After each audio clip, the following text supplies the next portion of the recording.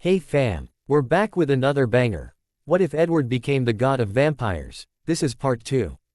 So before we start, if you are craving adult mature content, in my Patreon now, link are in the description box.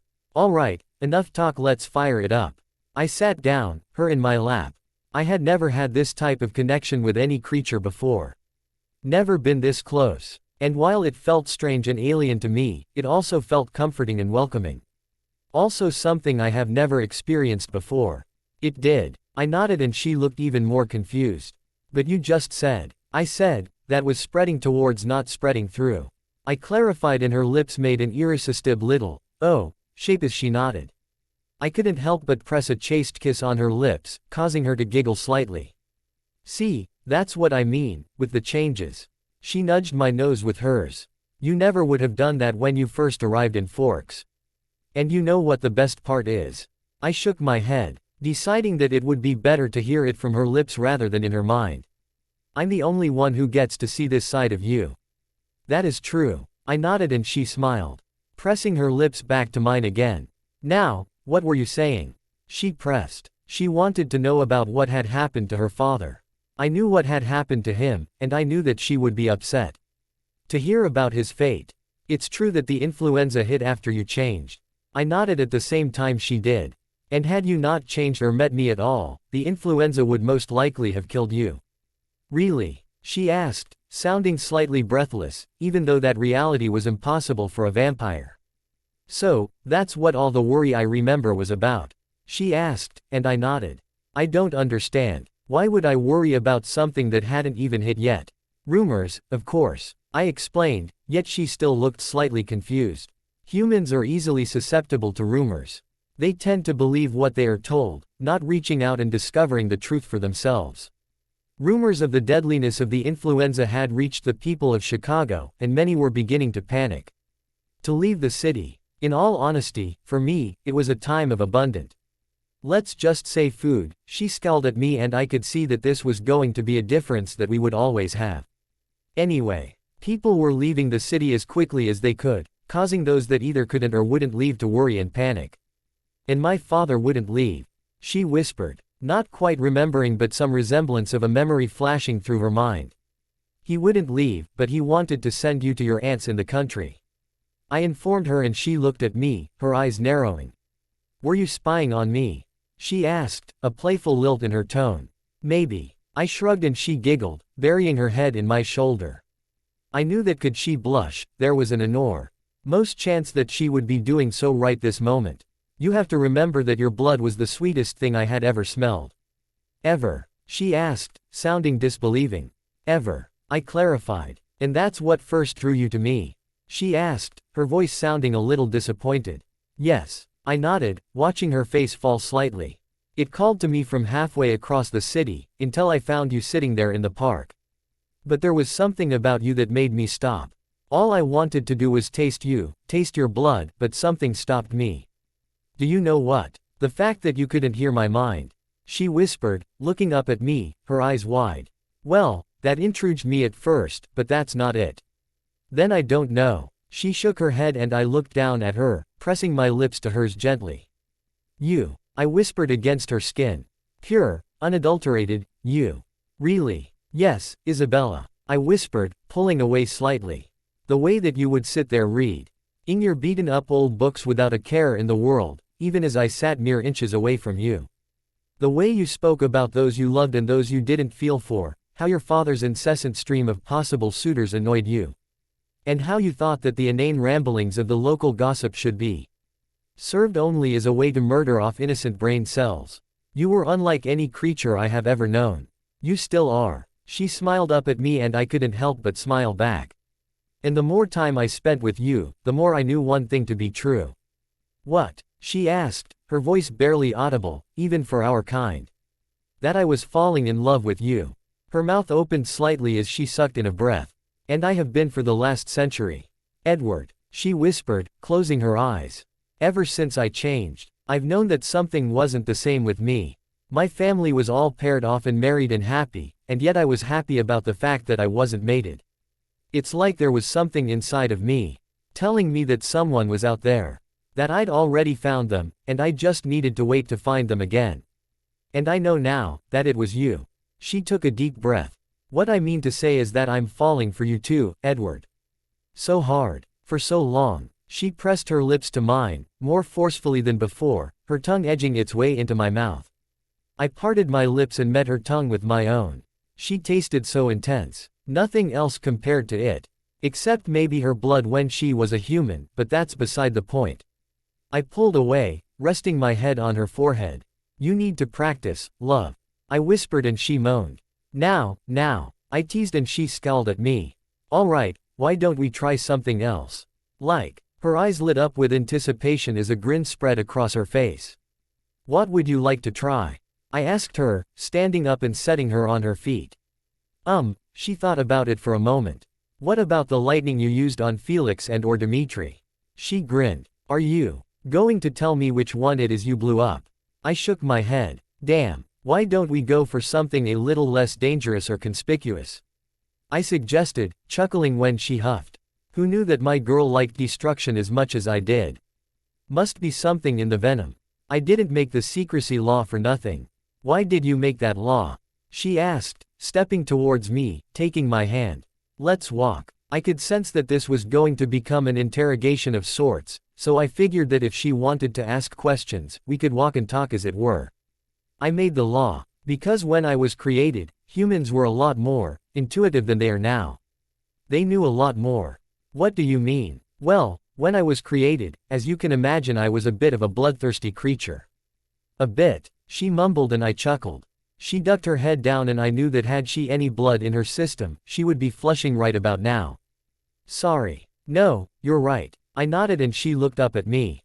During my newborn stage, I killed more humans than some vampires have in hundreds of years. Humans knew of my existence. Wherever I went, rumors were growing. Whispers of a nameless fear. It followed me everywhere I went. But as I gained control over my instincts and was finally able to move amongst humans without feeling the need to devour each and every one of them, the threat of my existence dwindled. Of course there were others, but not nearly as feared as I was. Because of that, things that ideally should not have been forgotten, were lost. History became legend. Legend became myth. And the reality of our existence passed out of all knowledge, save for the stories and tales you hear about us. It was then that I decided to implement the secrecy rule. If humans had rediscovered our presence in the world, it would have had devastating effects. Humans had become more advanced, and yet in their advancement, they had become more stupid and ignorant about the realities of the world. So, really, you did it to save the humans. She made it sound like a question. In some way, I guess it could be seen that way. I sighed, looking out in front of me. It was dark and yet I could see every detail absolutely perfectly.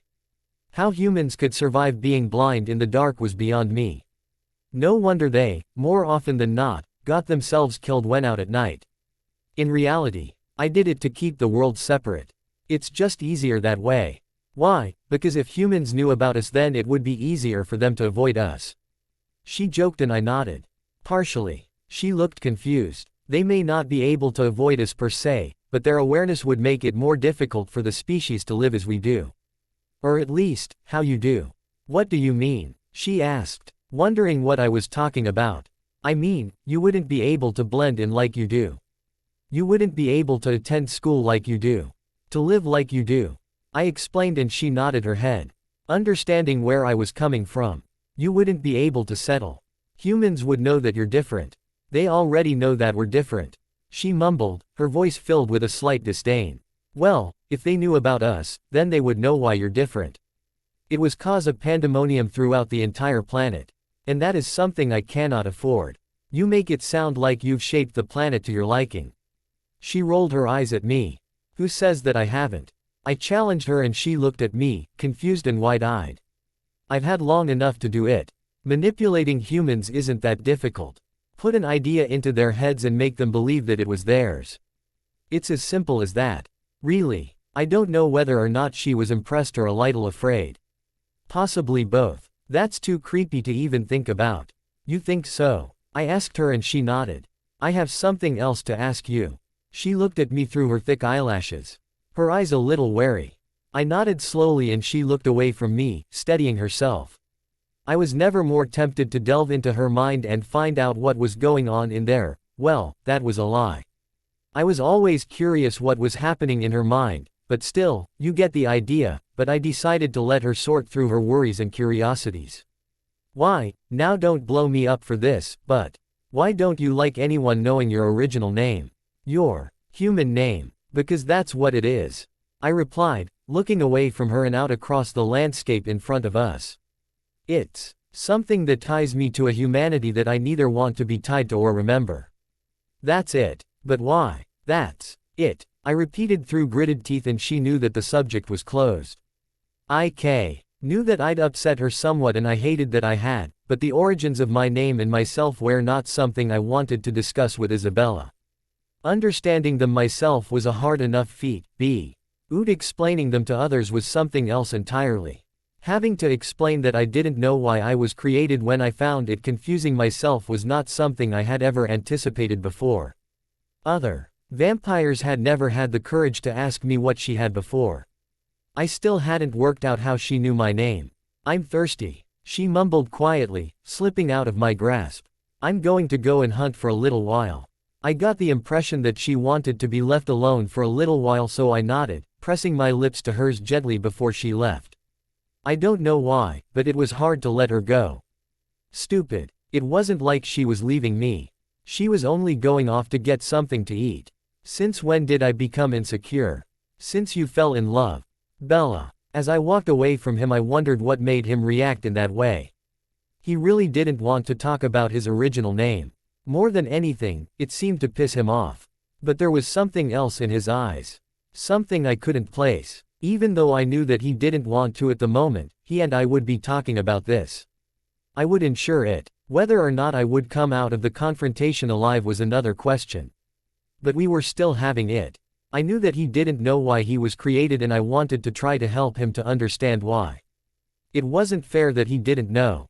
The theory was that it was because something was needed to thin out the human species because they were becoming too numerous, but something told me that that wasn't true. I mean, humans were far more plentiful in modern times than they had been when Edward was human. Was there something else behind it all? I wanted to believe that there was, but could I spend the rest of eternity with Edward knowing that there was something else lurking behind his creation? All it went to show was that he might be the most powerful creature on Earth, but he was not in the universe. There was something else that had been manipulating him when he was nothing more than a mere human. He had always been on top of the food chain. That was where he was meant to be. At the top. Knowing that something else had manipulated him and created him for some unknown reason was slightly discerning. It created the image that Edward, in fact, was not on top of the ladder as the world believed, but was being used, just like the many civilizations he had manipulated in his own way. Taking a deep breath, I shook my head, clearing my mind and focused on what I was doing. I would have to run into Canada to get a meal that was more than rabbits or squirrels in. I hoped that Edward would not worry that I was going too far away. I smiled to myself as I ran, nearing the Canadian border, thinking about how Edward had changed, even over the last few days. When he was around me at least. He was a completely different, I wanted to say person, but that didn't fit. I'll just go with vampire. That worked. He was a completely different vampire. In front of others, he was cold and dark. Not giving an inch. Except with Alice just before we had set out. Something had happened between those two. Whether or not anyone else had noticed, I don't know, but I hadn't. There had been something occurring between those two at the house. I wasn't too worried about it. Whatever it was private and between the two of them. If either of them decided to tell me, then that was up to them. Half an hour later, I had devoured 3 elks and knew that I should be making my way back to Edward now. No doubt he would be watching to see what my future was, making sure I was okay. At least now, if he was. Then he would be able to see that I was coming back. I began to run back towards where I knew Edward was, following that pull in my chest that had neither dissipated or been satiated through all of my constant contact with Edward. It appeared to have the opposite effect actually. Being around him simply made me yearn for him even more when we were apart. I had begged To increase my speed in my impatience to see Edward again, to get back to his embrace as quickly as I could. I was whipped, I know, but I really didn't care. It wasn't my fault. All of a sudden, something slammed into my side, sending me flying and landing on top of me. In my concentrated state of running, I hadn't noticed the 3 vampires that were following me. It appeared that they had got bored of simply following me and had decided to attack. Shit, where the fuck is Edward when I need him? I knew that I was just on the Canadian side of the border, so I wasn't too far away from him. I knew that he would have seen their decision to attack and would be making his way here now. I hoped anyway. Well, what do we have here? A slimy, sleazy voice crooned from just outside my field of vision as the one on top of me slid off me and went to stand with them. I climbed to me feet slowly, turning to face the 3 vampires that had stopped me. And where do you think you're going at such a speed? The same vampire asked. I sure as hell didn't like the way he was looking at me or the way he started walking towards me. Creepy was not the only word I would use to describe him. All I could do now was hold the 3 of them off until Edward got here. If he was coming, that is. Of course he's coming. The argumentative, yet rational side of my brain argued. He pretty much admits that he loves you earlier. He can see the future. He would have seen this. He'll be here soon. He has to be. The only question was, how long would he take? 3 guesses as to who they were. Liv, you have requested a meeting between the 3 of them and Edward, so I thought I'd throw them in. A bit of action next chapter, methinks. That seems to have caught Edward's attention. Now, onto the QA Edward promised at the end of the last chapter. You've all sent in an abundance of questions. I won't be using them all, but will be using them in later chapters. I think you can understand my reasoning behind that one. Right, Edward, let's get started, shall we? First question is one that a lot of people have been asking, so I'm going to let you clear this one up first. People have been asking that if you don't know where you came from, why don't you just touch Arrow and read it through his mind? Edward, firstly, touching Arrow is not really high on my things to do list. And secondly, I know where I came from and how I came to be, but I do not know why.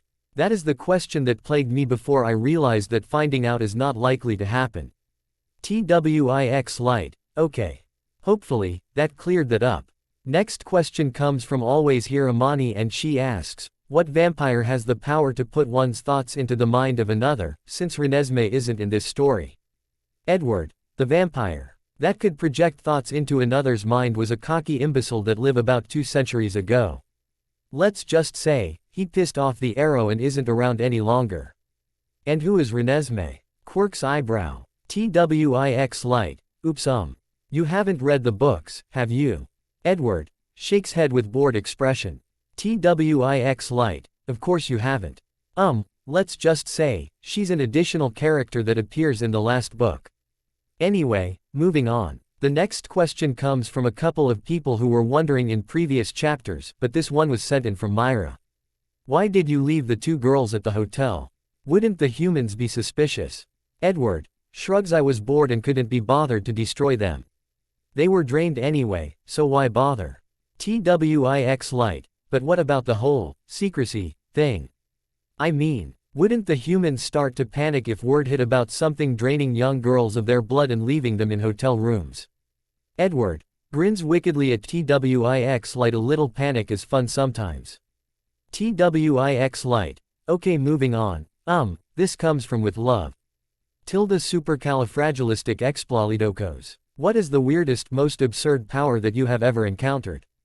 And have you ever used said absurd power? Edward, there was a vampire created that could create an extra digit on each hand. Holds up hand and creates an extra finger next to pinky finger that I thought was pretty weird. TWIX light. That is weird. Have you ever used it before? Edward, not until just now. TWIX light. Creepy. Right. Next question. Are you planning at some point to make Bella your official mate? Again, that one is from Myra. Edward growls. TWIX light. Okay, guess he doesn't like that question. I think we'll leave it there for now. That last one's pissed him off a little bit. Whispers. Quietly hoping he can't hear me. Maybe we'll find out later in the story. Edward, I heard that, you know. TWIX light. Shit. Anyway, send in some more questions for Edward and I'll see what I can do about getting him to answer them. Sorry if I didn't answer your question today, but what can I say? He's testy. Gotta run. Bye. Oh, don't forget to look for the quotes in the chapter. There's more than one, so you know. Only those that can kind, both the ones in this chapter and the one from the previous chapter, will get a mention. Hee. I'm feeling mean. Gimme a review. Seeing things clearly. Sorry T's taken me so long to update this story, but what can I say? Life's a bitch at the moment. Alright, pretty much all of you got the Lord of the Rings quote, well, the adapted Lord of the Rings quote. Which was, "Whispers of a nameless fear. Things that ideally should not have been forgotten, were lost. History became legend, legend became myth, and the reality of our existence passed out of all knowledge." The actual quote is, "And some things, that should not have been forgotten, were lost. History became legend, legend became myth. Rumors grew of a shadow in the east, whispers of a nameless fear." The second quote that nobody got was actually from Charmed, spoken by Piper in the episode, "A Witch's Tale, That's Too Creepy to Think About." Also, a reminder that Alive Again has been nominated for the Twilight All-Human Fanfiction Awards. Voting ends on the 25th of August, so go and vote for me please. Laughing face. What's the quote? It's from a book this time. And I'm making it easy for you. Edward. I knew that letting her go was a mistake and this just proved it. As I raced to the Canadian border, I wrestled with myself over what to do. Do I go in there and take her away from the imminent danger? Or do I hang back and let her know that I want her to dispatch the 3 nomads? It would be a good lesson for her and a welcome practice session, as it were. I resolved to get close enough that they wouldn't ascertain that I was there, but enough to communicate with Isabella. Even though she may be scared, I knew that I had to let her do this on her own. She needed to do this on her own. I stopped about a mile away from her current location. I could see through her mind's eye what they looked like, but then again I had seen them in the vision I had had as soon as they had made the fatal decision to attack her. I could hear what they were thinking as well, which was not helping their campaign any. One male was indifferent, not really bothered about what was happening in front of him. He wasn't too much of a bother for me. The woman in the trio wasn't happy about coming across Isabella. She was jealous. She wasn't happy about the detour. She was thirsty and wanted to eat her way somewhere there were humans for her to eat. But it was the last member of their little group. His was the mind that was making the venom that ran through my essentially dead veins boil, and T would be him that caused me to rush in there to Isabella's aid. The thoughts traveling through his mind were nothing short of vile. One thing was for certain. He wouldn't be existing to see the end of this hour. Whether it was by my hand or Isabella's, he would be destroyed. Isabella. I called her name, connected in our minds. Don't draw attention to my presence. They are unaware that I am here. Where are you? She replied, nearly frantic. I could have eased her panic using the empathic gift I possessed, but I wanted her to be able to do this on her own.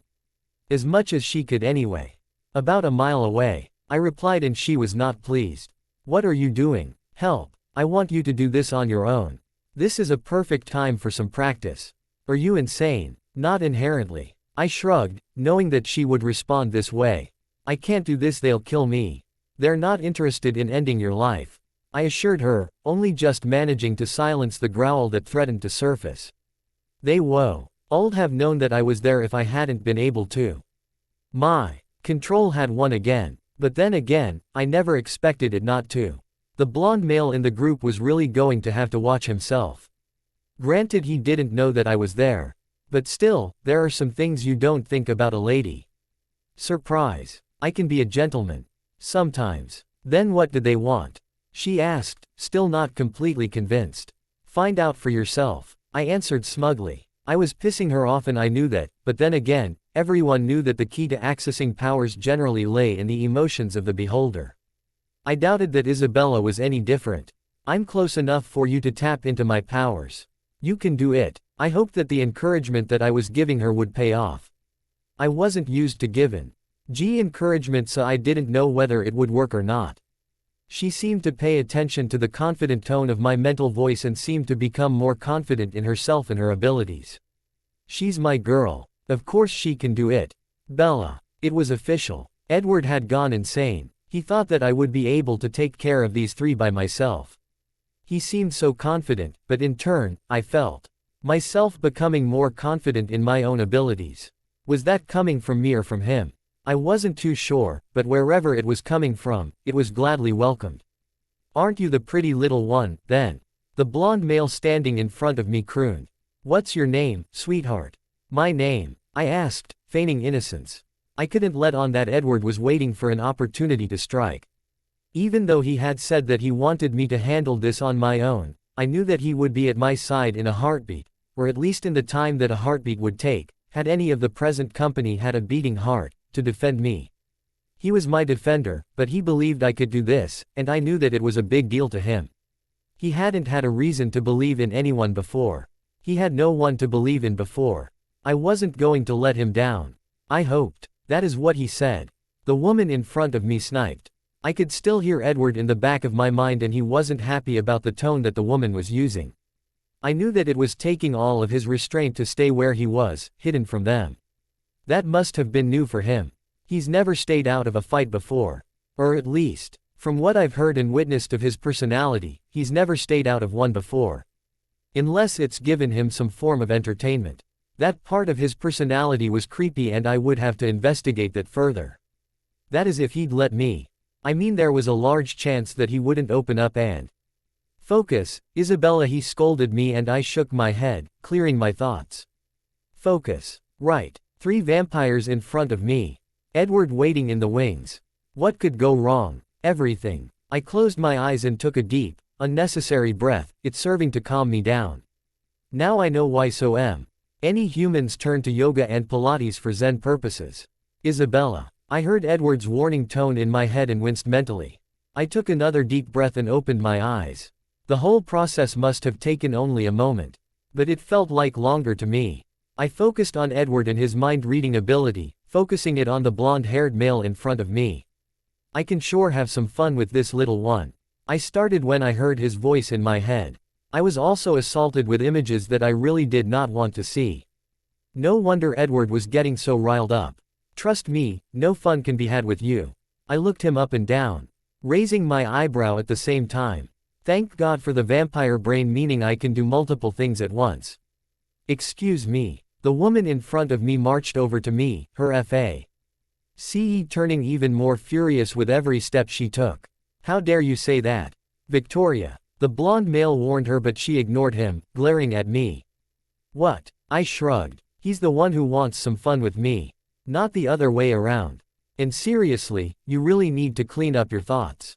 Since she's obviously your mate from that little outburst, you would have thought that having HTS about other vampires was strictly off limits, wouldn't you?" I turned to look at her, an innocent look on my face. That one earned a mental chuckle from Edward. Apparently, he approved of the way that I was handling these 3. Thank whatever God there may be for that. "You don't know what you're talking about." The woman, Victoria, sneered back, and I frowned at her. "I think I do." I smiled at her quickly, seemingly rubbing her nose in it. I didn't really care. Now that opinion had come from Edward. "Like hell you do," she snarled, beginning to crouch into an offensive pose, her lips curling back to reveal her teeth. Normally, I would have been wary at least, but now, I wasn't. I wasn't sure whether it was because I was channeling Edward in some way, or maybe it was because I knew that he was near, able to be at my side within a second, but I was filled with a newfound confidence. One I hadn't had before. Well, seeing as I know that he's imagining what he could be doing to me right now, which is a really bad idea by the way, instead of watching this fight, I think I kinda do. I nodded, folding my arms across my chest defiantly. I was pissing her off, and I knew it. She turned to look at the male, who was staring at me, with something that I could only describe as lust in his eyes. I shivered, for once thankful that my being a vampire made it impossible for me to throw up. That wouldn't have been a pretty sight. "James," Victoria almost screeched, and he lazily turned to look at her. "What does she mean? Do you really think that I could be thinking about anyone but you in that way, Victoria?" He walked over to her, placing his hands on her hips and pulling her to him. She grinned at him, obviously gaining the confirmation that she needed from him. She believed that he was thinking about her. I looked at the other male, who was just standing there, watching them with a bored look on his face. He looked over at me and rolled his eyes, shaking his head and shrugging at the same time. I couldn't help but smile at him. He seemed to be the only one of the group that wasn't interested in doing anything to or with me. Victoria wanted to rip me to pieces and James wanted something that only Edward could have. I told you, you didn't know what you were talking about. She smiled smugly at me, and I rolled my eyes, shaking my head. Whatever, I mumbled, turning away from the disgusting duo and making my way towards where I knew Edward to be. Where do you think you're going? I heard Victoria call a mere fraction of a second before she attacked me, knocking me to the ground and landing on top of me. You really think that you can accuse my James of something like that and just walk away? She wasn't thinking about what she was doing, so I couldn't get a read on her thoughts. I saw nothing but pure red in her mind and I knew that she wanted to kill me for what I had said. Even if it was the truth. Or maybe it was because she knew that it was truth and wanted to remove any temptation out of James's way. The next thing I knew, I was feeling the first pain that I had felt in 80 years as she ripped my arm out of its socket, tearing my skin and laughing as she threw it away from us. She wasn't on top of me any longer and I looked up to see Edward standing there, his hand at her throat, his arm outstretched in front of him. I sat up and took in the scene in front of me. Edward was standing there, holding Victoria off the ground by her throat as she stared at him in shock, not anticipating his arrival. The other two were staring in the same dumbfounded way, not having taken in the fact that Edward was standing there in front of them. If I hadn't been missing an arm at that point, I would have found their expressions comical. What the fuck? James cried a second later. You better put her down or what? Edward looked away from the squirming vampire in his grasp and looked towards James, who was growing more and more pissed by the second. Are you all right, love? I couldn't help but smile at the endearment. Apart from the fact that I'm missing an arm, I'm fine. Nothing lasting then. He smirked, looking down at me. Not as such. I made to get up but he gave me a look that told me to stay where I was. Knowing that there would be hell to pay if I didn't, I stayed put. Let her go, James snarled, taking up an offensive position. Why? Edward looked back at him, raising an eyebrow. He still had that smirk on his face. It was nothing like the crooked smile I was beginning to love, but then again, I had feeling that that smile was reserved for me only. Not that I was complaining, mind you. James didn't answer, standing there, snarling at Edward as though it would get him somewhere. Edward chuckled darkly and I was reminded of the first time I saw him. How dark and dangerous he had seemed and still was to the rest of the world. That chuckle would always remind me of how powerful he was, and how dangerous he could be. As if to prove his point, he looked at Victoria again, who was still wriggling, trying to break his iron vice grip, and brought his free fist forward, slamming it into her stomach. And releasing her throat with his other hand, sending her flying.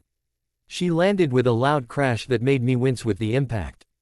James stood there, gaping at Edward as though he had committed some heinous crime for doing that to his mate.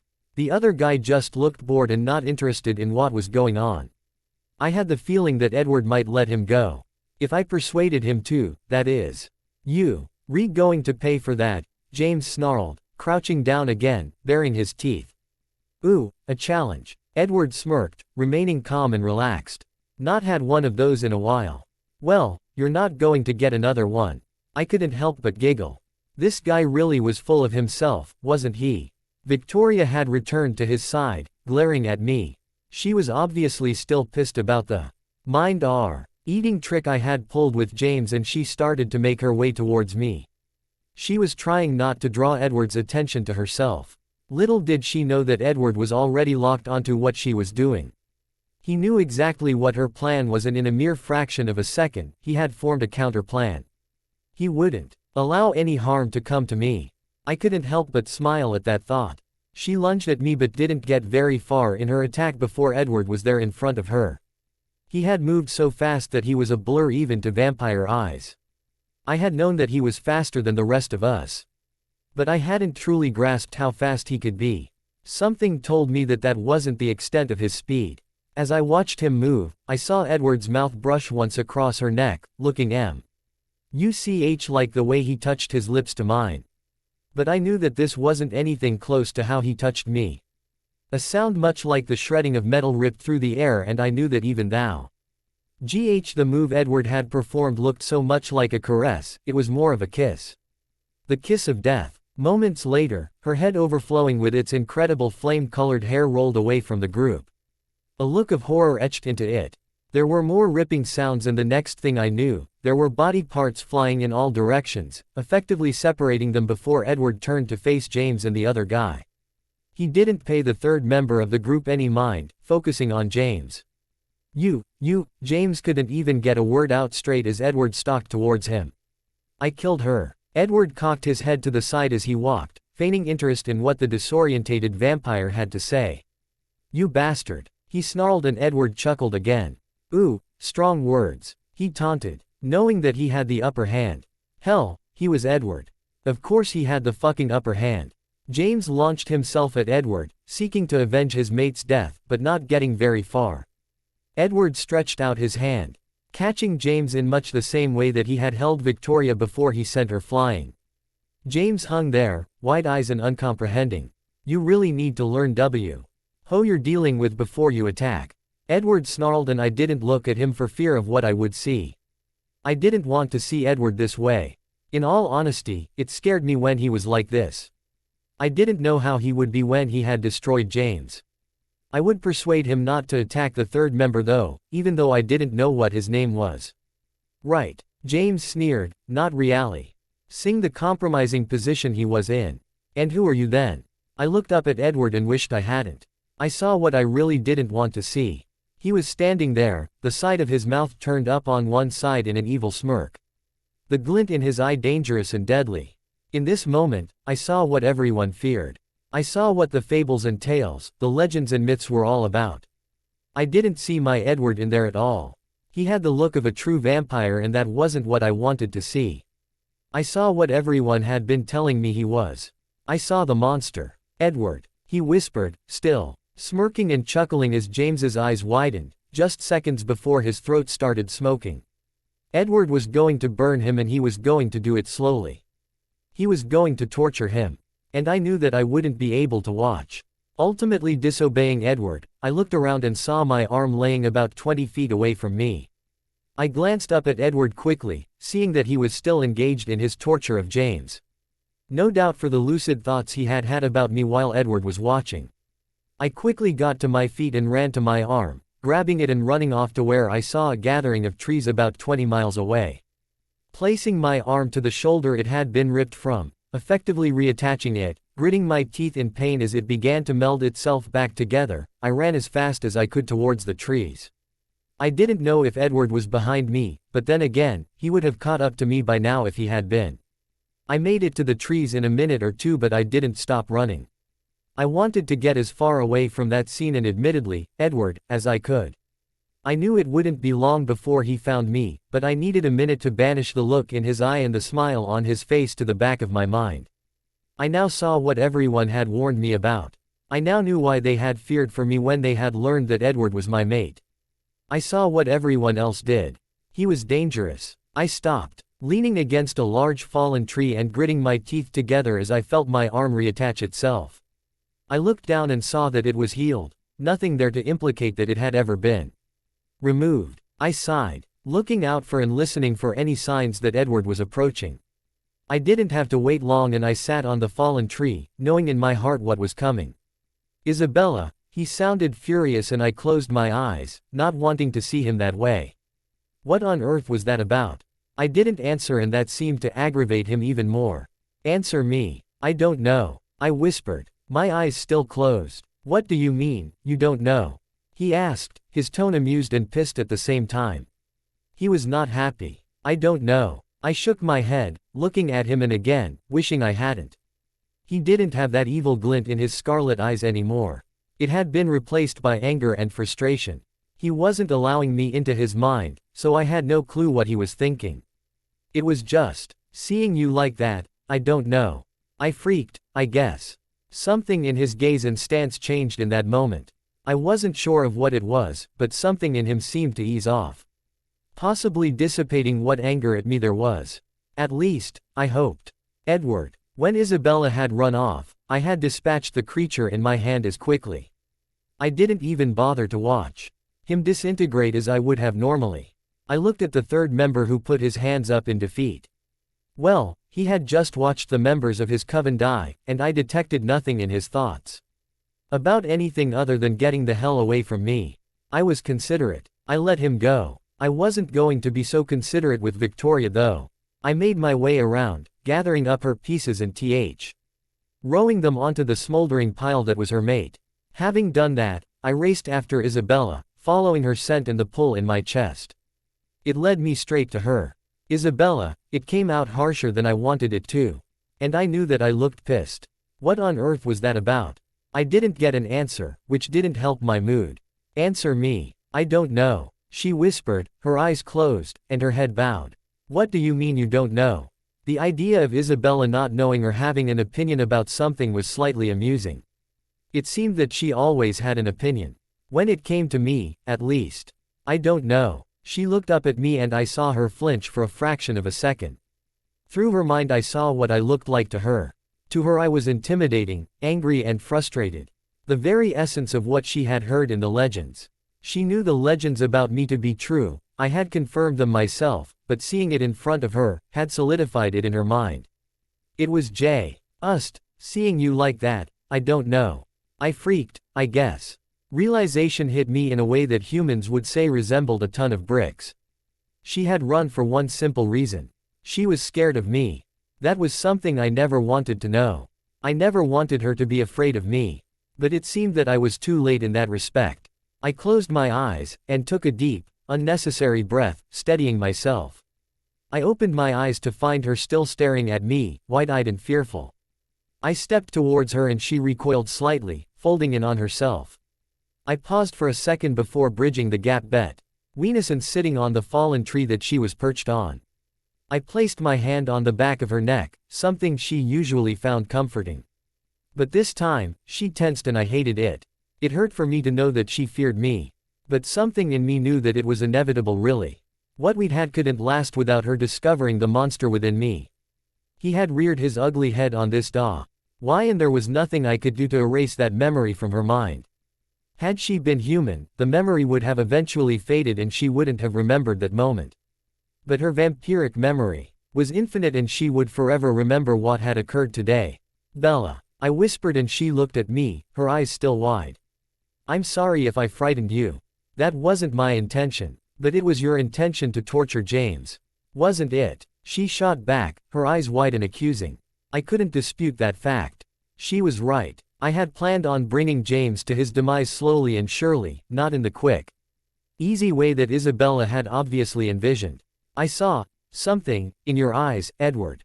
Something I didn't want to see. I know that everyone has been telling me from the beginning about what you're capable of.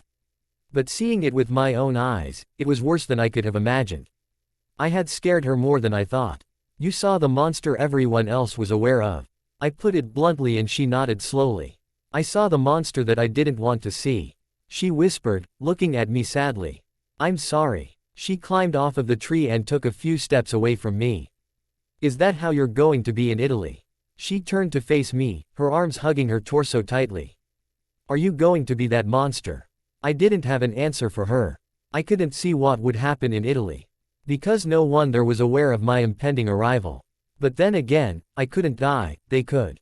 Not really much of a contest, is it? I guess that's the answer I was expecting. She sighed, looking at her feet. When she looked back up at me, and I knew that, could she cry, she would have tears running down her face. She was effectively blocking me from her mind, using an age-old technique of thought diversion. She was running through some boring and incorrect facts she had gone through in a history class from a few weeks ago. I'm sorry, Edward. She shook her head at me. If that's who you're going to be in Italy, then, I can't go with you. Her eyes were filled with sadness and pain. I can't witness something like that again. I just can't. You knew how I was before we even left. I replied, keeping my voice calm and collected, not allowing whatever emotion it was building in my chest to seep to the surface. You knew and yet you still came. I know. She looked down again, obviously finding the forest floor incredibly intriguing. But that was before I'd seen it with my own eyes. Now I know what the murmurs and whispers are about. I've seen that with my own eyes. I've seen the monster within you in your eyes and your behavior. And I hate him. She sniffed and I was glad she couldn't cry. I don't know what I would have done if she had been able to cry. Not exactly something I was used to. But then again, this was a little out of my comfort zone as well. I love you, Edward, I do. And I think I always have. She looked back up at me, her expression pained as she wrestled with herself. But I hate that monster. And while he's around, I can't be. I'm sorry. She stepped towards me, pressing her lips to mine for a moment before she sped off into the forest and away from me, leaving me stunned and dazed. What the fuck just happened? Don't hate me. This was the natural way for things to go. You can't expect Edward to dismember two sentient beings and for Bella to be okay with it. Hello, she eats animals instead of people. She's just scared of him at the moment. Hell, wouldn't you be? Edward's not happy with the way the story's going at the moment, as you can probably tell, so Bella's had to take him out of the way. Hopefully, he'll be willing to answer some questions for you as soon as he gets back. You got any to ask? Let me hear 'em. Again, I'm sorry about the wait. But real life stuff got in the way. Sucky excuse, I know, but meh, it's the truth.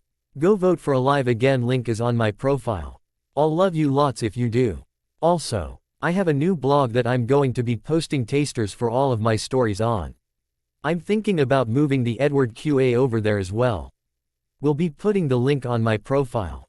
Anyways, I'm going to say push the little green button and toodles. Love ya. Easing her fears. Firstly, I know I promised this to one of you earlier than now. But I've just started a new job that has to be the most ring pile of shit in both this and the Twilight universe combined. Which means that I've been coming home and my brain is actually turning to mush. I've been so exhausted that I've just flaked out, so again I'm sorry. Secondly, I'm very disappointed in you all. Nobody, and I mean nobody, got the quote from the last chapter. What I'd written was, as I watched him move, I saw Edward's mouth brush once across her neck, looking much like the way he touched his lips to mine. But I knew that this wasn't anything close to how he touched me. A sound much like the shredding of metal rip through the air, and I knew that even though the move Edward had performed looked so much like a caress, it was more of a kiss. The actual written piece from the book was, Edward's mouth brushed once across her neck, like a caress. The squealing clamor coming from Seth's efforts covered every other noise, so there was no discernible sound to make the image one of violence. He could have been kissing her.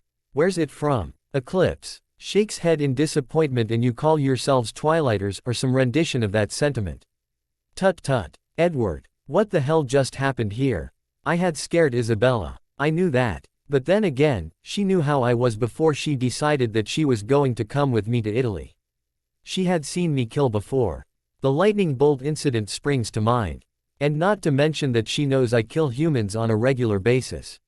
So what could have sparked this reaction from her? Why did she get so worked up over the fact that I had killed James and Victoria? I let the third one go. Does that count for anything? It should, seeing as I've never let anyone go before.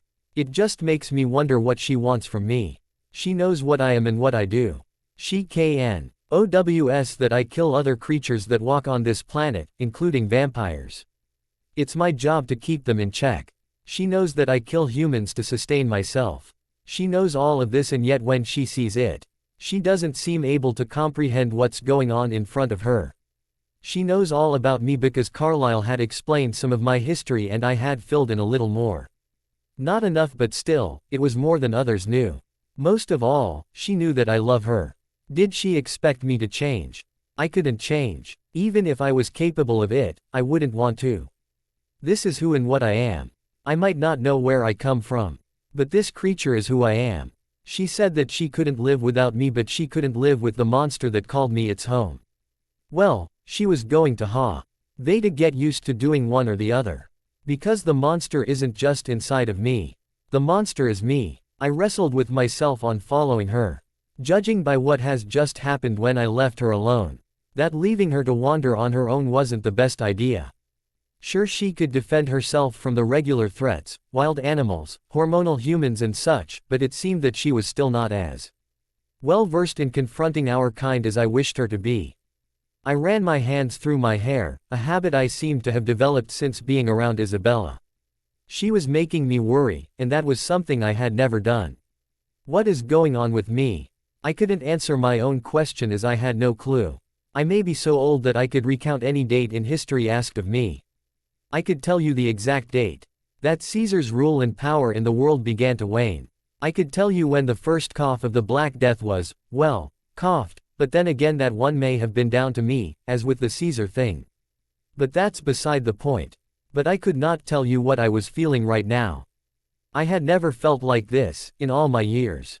Isabella brought things out in me that I had never felt before. I had never been one for emotions to begin with, keeping them locked away and buried beneath the surface where they belonged. Isabella was bringing them out in me and I wasn't sure that I liked it. Actually, that wasn't strictly true. Some of the feelings she brought out in me I loved. But some of them needed to be squashed back where they belonged. But the real questions was, did I want to? I wasn't so sure. What I was sure about was that I didn't want Isabella out there on her own. Yeah, okay, she'd been on her own before. During her rebellious stage, as her family called it. Seriously. Just because she's frozen at 17 forever doesn't mean that she's always going to behave as such. But now it was so much more dangerous for her. The Volturi knew about her.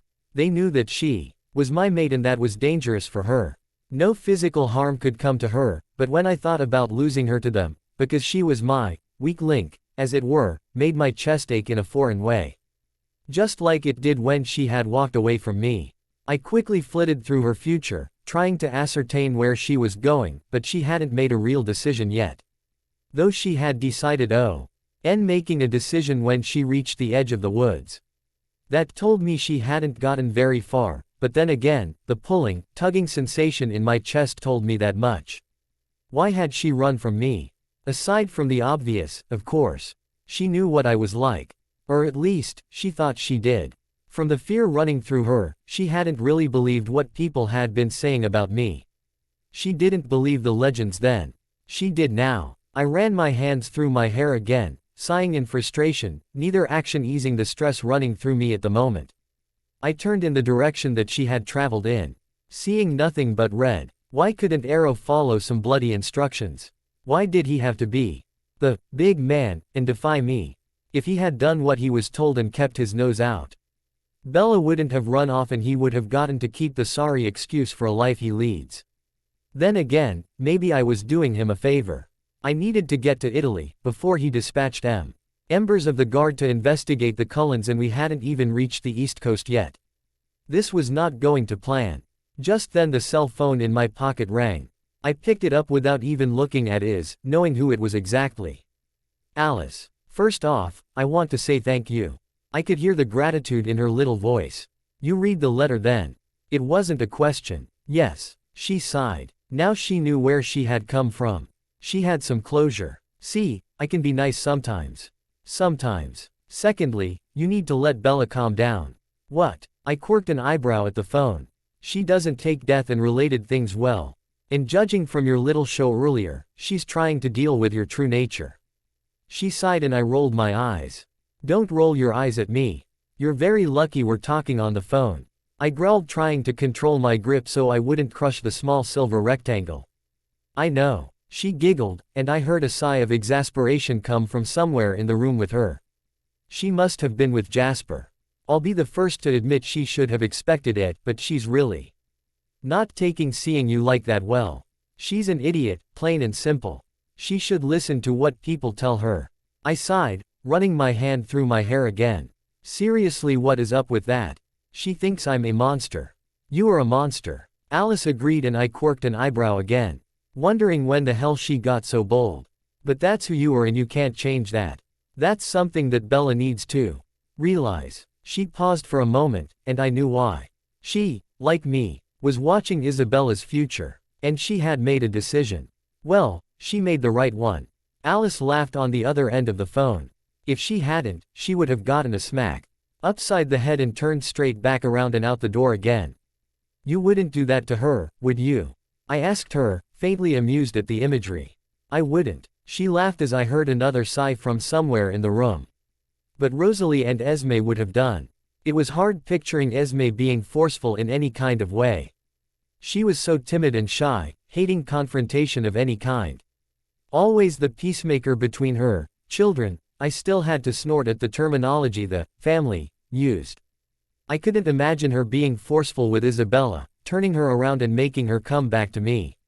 Rosalie. I could definitely imagine doing that to her. She wasn't exactly subtle in her demeanor.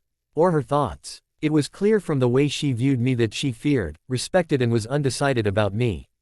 She feared and respected me because of the same reason others did, but she couldn't bring herself to hate me as she had done when I'd first arrived at her home due to Isabella.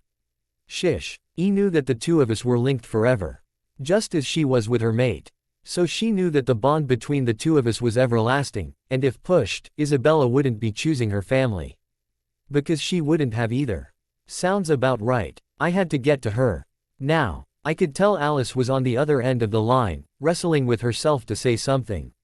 It could have been the fact that Jasper was in the room with her that was stopping her, or it could have been the fact that it was me that she was talking to. Didn't matter to me. Spit it out, Alice. I growled, becoming more impatient by the second.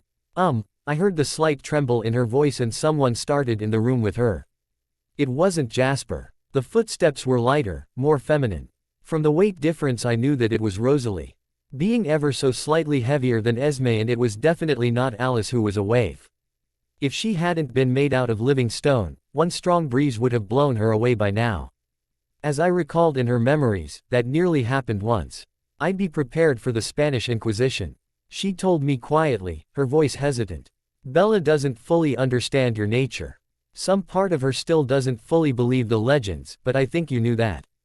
And I did. When you find her, which isn't going to be long from now, well, duh, Alice, she's going to be confused and full of questions, and she won't do anything until she gets all of them out and answered. Oh, won't she? It wasn't a question as it rose up from my throat in the form of a growl. Can you bring yourself to hurt her? Well, she has me there. I knew that I couldn't. I didn't think so. There was no hint of smugness that I would have expected from Alice, learning about her nature. As both a human and a vampire, through both her long-forgotten memories and those that had been filed away inside her expansive mind for future reference. I had noticed that Alice had had the same NSIVE visions that I had had since she was reborn. They almost ran parallel, with the few exceptions being the weather and things concerning their personal lives. The ones involving the rest of the world, which were fairly often, had being almost identical to mine, only a few minor differences here and there over the expanse of her 80 years in this life. She knew that I wouldn't hurt Isabella. That I could never bring myself to. Because she had, like me, seen my future with Isabella. At least the future before she ran into the nomads. Now it all rested on Isabella. Either way, whether she came with me or not, I would go to Italy. I had to. Arrow had lived in his silly delusional world for long enough, and now was the time to assert my authority in a way I had never done before. The vampire world as a whole was going to know that it wasn't the Volturi in charge. It was me. Whether Isabella was by my side when I swept the rug of control out from under the brothers' feet didn't matter to me. All I needed to know was that she was safe.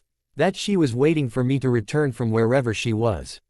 She didn't seem to realize that I needed her. That I needed her to be safe. That I wasn't always a monster. Only when the time called for it. I snapped the phone closed, knowing that Alice was finished before sighing again and facing the direction Isabella had run off it. She had stopped. I knew that much. But I couldn't be 100% sure that she was safe.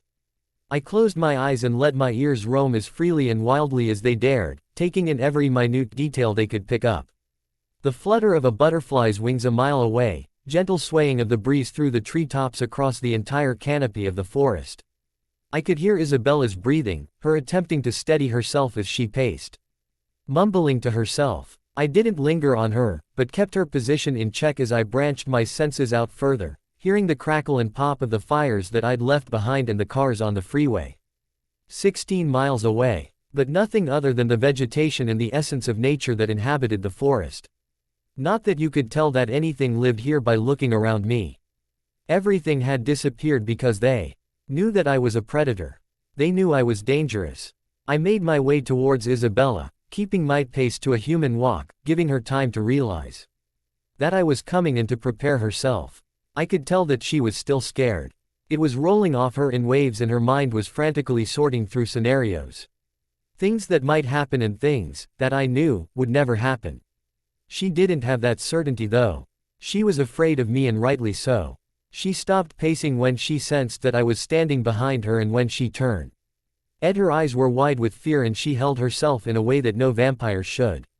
Especially when there was nothing to worry about. Edward, she whispered, wrapping her arms around herself as she gazed at me. You don't have to be afraid of me, I told her as I leaned on the trunk of a large tree, not breaking her gaze. How do I know that? She asked. Her voice would have been barely audible to even vampire ears. But mine being so much more advanced heard her question as though it had been shouted at me. You know why, I told her honestly. She did know why but her fear at the moment was making her doubt herself. Do I? She raised a shoulder slightly in a half shrug. I mean, like everybody's been telling me, I don't know if I'm safe with you, or if I'm safer on my own or with my family. I knew that you didn't have any qualms about killing other vampires because you killed Felix, or Dimitri, whichever one it was. I should have known back then that the life of another vampire didn't mean anything to you, and I should have questioned it then and there, but I didn't. But seeing you in that clearing, with James and Victoria, it scared me, Edward. It scared me because I saw a small portion of what you're really capable of and I didn't know whether or not that you would. About halfway through her little rant, me being me and easily distracted by the little things about her, pushed myself off of the trunk I was leaning on and walked slowly over to her. I don't think she realized, even though she was still looking at me as I moved. I knew where she was going with this. And I knew that she felt scared because she didn't know whether or not I would turn on her. I needed her to shut up for a moment, so I pressed my lips to hers and it was effective immediately. Her tensed body relaxed as I cupped her face with my hands and she sighed into my mouth, allowing me to taste the beauty of her. Another sigh escaped her lips as I pulled away from her. But this one was different. The other had been a sigh of contentment, this one was a sigh of disappointment. That is why you never have to be afraid of me, I whispered. You think I'd do that with just anyone? She shook her head gently, well, as much as she could in my grasp. I love you, Isabella Swan, I whispered to her and she looked at me with her wide golden eyes. And there is nothing in Is there any other universe that is going to change that or take you away from me? You love me? She asked in a whisper, her eyes glistening slightly, and I knew that, had she ability, she would be crying at this instant. I do. I pressed my lips to hers again gently. She increased the pressure, wrapping her arms around my neck and easing one of her hands into my hair, pulling at it gently. I was surprised at how good that felt. I love you, too, she whispered as we broke apart for the second time. That's good to know. I smirked at her and she frowned slightly, as if trying to work something out. What is it? You got my name wrong. Her brow furrowed at me and I chuckled. My name is Cullen, not Swan. Actually, since you never married when human or vampire, and you never underwent an why legal documentation to change your name after meeting Carlyle, your name is still Swan. I explained and she shook her head slightly, as if trying to rid herself of some pestering thought. You put way too much thought into some things. You know that, right? She eyed me suspiciously as I laughed at her statement. I shrugged and she smiled. Before she could register what was happening, I bent down and knocked her knees out from underneath her, wrapping one arm around her back, supporting her with the other under her knees, holding her bridal style. She gasped as her brain registered the lack of ground underneath her for the 64th of a second that there was nothing underneath her. I sat down on the forest floor and settled her in my lap as she wrapped her arms around me. I wrapped my arms around her waist, pulling her closer to me. Can I ask you something? She asked in a small voice, resting her head on my shoulder. Of course, love. I could feel a warmth swell from inside her as I used the term, love, to address her. Funnily enough, it was present in my own chest as well. Still so confusing. Why did you do that to James? Her voice had dropped to nothing more than a whisper and I could feel her watching me as my jaw tensed, remembering what he had thought about her. The vile things that he had imagined doing to her. I mean, you killed Victoria quickly, but not James. Why? Because I replied and she looked up at me, her head lifting slightly. Because what? She pressed. I expected this. Even without Alice saying so, I would have expected the third degree from Isabella anyway. It was in her nature. She was curious about everything, and one day, I knew that it would get her in trouble. You didn't hear what he was thinking about you. I tightened my grip on her. Feeling oddly possessive even though the dismantled corpse of James had long since burned and was now being scattered into the winds by the breeze that traveled across the open lands. Yes, I did, she argued, and I felt her gaze intensify. No. I shook my head, looking down at her.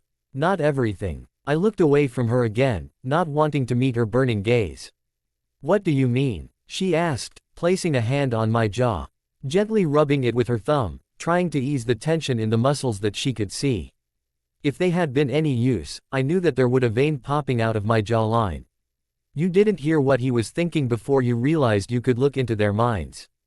I replied, and her thumb stopped but her hand remained in place. What was he thinking? She asked, and I closed my eyes and sighed. It's not something I want to repeat.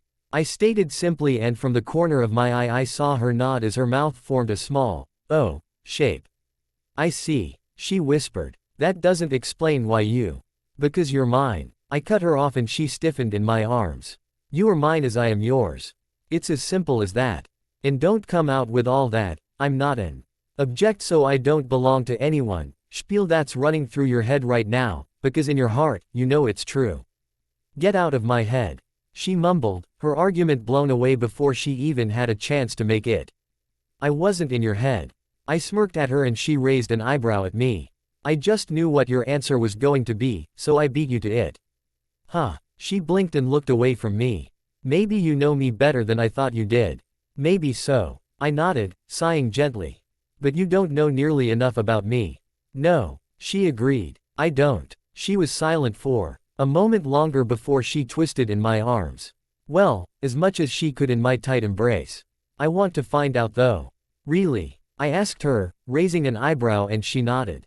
There's a lot of the monster in there. I think I can handle him. She gave me a small smile. At least I hope I can.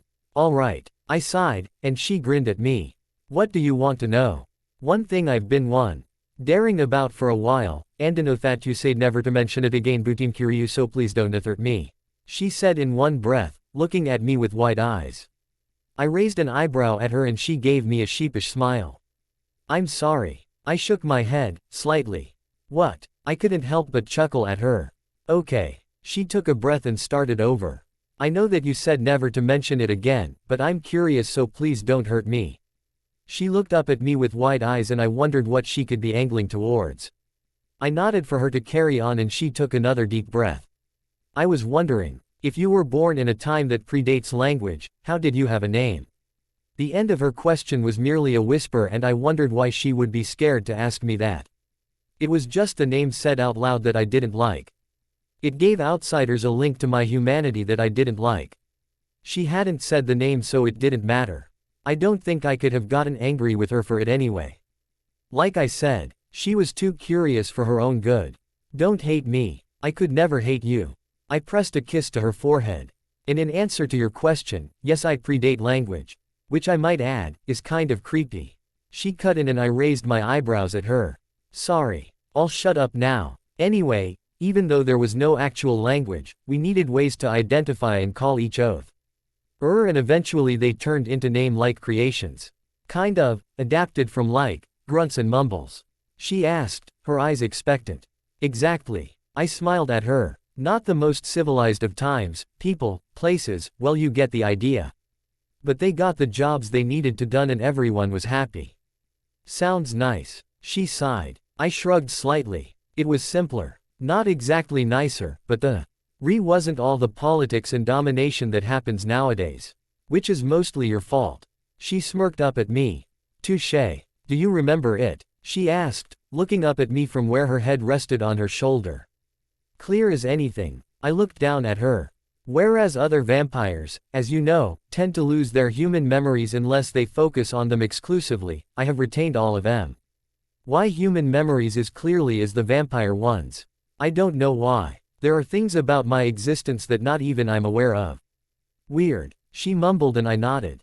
It is. I sighed, grasping one of her hands in my own. It was so small compared to my hand, fitting inside of it so perfectly. She smiled and looked up at me. Will you tell me what you were like? Her eyes were wide and expectant, looking for answers. Alice was right, but then again, Alice knew Isabella probably better than the little vampire sitting in my lap knew herself. I knew what she was talking about, but I wanted her to say it. When you were human, she whispered, taking her bottom lip in between her teeth as she had done many times when she was human. I ran my thumb over her lip, gently pulling it out from in between her sharp teeth. Why do you want to know? Because you know about me when I was human. Hell, you knew me when I was human. For a while at least. I don't know anything about when you were human. Her voice had lowered to a whisper. As she turned her body to face me, still positioned on my lap. I know. About Edward. She reached up and placed a hand on either side of my face, running her thumbs over my cheekbones. I want to know about Idar. I scowled at the use of my human name and she shrugged, a sheepish smile on her face. She knew that I would react that way, but the Daisir. Idar had overpowered her survival instinct. Well, he's not a very interesting character. I shrugged and she frowned, a slight crease appearing in her regularly immaculately smooth forehead. What do you mean? She asked, clearly confused. I think you're interesting. I chuckled once, shaking my head slightly. You might find me interesting, but you're forgetting there's 15,000 years between who I was as a human and who I am now. I looked away from her, through the trees. I wasn't always a monster. Edward, she whispered, taking my face between her hands again and gently pulling me around to look at her. I could have resisted, overpowered her and refused to look at her. I know that inside of you is a monster, but it doesn't rule who you are. That's just it. I sighed, taking her hands in mine. The monster is me. The thing that you saw out in the open today, with James and Victoria. She cringed at the memory. That was the real me. That was who I really am. That is one of the reasons I am who I am. Quote, I don't believe that. She shook her head. Then you're a naive fool. I wrapped my arms around her and she rested her head on my shoulder again. So, why do you say you weren't interesting as a human? She asked, her voice filled to the brim with curiosity. Because I wasn't. I shrugged. Humans weren't too interesting back then. Got up at dawn, hunted, made fires, fought a little bit. Ran away when something more dangerous than us was around and went to sleep. That was pretty much it. Sounds easy. She mumbled, and if she were human, I would say that she was getting sleepy. I just knew that she was relaxed instead. It was. I nodded, resting my cheek on her head gently. Simple at least. Then what happened? She asked, her voice quiet and wary. She wanted to know about my transition from mortal to immortal, from human to vampire, from weak and breakable to the most powerful creature on the planet. I was stupid. I stated simply. I went off to hunt on my own when I shouldn't have done. The tribe I lived with knew that something was going to happen, though we didn't know what. And since communication was pretty much non-existent then, we had no way of throwing around ideas of what it might have been as humans do. Now, I didn't think about what would happen. All I knew was that I was hungry and wanted some meat. So I went out and didn't come back human. What happened? She looked up at me, her eyes wide, and I knew she wanted me to tell her. No, I stated simply, and her face fell. She opened her mouth to say something, but I cut her off. I said no. All right, she conceded, sighing and settling back down onto my shoulder. What happened after? You mean when I was a newborn? I clarified, and she nodded. The first newborn. Well, let's just say. There's never been another newborn to create as much devastation as I did. What do you mean? She asked, looking worried. I took out entire tribes and groupings of people in the places that now range from the entire expanse of Russia down to Thailand and across to Poland. I explained, and she stiffened in my arms. I decimated the population in my first year, Bella. I was more destructive than some vampires are after a millennium. All in a year. And you tell me I'm not a monster. But it doesn't rule you. She argued quickly, and I shook my head. But I am. I told her, my tone harsher down as I remembered my first crazed year. I could see, smell, hear, taste and feel the destruction I caused. I could feel the human bodies breaking as I drained them all of their life force, drinking it all down. I was the epitome of a crazed newborn. I don't believe that. She repeated her earlier sentence. And you're still a fool. She chuckled a little at my reply, evidently not really seeing what I was telling her. Isabella. I shifted her where she sat in my arms. I killed, drained, tortured and maimed over 10,000 people in my first year. Her eyes widened at my admission. So many. She whispered and I nodded, not breaking eye contact. I turned away from her, not able to see the look of shock and pain in her eyes. And you say I'm not a monster. I've known all along that I was. I've never thought anything different. I've been what I needed to be to keep the peace throughout the world over the years. I've needed to be that monstrous force from legends and myths to keep my species as such. We needed to stay mythological creatures or else the world that I have been behind the scenes creating, shaping and molding is lost. Everything I've were cared for could be compromised by one reckless vampire, and I needed my reputation as that monster to precede me. To have them fear me as they should. Yes, I was a monster. And I had to stay that way. I don't know if there are any woods or forests in Montana, but for the sake of the story, there are. Also, a couple of you are worried that Edward will be becoming a softie as the story progresses, and the answer is no, he will not. He will remain the undisputed monster of legends. The only time his demeanor will change is when he and Bella are alone. Also, I don't know about the population sizes in the Stone Age. But I needed an impressive number for Edward to tell Bella, so she'd be more shocked that way. Right, Edward is still pissed at me for the last chapter, and it's safe to say that he's not talking to me for now. Hopefully he'll get over it. So this time it's going to be Bella question time. Send me in some questions for our dear lovely Isabella and they'll be posted on my blog, Lynn K on profile, within the next couple of days. She's really looking forward to it, laughing face. There isn't a quote in this chapter. I've been so exhausted over this last week that I really couldn't be arsed to put one in. I'll put 2 in the next chapter though, to make up for it. Not an update. Sorry about that, but I want to let you all know to start saving and counting any pennies you have left over. And you guessed it, if you want me to, I can write you your very own imaginings. You all know it's for a good cause, so head on over and check out what I'm offering at http://magicsfanfic.com phpbb viewtopic.php F equals 115 T equals 2641 P equals 52196 Hillet equals Twixlightep 52196. There are loads of authors on auction, so click on the icon at the top labeled Twilight Auctions, and it'll lead you through to them. You know you want to help out. And you get a story at the end of it, so it's win-win. I know that you guys probably really hate these things, but hey, how else am I going to get my messages across to you guys? Am offering anything you want. New stories, outtakes, continuations. Anything. Seriously, whatever you want. Just go and bid. It's for a good cause, one of the best in my book. That said, I'm now going to tell you that the link to my page is on my profile. Go bid. I'll have an actual chappie up soon. Probably tomorrow or Sunday. Go bid. Love you guys. Shedding a little light. Chrissy, in response to your review. I don't think Edward has a nationality. I don't think nations were formed back then. Though, if he had been born in modern times he would be classed as Russian, as that's WH. I want his people to have lived before he killed them all. Bella. Hearing about Edward in his first year as a vampire was more daunting than I had thought it would be. I hadn't thought that even he could cause as much devastation as he had. 10,000 people in a year. If I hadn't heard it from his own lips, I wouldn't have believed it was true. But it was. And even though I knew that there was nothing I could do about it, I still felt somewhat responsible for the expansive loss of life. I knew that was just a branch off of being Edward's mate, but still, I couldn't help it. I knew that Edward knew something was wrong as we ran.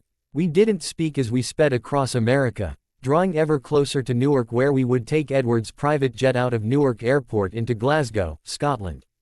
Even though I'd traveled a little in my century on the planet, I hadn't been to the UK, which I found strange because ever since Edward appeared, I've been remembering small things from my human life, and I remember visiting England and the rest of the British Isles was one of my dreams.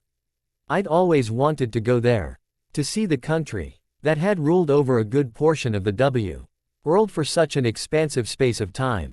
It was one of my dreams. Dreams that would have been vaporized whether Edward had made an appearance or not.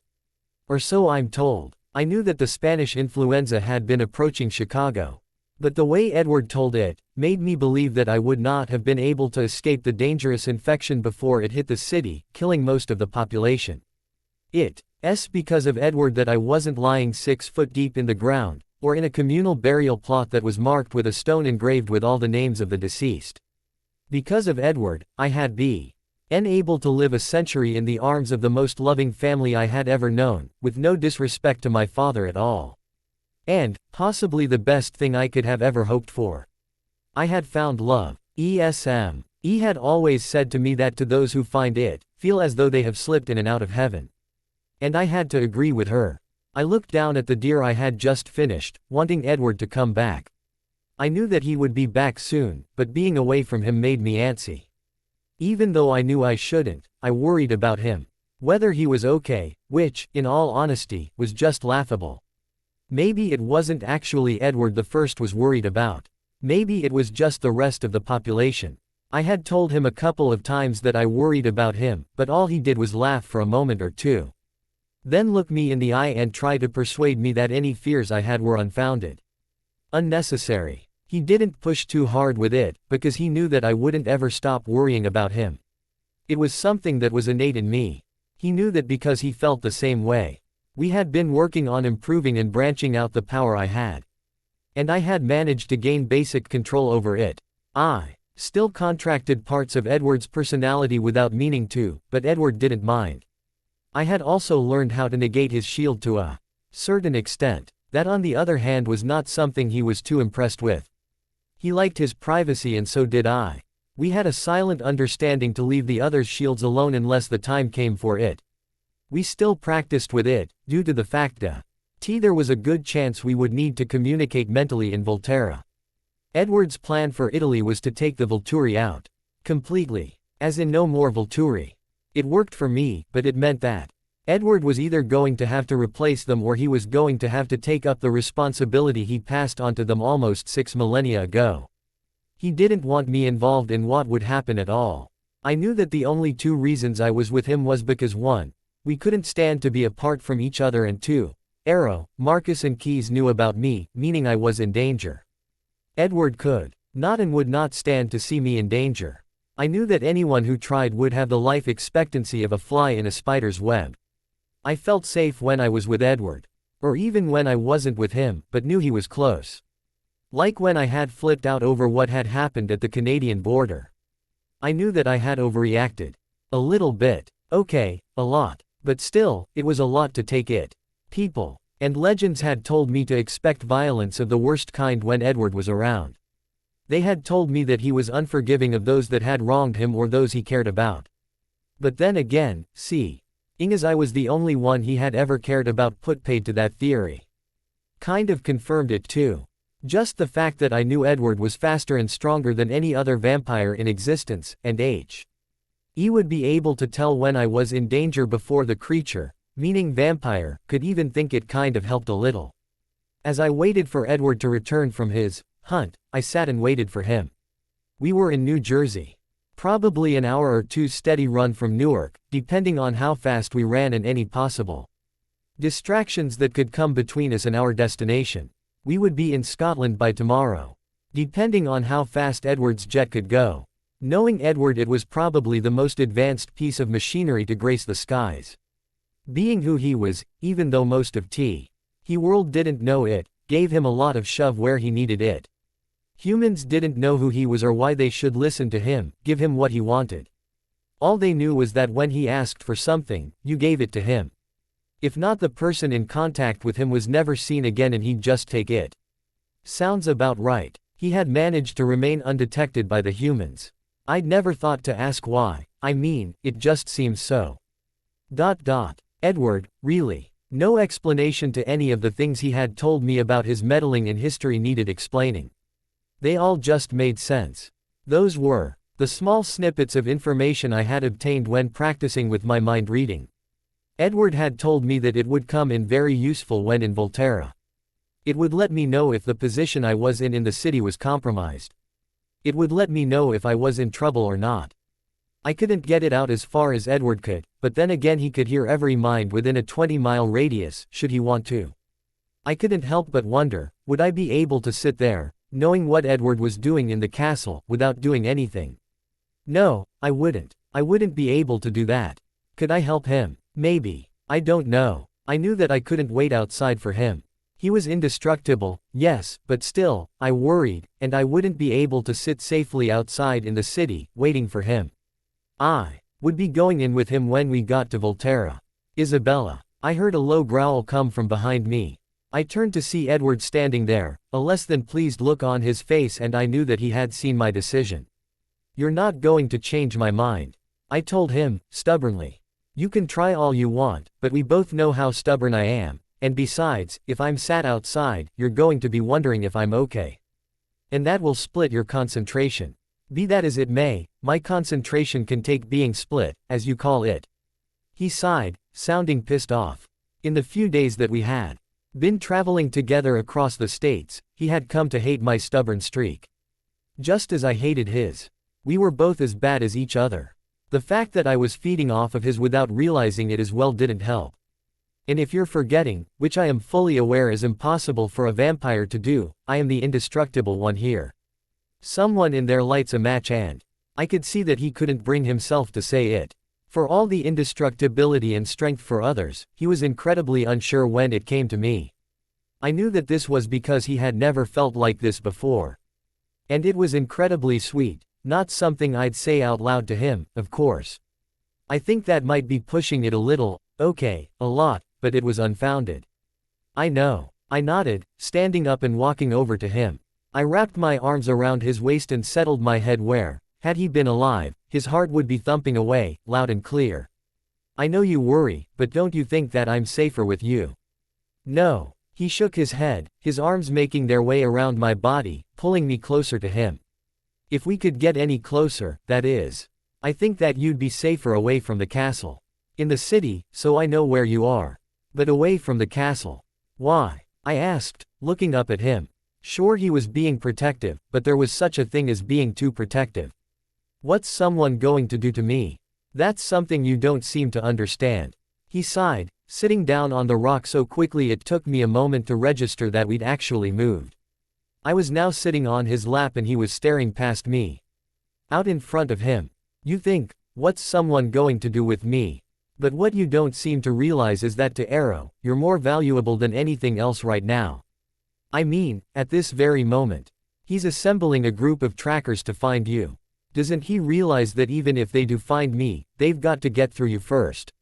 I looked at him as his eyes drifted up to my face. They were an incredible ruby color, which only served to show me the difference between us. He survived on human blood. I didn't. I think that was the only real thing we knocked heads on. Not that it's come up in conversation yet. I knew that he'd had a stint of vegetarianism over the millennia when he'd had to, but he'd never do it through choice. And I'd never go back to human blood. It was just something we'd have to agree to disagree on. It would kinda be like a vegetarian human living with or married to a meat eater. Same principle, I guess. I wouldn't let myself think of it too much. Maybe I would broach it with him on the plane over to Britain. Oh yeah, he realizes that. He nodded, an amused glimmer in his eyes. Which is why he's sent out 2 squads. 1 to, K. Eat me busy, while the second goes after you. It didn't escape my notice the way he said, keep me busy. Does Arrow really think that'll work? I almost laughed and he nodded against my shoulder. Amusing, isn't it? He smirked at me. He was enjoying watching the actions of the Volturi play out through his visions. I guess he's forgotten about a little something that you and Alice share. He nodded, an evil smirk on his face. Apart from, he doesn't know about Alice, does he? He shook his head and I let out a breath. Well, that's a good thing. I had learned to tell Edward's smiles apart from one another over the days that we'd been traveling. He had many different smiles and smirks. Each and every one of them enhanced him in the way only a smile can. He was gorgeous anyway, but when he smiled, he was. There are no words. My favorite of them all was when he was completely relaxed. Just the two of us and he'd find something I'd done or had seen I was going to do or whatever, or a story that I'd told amusing. His lips. would pull up in a crooked grin. A smile that was slightly higher on one side than it was the other. And it reminded me that I was sat here with my own personal Adonis. It made his face radiate with life and beauty. I had a feeling that it was a smile reserved only for me. It was my smile. A smile that wouldn't appear if I wasn't there. That made me feel special. To think that I had my own smile. It reminded me that he was mine. All mine. Anyway, moving on. It seems that he has.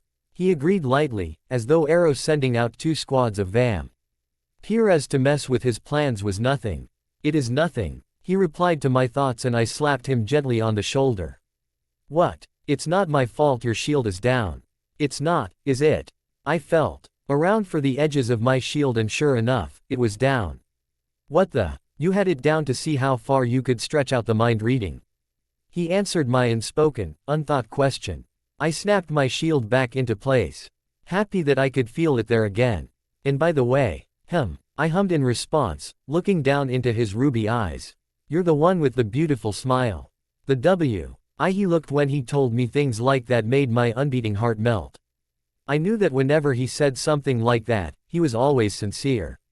He didn't know any other way to be with our kind. With humans. Even Edward had to be sneaky to a certain extent. If he didn't, then they wouldn't be so ignorant. But with vampires, he told it to them straight, and if they didn't like it, he didn't care.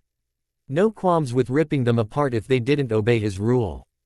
Edward, I mumbled, my lips, along with my hand, in his hair as he rested his head on my shoulder. He hummed in response, and I had to take the chance while I had it. I wouldn't be able to ask this again. Not while on this trip, and after then, I don't think I'd have the nerve to do so. He was relaxed now, but after we got into Europe he wouldn't be. I have a question. When do you not? He sighed, and I knew that he wasn't being serious. I think that some part of him liked the fact that I asked questions. It must have been a huge change from the vampires that were always, run now, ask questions never. What is it? I sighed, gently running my fingers through his hair. Well, I was thinking about the rule, you know, and I had a thought. Oh, what's that supposed to mean? I pretended to be offended, which made him chuckle slightly. Nothing, love. I felt my insides melt a little more when he called me love. It happened every time, and I knew that I could spend an eternity hearing that, without ever hearing it enough. What was your thought about? Well, I was wondering, about the immortal children. Something changed. I wasn't sure what it was, but something changed. I was wondering, was that really the Volturi's decision to destroy them, or was it yours? I think I already had my answer from his reaction. Or lack thereof. It was mine. He replied flatly. Why do you always ask about the most awkward or infuriating things? He asked, looking up at me. I could tell that he wasn't angry at me. Because if he was, he would have put a stop to that with the, it was mine, comment and not said anything else. Obviously the immortal children were not as sore a subject as his humanity was. But then again, that's to be expected. Talent, I guess. I shrugged, and he shook his head whilst rolling his eyes. You're not mad at me, are you? Why would I be mad at you? He asked, looking up at me, a slight confusion in his eyes. Because I asked about the immortal children. It came out as more of a question than the statement I was after. So, he shrugged, shaking his head but not breaking eye contact with me. You're curious, Bella. You're not the first vampire to ask about the immortal children. Has anyone ever asked you about the immortal children before? I asked, narrowing my eyes at him. Well, no, but still. He shrugged, a small smile on his face. What did you want to know? Were they really as dangerous as everybody says they were? And then some. He sighed, running a hand through his hair. The immortal children, they were a phenomenon unlike anything else in the world. They were more dangerous than anyone ever dreamed they would be. More dangerous than you. I thought dryly, and he gave me a look that said, duh. No one is more dangerous than me. Get out of my head. He gave a little chuckle but didn't say anything. They didn't develop beyond the age of which they were turned. Which meant that they never left the newborn stage. I can never help wondering why someone would do that, though. I sighed, resting my cheek on his beautiful bronze hair. Why would you turn a child into a vampire? Quote, the first one to create an immortal child was a Russian vampire called Dana, and before you ask, no, that wasn't Tanya, Irina and Kate's mother. He clarified and I nodded, closing my eyes, loving the velvety sounds of his voice more and more as the minutes passed. She had been turned, much for the same reason that Esme was. Stuck in a desolate marriage, lost a child, thoroughly depressed. Tried to commit suicide but was found by a vampire that felt sorry for her, so he changed her.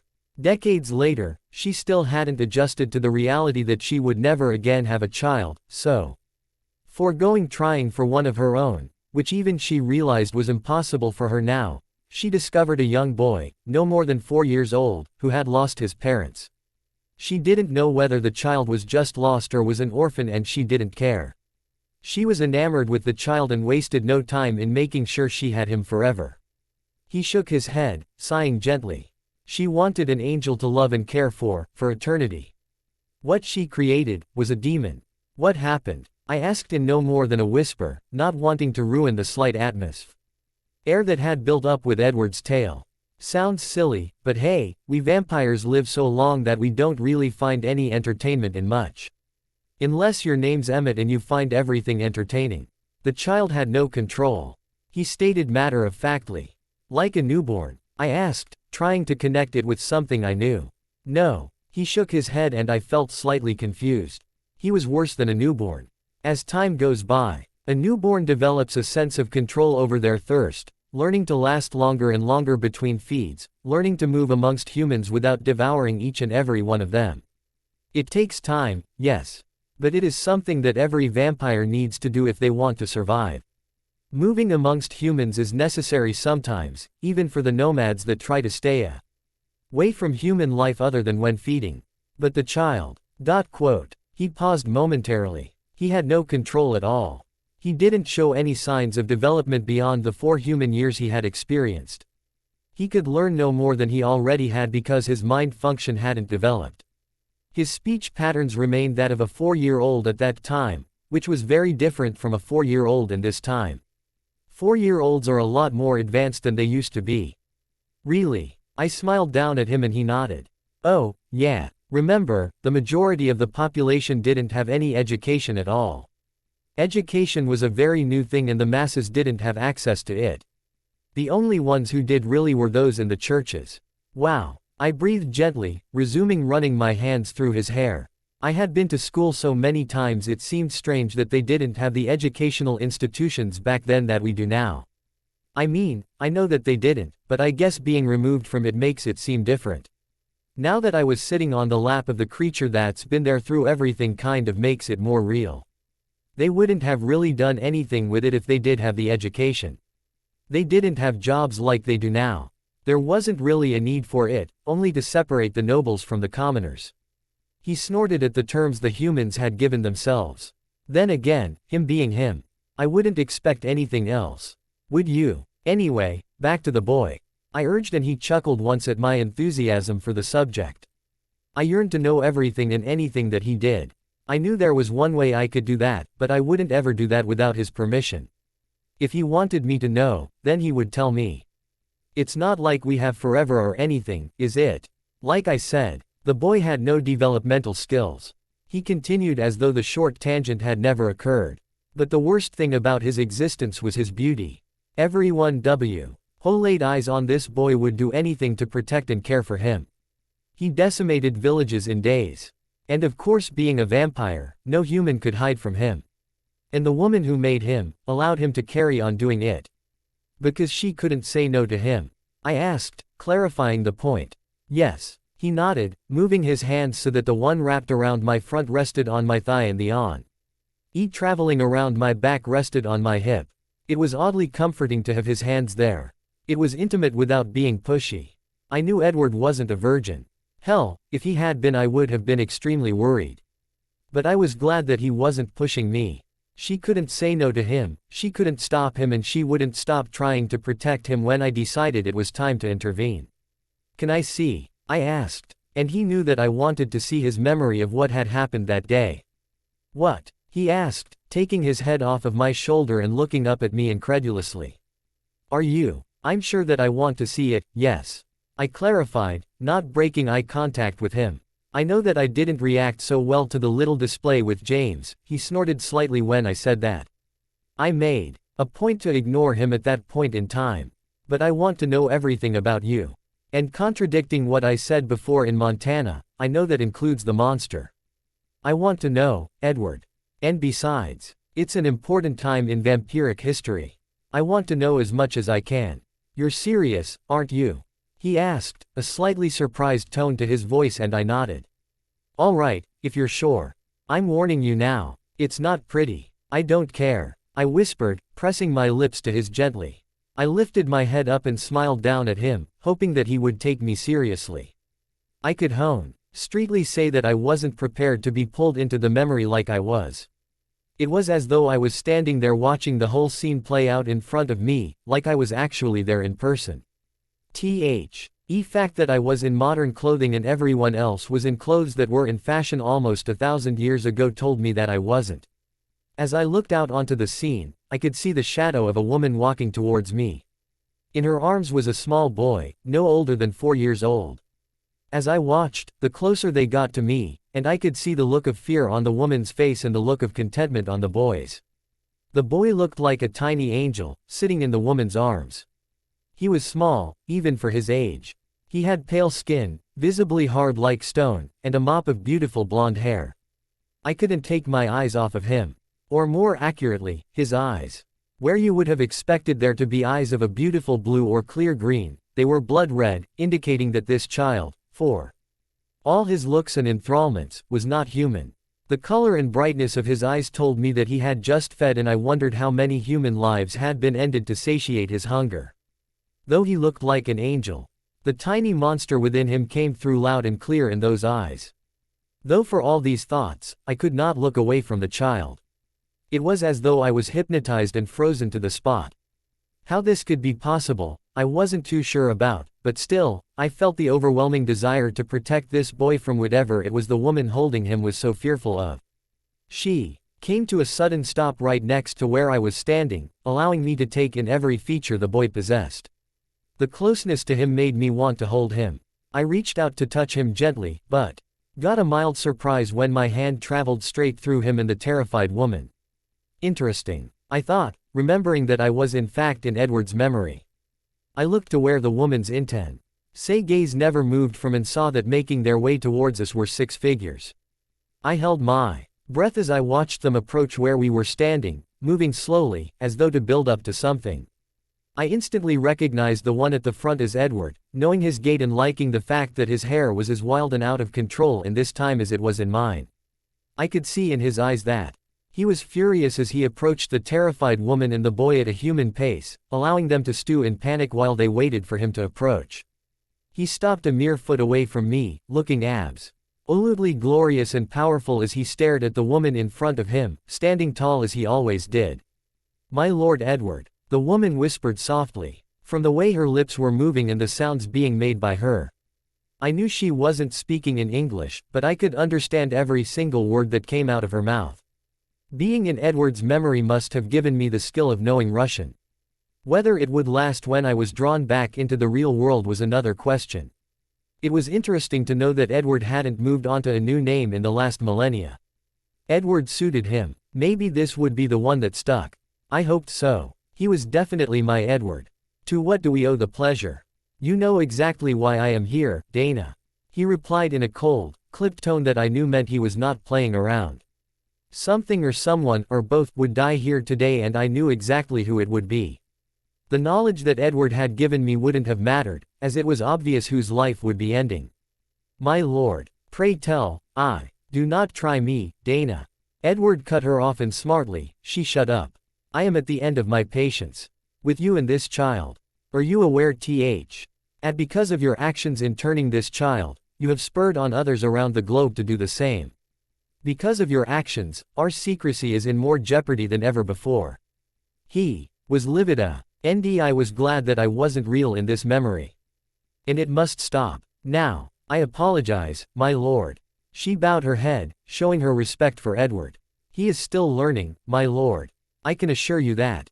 Your assurance means nothing. He cut her off again.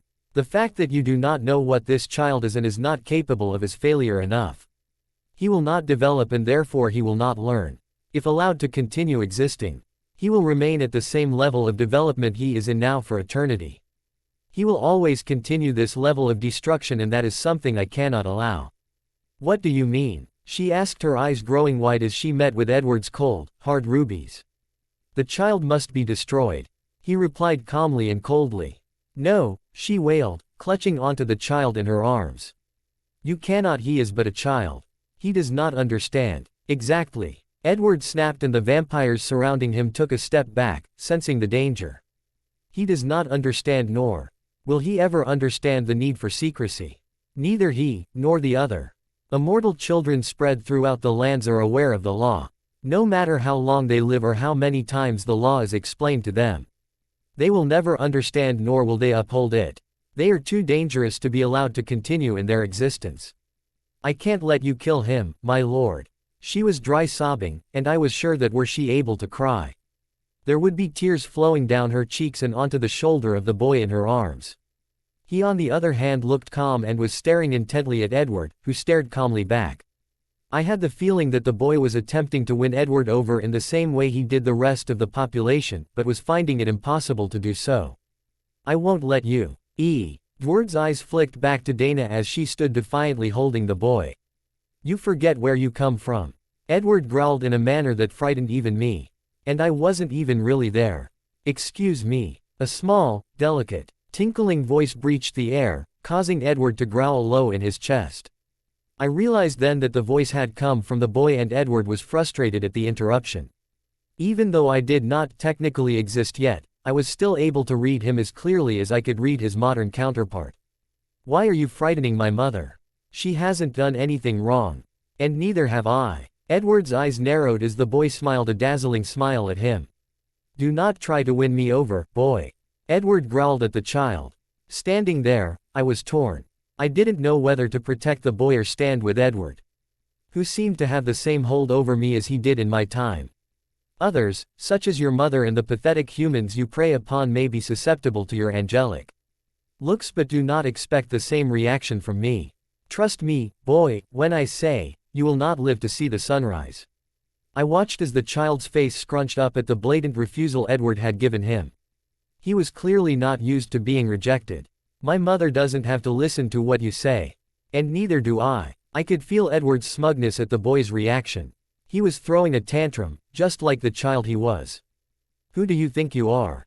I created this race. Edward replied in a low whisper, and the boy visibly shrank into the woman, Dana's side, clearly not liking Edward's reactions to him.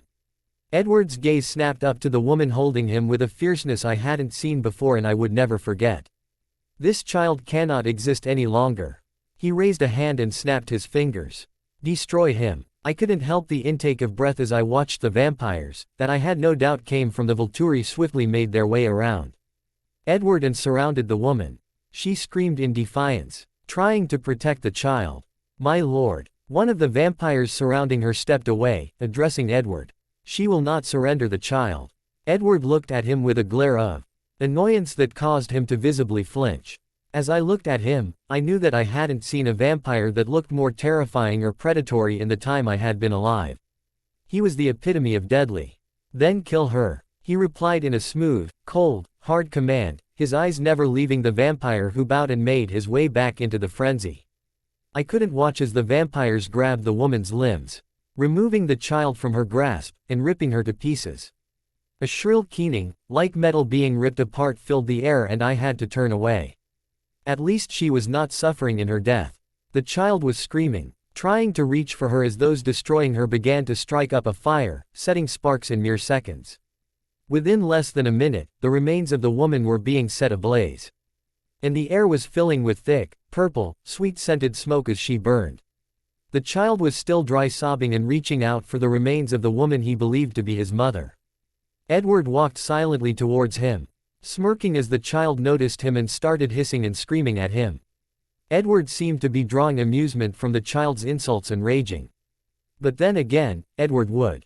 He reached out and grabbed the child by the throat, removing him from the grasp of the vampire that was restraining him. The boy kicked and screamed at him as he walked towards the fire, clawing at his skin with his nails. Not realizing he was doing no damage to Edward's perfect skin at all. His kicking and screaming became more fierce and loud the closer Edward got to the fire that was consuming the remains of the female vampire. Stopping in front of it, the child attempted to bite at Edward's hand, wincing when his teeth came into contact with Edward's smoother than marble, harder than reinforced steel skin. Harder than that of any vampire in existence. With one last smirk, Edward held the boy out over the fire and released his grip on his throat, watching the boy fall into and be devoured by the flames. Screaming as he burned. Though it was a horrible sight, especially as Edward looked even more deadly by firelight, I couldn't tear my eyes away from the scene. Eventually, the boy's cries stopped and were replaced by silence as the vampires surrounding Edward again, not that he needed protection, mind you, watched the burning without making a sound. The whole exchange had taken less than 3 minutes. I blinked suddenly as the scene around me shifted once again and I was back where I had been before. Sitting on Edward's lap, one hand on his chest and the other tangled in his beautiful bronze locks. He looked up at me, an unreadable expression on his face, his eyes closed and dark. "I told you it wasn't pretty," he stated without putting any emotion into it. He had said that it wouldn't be pretty. He had warned me and I knew roughly what had happened. But seeing it with my own eyes made it that much more real. "I guess I didn't really thinking you were being that serious," I mumbled and he nodded. "Truthfully, though, do you really think that I would joke around about something like that?" He looked up at me and I shook my head. "There we go then. I don't know, I was stumped, to say the least. It's a lot to take in." He nodded, increasing the pressure on my hip ever so slightly, comfortingly. "It is," I agreed, nodding slightly as I ran my hand through his hair again. "It's just, seeing you like that. Enjoying killing that boy, I mean, I know that it had to be done. He was dangerous and would have exposed us if you hadn't, but it kind of opened my eyes a little more." He tilted his head to the side, urging me to go on without actually saying anything. "It reinforced the fact that the monster is always there in C. Div you and there's nothing I can do about it." I sighed, pressing my lips to his forehead. "But even though the monster is there, it doesn't stop me loving you. You did what you had to do with that boy. And although I wish that you hadn't enjoyed it quite so much, I know that you had to destroy him, to preserve our way of life. You've certainly changed your tune." He smirked up at me and I smiled. "I was half expecting you to freak out and run again." "I wouldn't do that, Guy." I looked down at him to see him smirking with a mischievous glint in his eye. He knew that I wouldn't have run again and he was playing me. "Mean sod. Oh you. Who are you calling a you?" he asked, mocking offense and I had to giggle. I loved it when he was like this, but what made it all the better was that he was only like this around me. If there was anyone present, he was all business. It made me wonder how many people knew the real him. "Daft," I chuckled, pressing a kiss to his forehead. "Come on." He quickly stood up, deftly placing me on my feet as he did so. "We need to get going." "Are you okay?" I asked, concerned about his sudden behavior change. "You remember the 2 squads I told you Arrow sent out?" he asked and I nodded as we started making our way in the direction of New York City. "One squad will be passing this way in a little over 24 hours' time." "How do you?" I stopped, realizing what a stupid question I was about to ask. "Never mind. You're not scared, are you?" I joked. The glare I received in return told me he was not amused and I shut up knowing that it was better not to antagonize him. Especially when I'd just watched his memory of ripping a woman and child to pieces. "How long did it take to destroy all of the immortal children?" I asked, changing the subject back to the previous one. "Little under a decade," he replied, pulling out his phone. "Wow." I breathed and he looked at me, quirking an eyebrow. "Not as long as I would have thought. We had Dimitri." He shrugged before saying something quickly into the phone and hanging up. I could only assume he was preparing the jet. "That'll help." I surrendered that one. "So, how long are we spending in the UK?" "It's just a pit stop." He shrugged as we moved quickly, but not quite running. "Why do you want to move so quickly?" I asked, stopping, which caused him to stop and turn to face me. I was irritating him a little, but hell, if he wanted me to do something, he'd better explain why. Father of vampires be damned. These squads have direct communications with Arrow. They'll be passing through here in a little over 24 hours. As soon as they realize that our scents get fainter the closer to Washington they get, they're going to be in touch with Volterra, which means I lose the element of surprise with those idiots. Does it really make a difference if they're caught off guard or not? I asked, feeling extremely confused. No, but it's more fun that way. He shrugged, pulling me into his arms, wrapping them around my waist. Of course, I moaned, rolling my eyes. It has to be fun when you're planning a mass execution. He shrugged nonchalantly. Gotta do something to make it interesting. He turned and started walking again, taking me with him. You make it sound as though you do this frequently. I rolled my eyes again, looking up at him as we walked.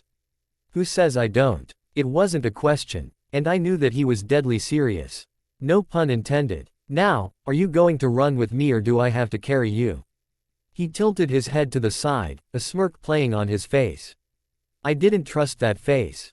He might have reverted back to silly Edward for the moment, but he was still serious when he suggested something. I would have to get him to loosen you. A little more after this whole Volturi ordeal is over. Maybe Emmett could help me out. I'll run. I smiled up at him, before stopping him with me, turning him around, pressing a soft kiss to his lips and running away from him as fast as I could. It didn't take him long to catch up with me, grabbing me around the waist before swinging me around and attacking my lips with his own. I couldn't help but giggle and be amazed at how quickly his attitude could change. Damn it. I mocked disappointment. You caught me. Uh-huh. He nodded, not convinced at all. Come on. He grabbed my hand and started moving again. He ran quickly, but slowly enough for me to keep up with him easily. It felt amazing, just like the last few days had. Running with Edward was so free and invigorating. I would have thought impossible considering I'm dead and all. But just being with Edward made me feel more alive than ever. How had I lived without him for a century? Please, will someone tell me? We arrived in Newark 45 minutes later, walking up to a side door of the airport. Edward, is it okay if we're in here? I asked, not entirely sure. He just looked down at me and gave me a look that said, WTF. Not that Edward would ever speak I am, but hey, you never know, do you? Point taken. I didn't pay attention to what happened at the airport.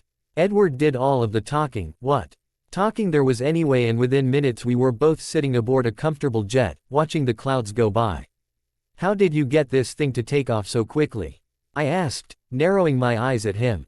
When you know people. He shrugged, looking out the window. Or threatened them nicely. I finished and he smirked at me.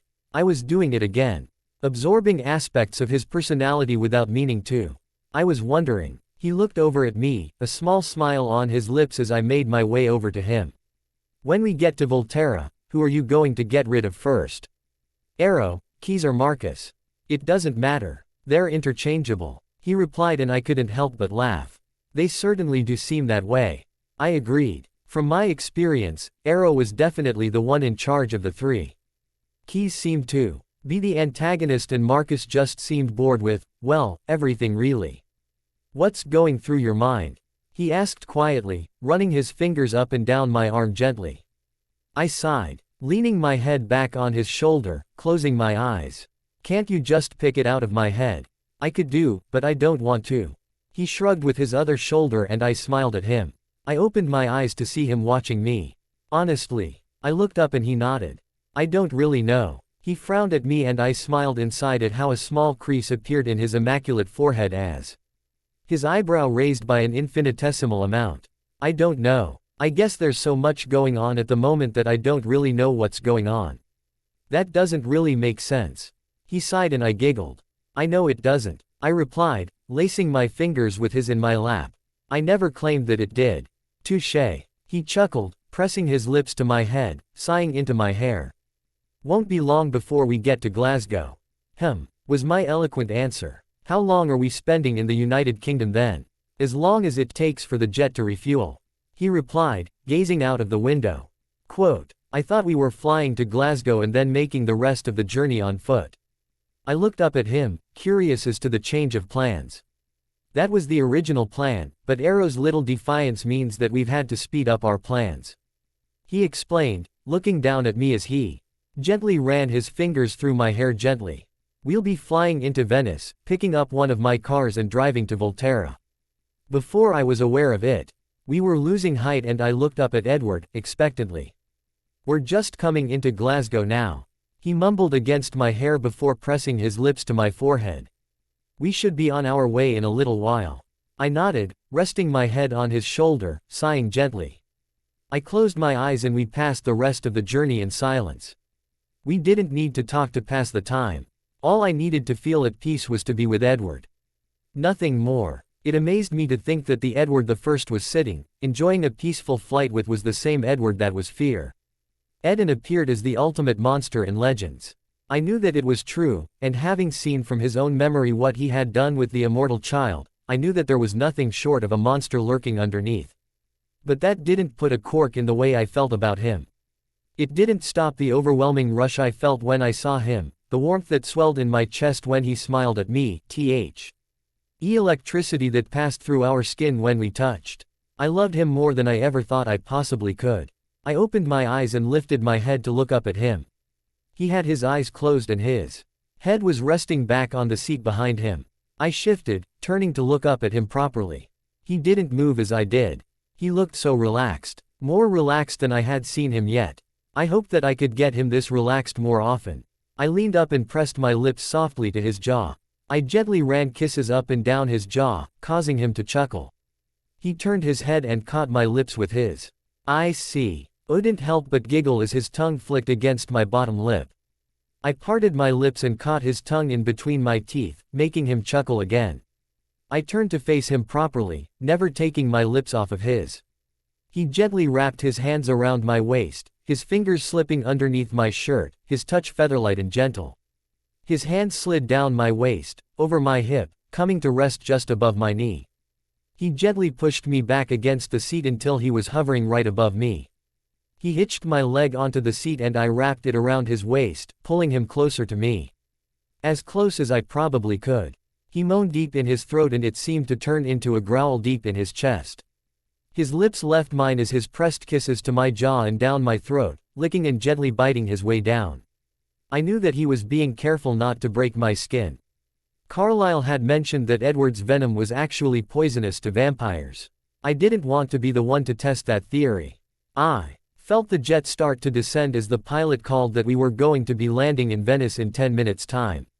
I looked down at him and he looked as though he was ready to bleed the pilot to death extremely slowly. I sure as hell am. He mumbled and I giggled, placing a hand either side of his face and pressing my lips to his gently. Well, we can't blame him. I told him and he sighed, looking him the eye. It's not his fault that it took this amount of time to get to Venice. He rolled his eyes, wrapping his arms underneath me before sitting up, taking me with him. Crappy timing. I couldn't help but grin at him. What? I never thought I'd hear you use the word, crappy. I giggled as he rolled his eyes at me. Been around you too long. He smirked and I feigned offense. Slapping him gently on the shoulder. We straightened ourselves out as the plane set down in Venice. I didn't really have time to see the city that many poets had written about, that many plays and films were set in before Edward was speeding towards a beautiful Porsche. It was the same model as Alice's, but whereas hers was a bright canary yellow, Edward's was a sleek black. I wasn't a car buff. Hell, I didn't like cars for the most part, but even I thought this was gorgeous. Edward opened my door for me, smiling and waiting for me as I slid in, inhaling the sleek, soft leather of the seats as he slid in the other side. I watched the scenery fly past as we sped through Italy on the way to Volterra. Edward's irritation was building higher as the distance between us and the city full of vampires quickly decreased. Calm down, love, I whispered, placing a hand on his arm. He turned to look at me, sighing gently. It's not going to do any good if you go in there with your head about to fly off. Even though I think that is something Arrow would like to see. Well, he won't be seeing much else after today. He muttered, shaking his head and sighing again. I'm sorry. I know that I'm the best guy to be around at the moment, and just so you know, I'm going to get a lot worse before I get better. I know. I nodded, part of me wishing that it wasn't true. And I'm going to be there every minute.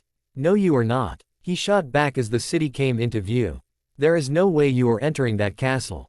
Are you going to stop me? I challenged, feeling a little pissed, putting it lightly. Bella. He sighed, lacing his fingers through mine. You are the first and only person I have ever, and I mean ever, cared about. You mean more to me than anything else in this sorry world. You are my Life. Without you, I have nothing. I don't want you to be in any danger. I know you don't. I squeezed his hand although I know that it did nothing to ease his worry. But I also know, that there's no way you'd let anything happen to me. I think that in the same way I couldn't allow anything to happen to you. And yes, I know you're indestructible so there's no need for me to worry, but I still do. You say that I'm your life. The same goes for me. There's a rational part of my brain that's telling me to let you go in and deal with everything on your own, that all I'd be able to do is get in the way and be a burden. But then there's another, a larger part of my brain, that's telling me to screw the rational part. That it doesn't mean anything. That being with you is the most important thing. It overpowers the rational side and I don't care what you say, do or think, I'm listening to the big, stupid side. So you're stuck with me until you tell me to leave. A small smile graced his lips and I knew that he was folding. Hopefully, I wouldn't have to resort to the pout that had won him over before. You know I'd never do that. What? I asked, confused. Ask you to leave. He looked over at me again, placing a hand on my cheek and boring into my eyes with his deep scarlet orbs. I'd never liked the red of the eyes of a human blood-drinking vampire before, but on Edward, I didn't think I could see them any other color. The red of his eyes was symbolic of who he was. There were things about him I was never going to be able to change. And his diet was one of them. I looked out the window as the enormous entrance to the city loomed over us, seeming to swallow us as we passed through it. He parked the car in the shadows, and I walked over beside him, taking his hand in mine, out of sight. Keep close behind me. I heard his voice in my head, filled with care, a slight hint of worry and anger, which hopefully was not directed at me. He shook his head, indicating that it wasn't, and I was glad about that, but ever so slightly peeved that he had negated my shield. He chuckled silently as we made our way towards an alley, which I guessed held an entrance to the castle. He pushed on some bricks in the wall and a mass of bricks large enough for someone the size of Emmett to walk through slid back a couple of inches before he slid it to the side.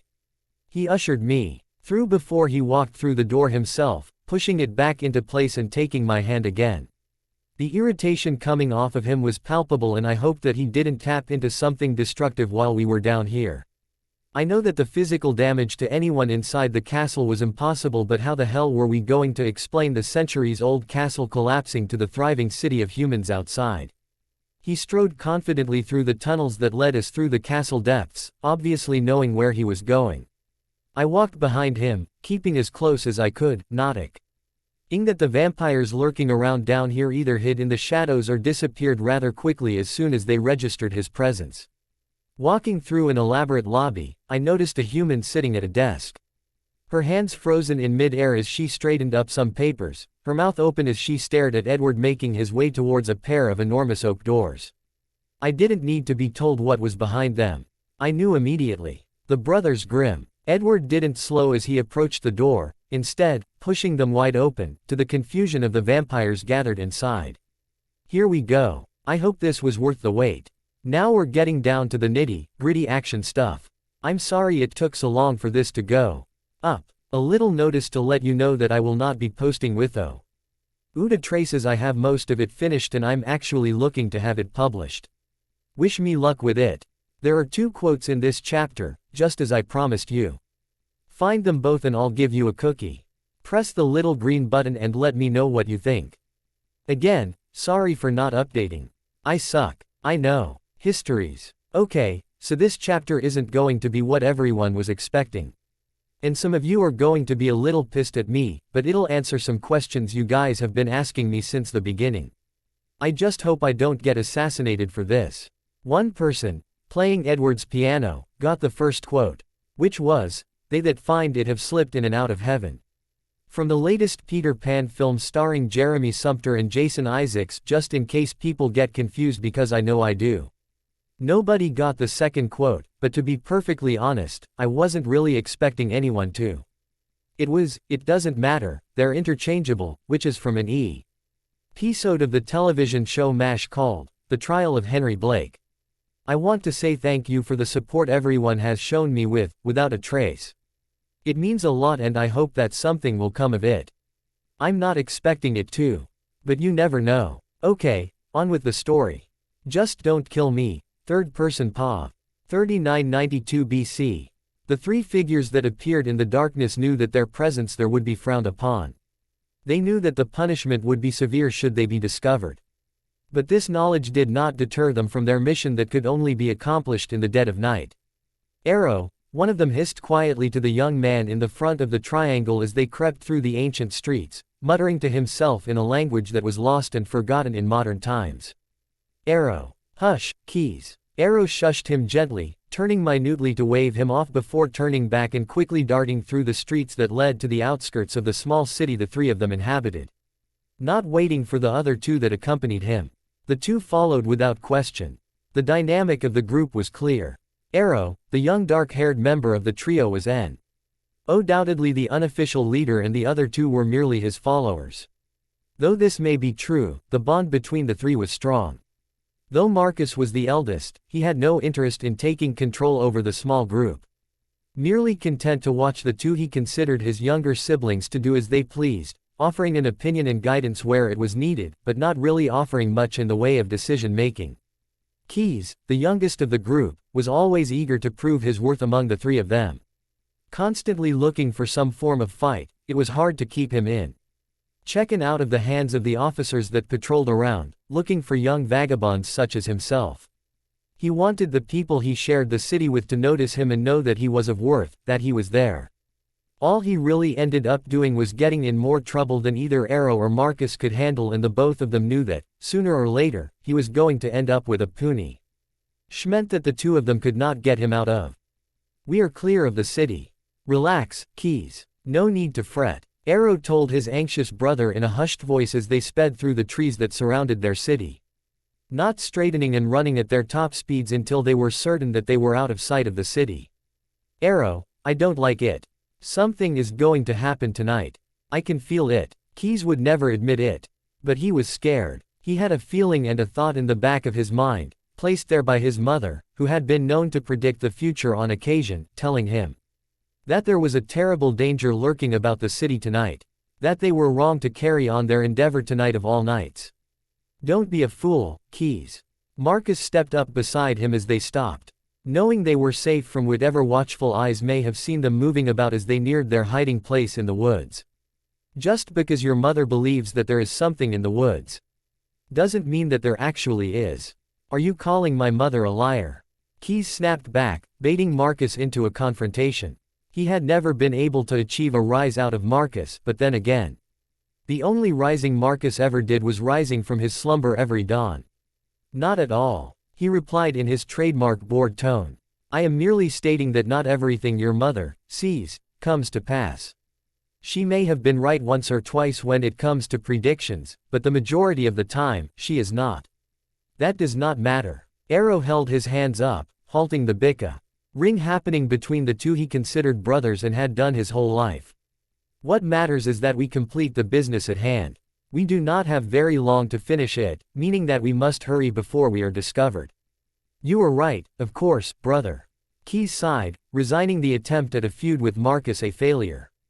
They began slowly making their way to a large tree, one much larger than the others. Quietly talking between themselves, separating out the remaining problems that they would need to overcome to complete their work. What none of them realized was that Keys had been right in his warnings of a creature stalking the woods. As they made their way through the darkness that swelled around them, all three sensed something or someone watching them from behind an eye. NST instinctively turned to face the threat that hadn't been there moments before.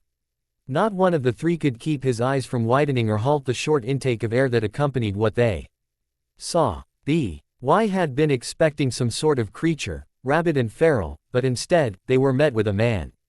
The trio knew immediately that this was no ordinary man and that this man was the danger foreseen by Keys's mother.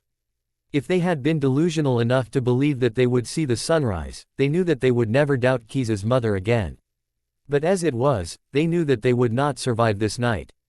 The man stared at the three brothers as they stood there quivering with fear. He was leaning against a tree, his eyes not moving from the three brothers standing in front of him, a smirk appearing on his face. The man had decided on taking a course of action, but needed some willing pawns to carry it out. There was no doubt that he'd found them. 2.5 days had said since the three had disappeared from the depths of the city. The mother of Keys wailed about how she knew there would be tragedy on that night. Everybody that had not believed her before, would never doubt her again. The three young men that had wandered into the woods, despite the knowledge that it was not allowed, hadn't been seen again, save by that strange man in the woods and his accompli. CE that had been hiding mere meters away from the three.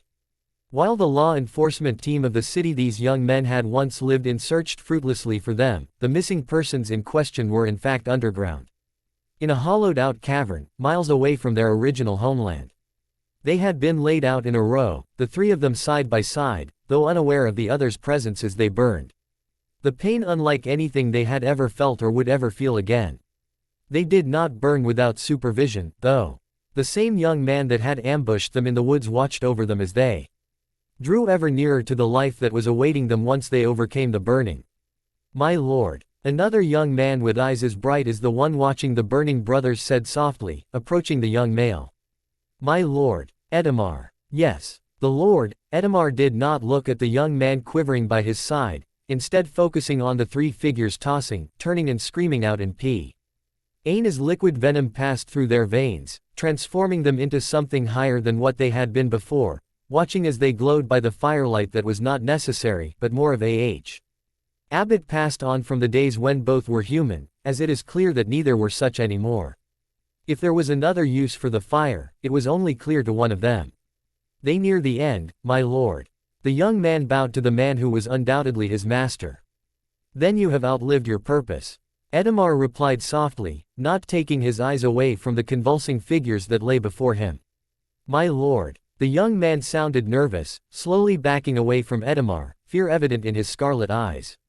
He did not make it far, as before he could even take a single step backwards, Edamar's hand shot out and his long, slim fingers wrapped deftly around the young man's throat.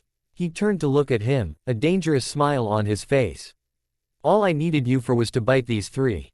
The powers you've inherited from my venom are too dangerous and honestly, too much work to keep in check. I really can't be bothered." He shrugged, shaking his head.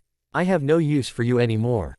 Before the young man had the slightest chance to protest, Edamar's hand shot out, launching him into the fire that blazed in the center of the room, smiling as the man's screams drowned out those of the brothers, as he attempted to escape the fire.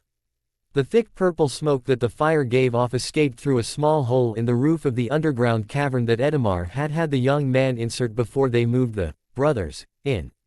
He had known that he would be destroying his young pawn as soon as his assistance with the three wasn't required anymore. All Edamar really needed was his venom, as his own would not have the desired effect. The hearts of the three on the floor began speeding up, signaling that the end of their transformation was near. The screams of the burning man faded into silence as the beating hearts of those transforming reached a speed that could only be rivaled by the beating heart of a humming bird. And then, silence. The sounds of racing hearts and screams of agony had died and were replaced by silence as the three on the floor slowly opened their eyes, adjusting to everything around them. Edamar smirked as he knew that two of the brothers were not as ordinary creatures under his command were. Two of them had brought gifts into their new lives. Mind reading, which was nothing interesting to Edamar, as this was his own personal gift only on a different scale. And a more interesting one.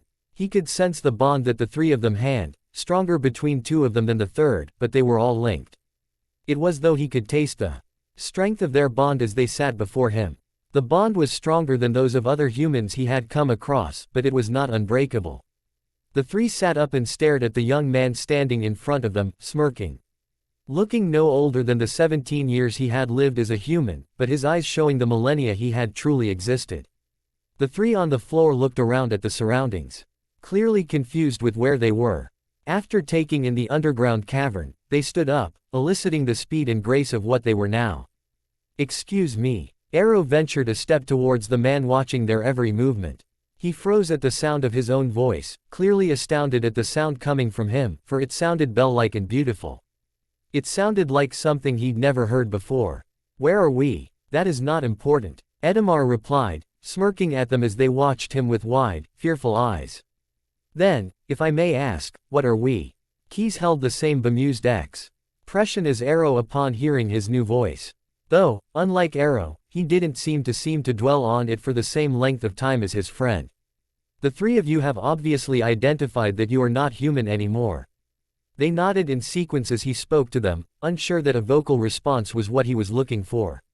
Which is correct. You are no longer human. Your people are well versed in the legends of the blood drinkers. I know this for a fact. At the mention of humans and blood, the three brothers were brought to the deep realization of the incredible burning that existed in their throats. Though they were unsure of what that meant. You're thirsty. You will feed and then I shall put you to work. Though they did not trust this nameless stranger, they knew that he could lead them to the relief that they so desperately wanted, needed to satiate the burning that was now clouding over their entire thought processes. They would trust him, no matter what he did with them. 1087 AD. You know that he will be coming. Arrow. Keyes repeated for the 5th time that morning. Though it did not happen often since he had been born into the immortal life of a vampire, he was afraid. The only one that he had ever feared would no doubt be approaching their haven, aggravated and annoyed at their lack of response to the current crisis wreaking havoc on their world. This is too large for him to ignore. And he will be wondering why we have. I realize that, brother. Arrow replied, calm and controlled, just as he always was. He's going to want to know why we haven't answered the threat of the immortal children, Arrow. Marcus spoke up for the first time, his tones bored and, if it were possible, tired. And we have no answer to give him.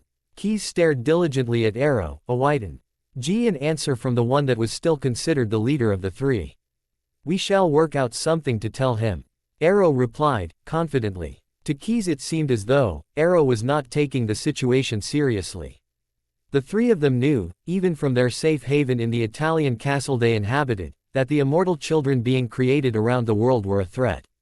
What Keyes wondered was how Arrow could sit idly by and allow them to continue being created when it was clear that Edward would hear about their lack of response and decide to pay them a less than friendly visit.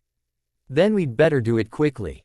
Keyes grumbled, sitting back in the throne that was placed to the left of Arrow's. There is nothing to fear, my brother. Arrow held up his hand, trying to placate Keyes, who scoffed at his response. We do not know that, brother. He fired back, becoming more worked up by the moment. We have no idea how he will react, other than the fact that he will be incredibly angry with our lack of response. I told you that we should not have left it to get to this level of hysteria over these children before acting. Now he will be coming here. It is not even as though we can guess. His thought processes through your gift, as he has never let you touch him. And hoping that that day will come is futile. Edward is unpredictable. You know that as well as I, and aggravating him is not something we should be aiming for. I know you're feeling anxious, Keyes. Arrow sighed, not looking at the agitated vampire. But your fears are unfounded. There is no reason for Edward to turn on us. We have done nothing. That is my point, Arrow. We have done nothing, even when the proof of the dangerous nature of these children came pouring in, we have sat here and done nothing. My lords. Another large vampire approached them, bowing as he stopped in front of the three brothers. Yes. Arrow gave him a smile that told him he only had a limited amount of time to give his message before he was beheaded and burned. Lord Edward has just entered the castle. He nodded once, showing his respect for the three. And I might add, my lords, he is in one of his less than gracious moods. Thank you. Arrow waved him off, and giving another bow, the vampire retreated, leaving the brothers alone once again. They did not have long to deliberate their excuses as to why the crisis in the vampire world was going unchecked before the doors to their grand hall were thrown open and the vampire who surpassed even their rule entered the room. Ah, my lord, Edward. Arrow beamed as he approached the three brothers, all of whom stood up abruptly, making their way down the few steps that led up to their individual thrones. No one stood higher than Edward. It didn't do well to look down on him, for whatever reason. What a pleasure for you to come and visit us, my lord. Enough of the pleasantries, Arrow. He replied, a growl rising in his chest, causing the three of them to freeze. You know exactly why I am here, and it is not for a recreational visit. Tell me, why is it these immortal children are being allowed to run free, even when the danger they present to my world is paramount? When something threatens the secrecy of my kind, I expect something to be done about it. That is why you are here after all. Yes, my lord. Arrow nodded once, his eyes not meeting that of the vampire of legend. You see, my lord. I do not want excuses, Arrow. Edward snarled. I want these children destroyed. It is easily done, for the less susceptible to their talents that is. The next time I hear of them, it had better be in the past. Tense. With that silent, inspoken threat he was gone. So fast was his exit that none of the brothers registered his movement. He was merely gone. Arrow snarled quietly under his breath, earning the confusion of his two companions. The other two feared the vampire who now called himself Edward but had gone through many names since he had created them. But Arrow hated him. What his brothers did not know was that he was trying to discover a weakness of Edward's. Trying to figure out a way to destroy the supposedly indestructible vampire. And he would find it. 2008 AD. After Edward's departure, there was an almighty ruckus in the castle. No one knew why he would be visiting the gentle vampire Carlisle Cullen and his family. They were rather large, but they had never given the Volturi any trouble. The only way anyone could think they had ruffled a few of the Volturi's feathers would be when their eldest daughter, Isabella, had refused, rather politely, as the Y understood it, to join the Volturi Guard. This is perfect. Arrow smiled, sensing that something bigger than anything he could have dreamed would be taking place not far in the future. We'll get rid of the Cullens and have the time to build the newborn army. I still say you're mad, Arrow. Keyes interrupted, sighing and running his fingers across his perfect forehead. This is new. Arrow chuckled, turning to face the white-haired vampire he had called his brother for millennia. It appears that you are losing your will for battle, Keyes. I never thought that day would come. No, Arrow. I just know when it is futile to fight. Keyes argued, standing up to face Arrow. Edward is indestructible, the only one of our kind to be so. And you know this. He cannot be destroyed. Everyone and everything can be destroyed, Keyes. Arrow smiled smugly. It is just a matter of finding their weakness. It won't work, Keyes argued in a warning tone. Not this time, Arrow. Just then, the doors to the all opened and a fearful-looking vampire made his way towards the three, bowing as he stopped in front of them. Ah, Felix. Arrow smiled back at Keyes. Pray tell, where is Dmitri? My lords. Felix bowed again, looking slightly drained from his excursions across the Atlantic. He was destroyed. By Lord Edward, sir. What? Keyes stood up abruptly, glaring at Felix. What do you mean he was destroyed by Edward? He told us to deliver a message, sir.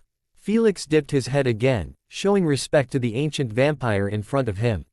He held out his hand to Arrow, letting the ancient vampire take his palm. Allowing him to see the recent memories that Felix had acquired, from the receiving of the order to follow Edward and offer support to him, which ignited confused feelings in both vampires sent. As neither of them had ever known Edward to need any form of support, up to Edward's ambush of them in the forest near to the Cullen's home. Arrow found it particularly interesting when he witnessed Edward's reactions to Dimitri's thoughts about Isabella. Maybe there was something there. He quickly skimmed through the threat that Edward had issued the two vampires, knowing that they would have to keep their plans to themselves if they were to succeed in any way. If they were going to attempt at ridding the world of Edward, having him know their plans would not be conducive to their campaign. What is it, Arrow? Keyes asked upon seeing the small smile playing on Arrow's lips. What did he witness? It appears the weakness of our great leader we have been waiting for has finally made an appearance. He replied, his tone smug and conniving. Impossible. Keyes scoffed, turning back to his throne and sitting down again.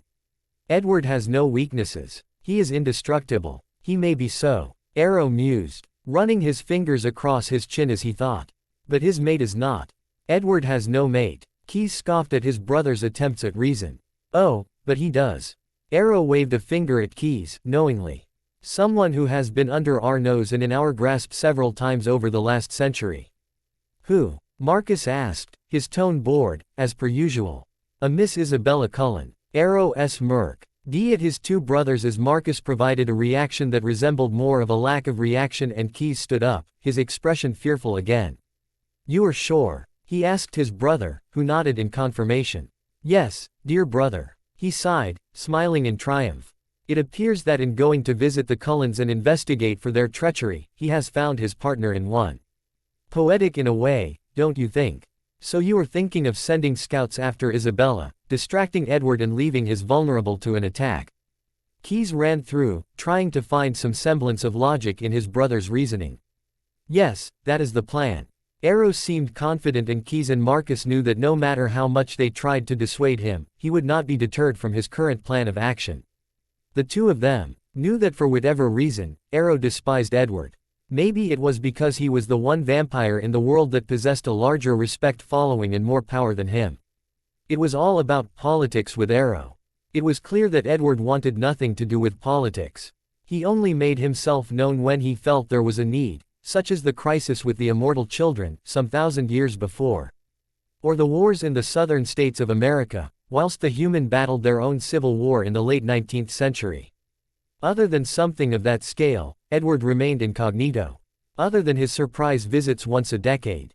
Why Arrow was so bothered by him was a mystery to everyone who wasn't Arrow.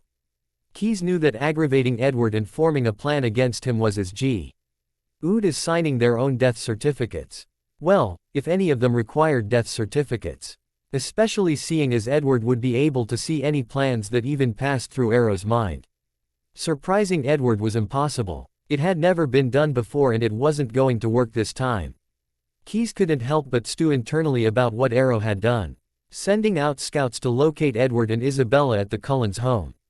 His plan was to capture Isabella and bring her back to Volterra, keep her in the dungeons and torment Edward with the knowledge that she was harmed.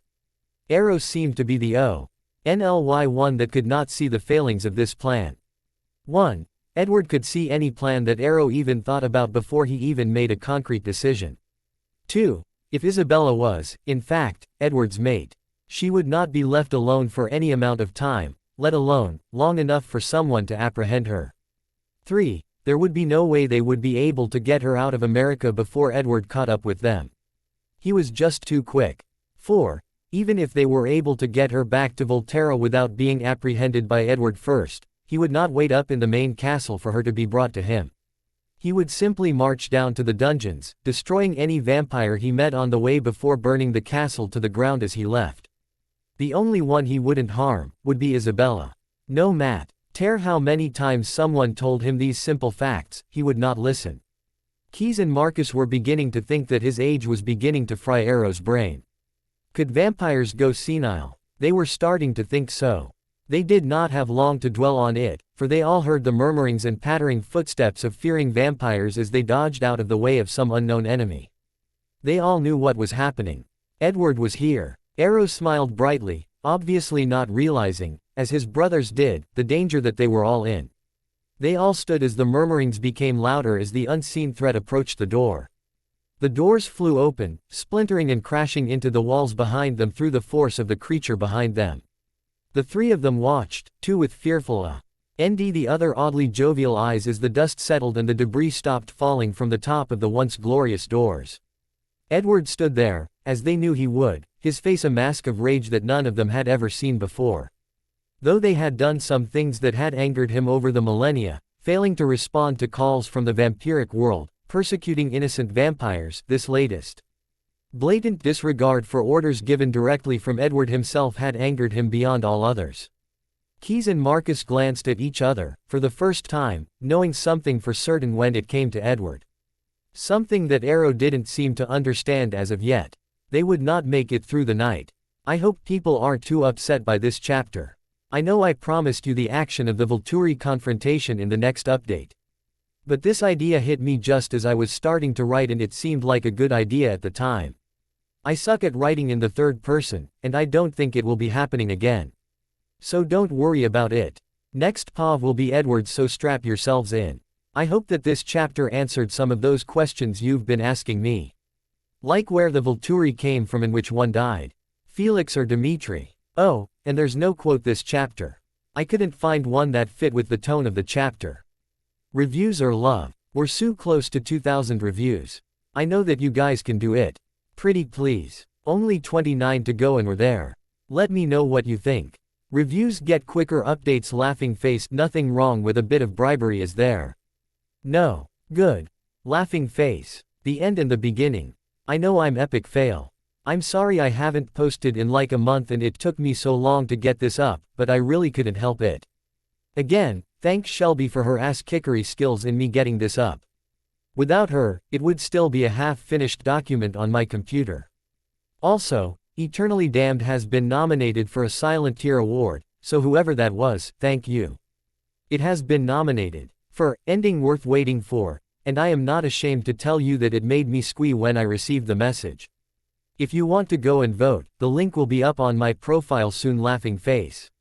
Thank you. I hope this chapter was worth waiting for, and I am sorry to say that this story is coming to an end soon. I'm not sure how many chapters are left or if there will be a continuation. There might be, there might not. I still have to decide.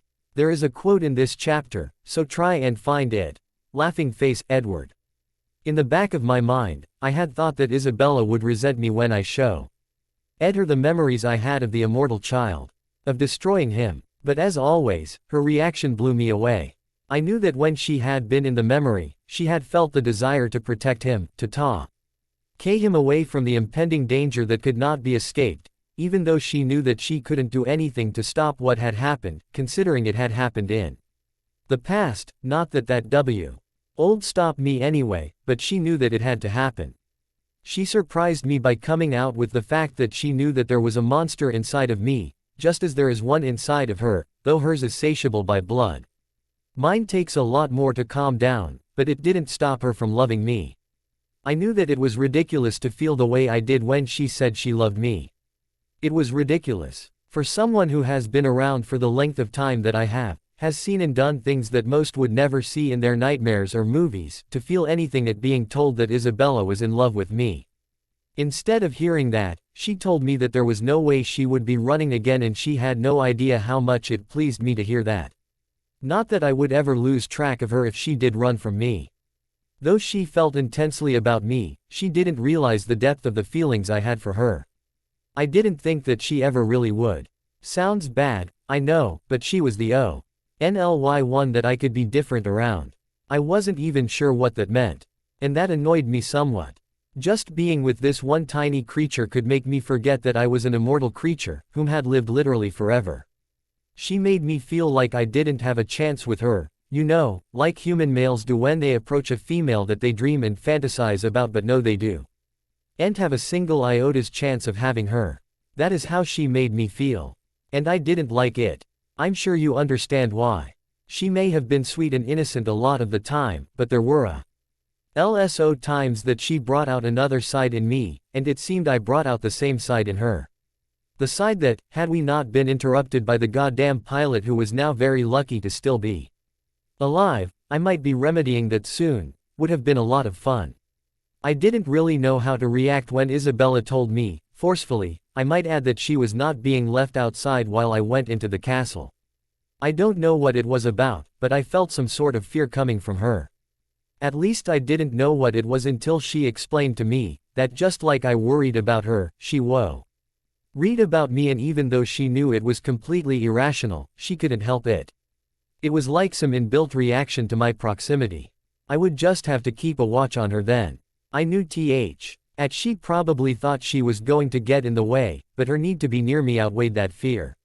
So here we were, walking through the dark, dank underground caverns beneath the vampire-filled castle that the inhabitants of Volterra thought was empty, on our way to make some Volturi assholes, definitely spending too much time with Isabella, pay for their defiance.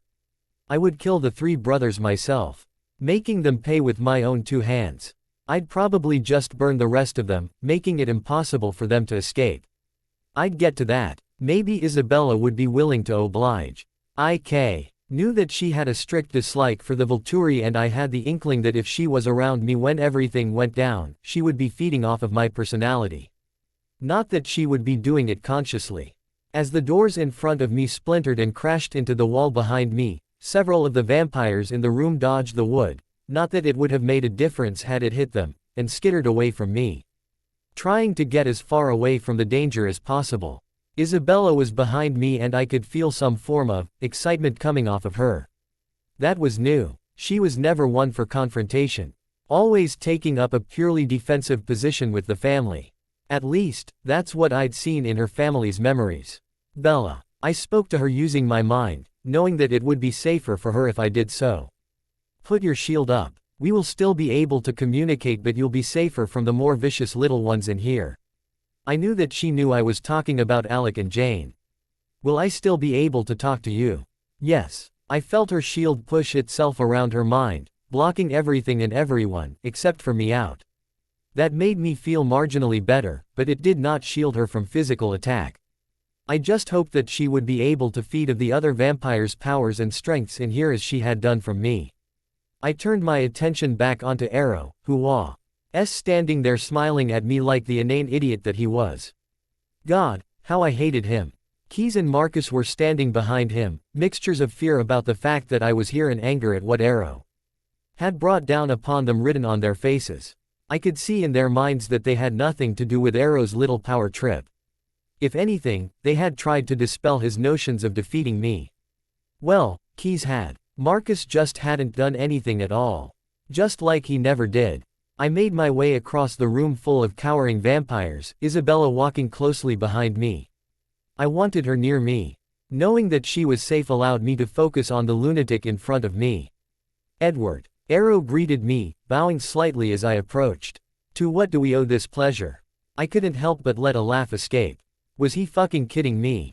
Was he seriously trying out for Comedian of the Year or something? Because if he was, he had a good chance of winning.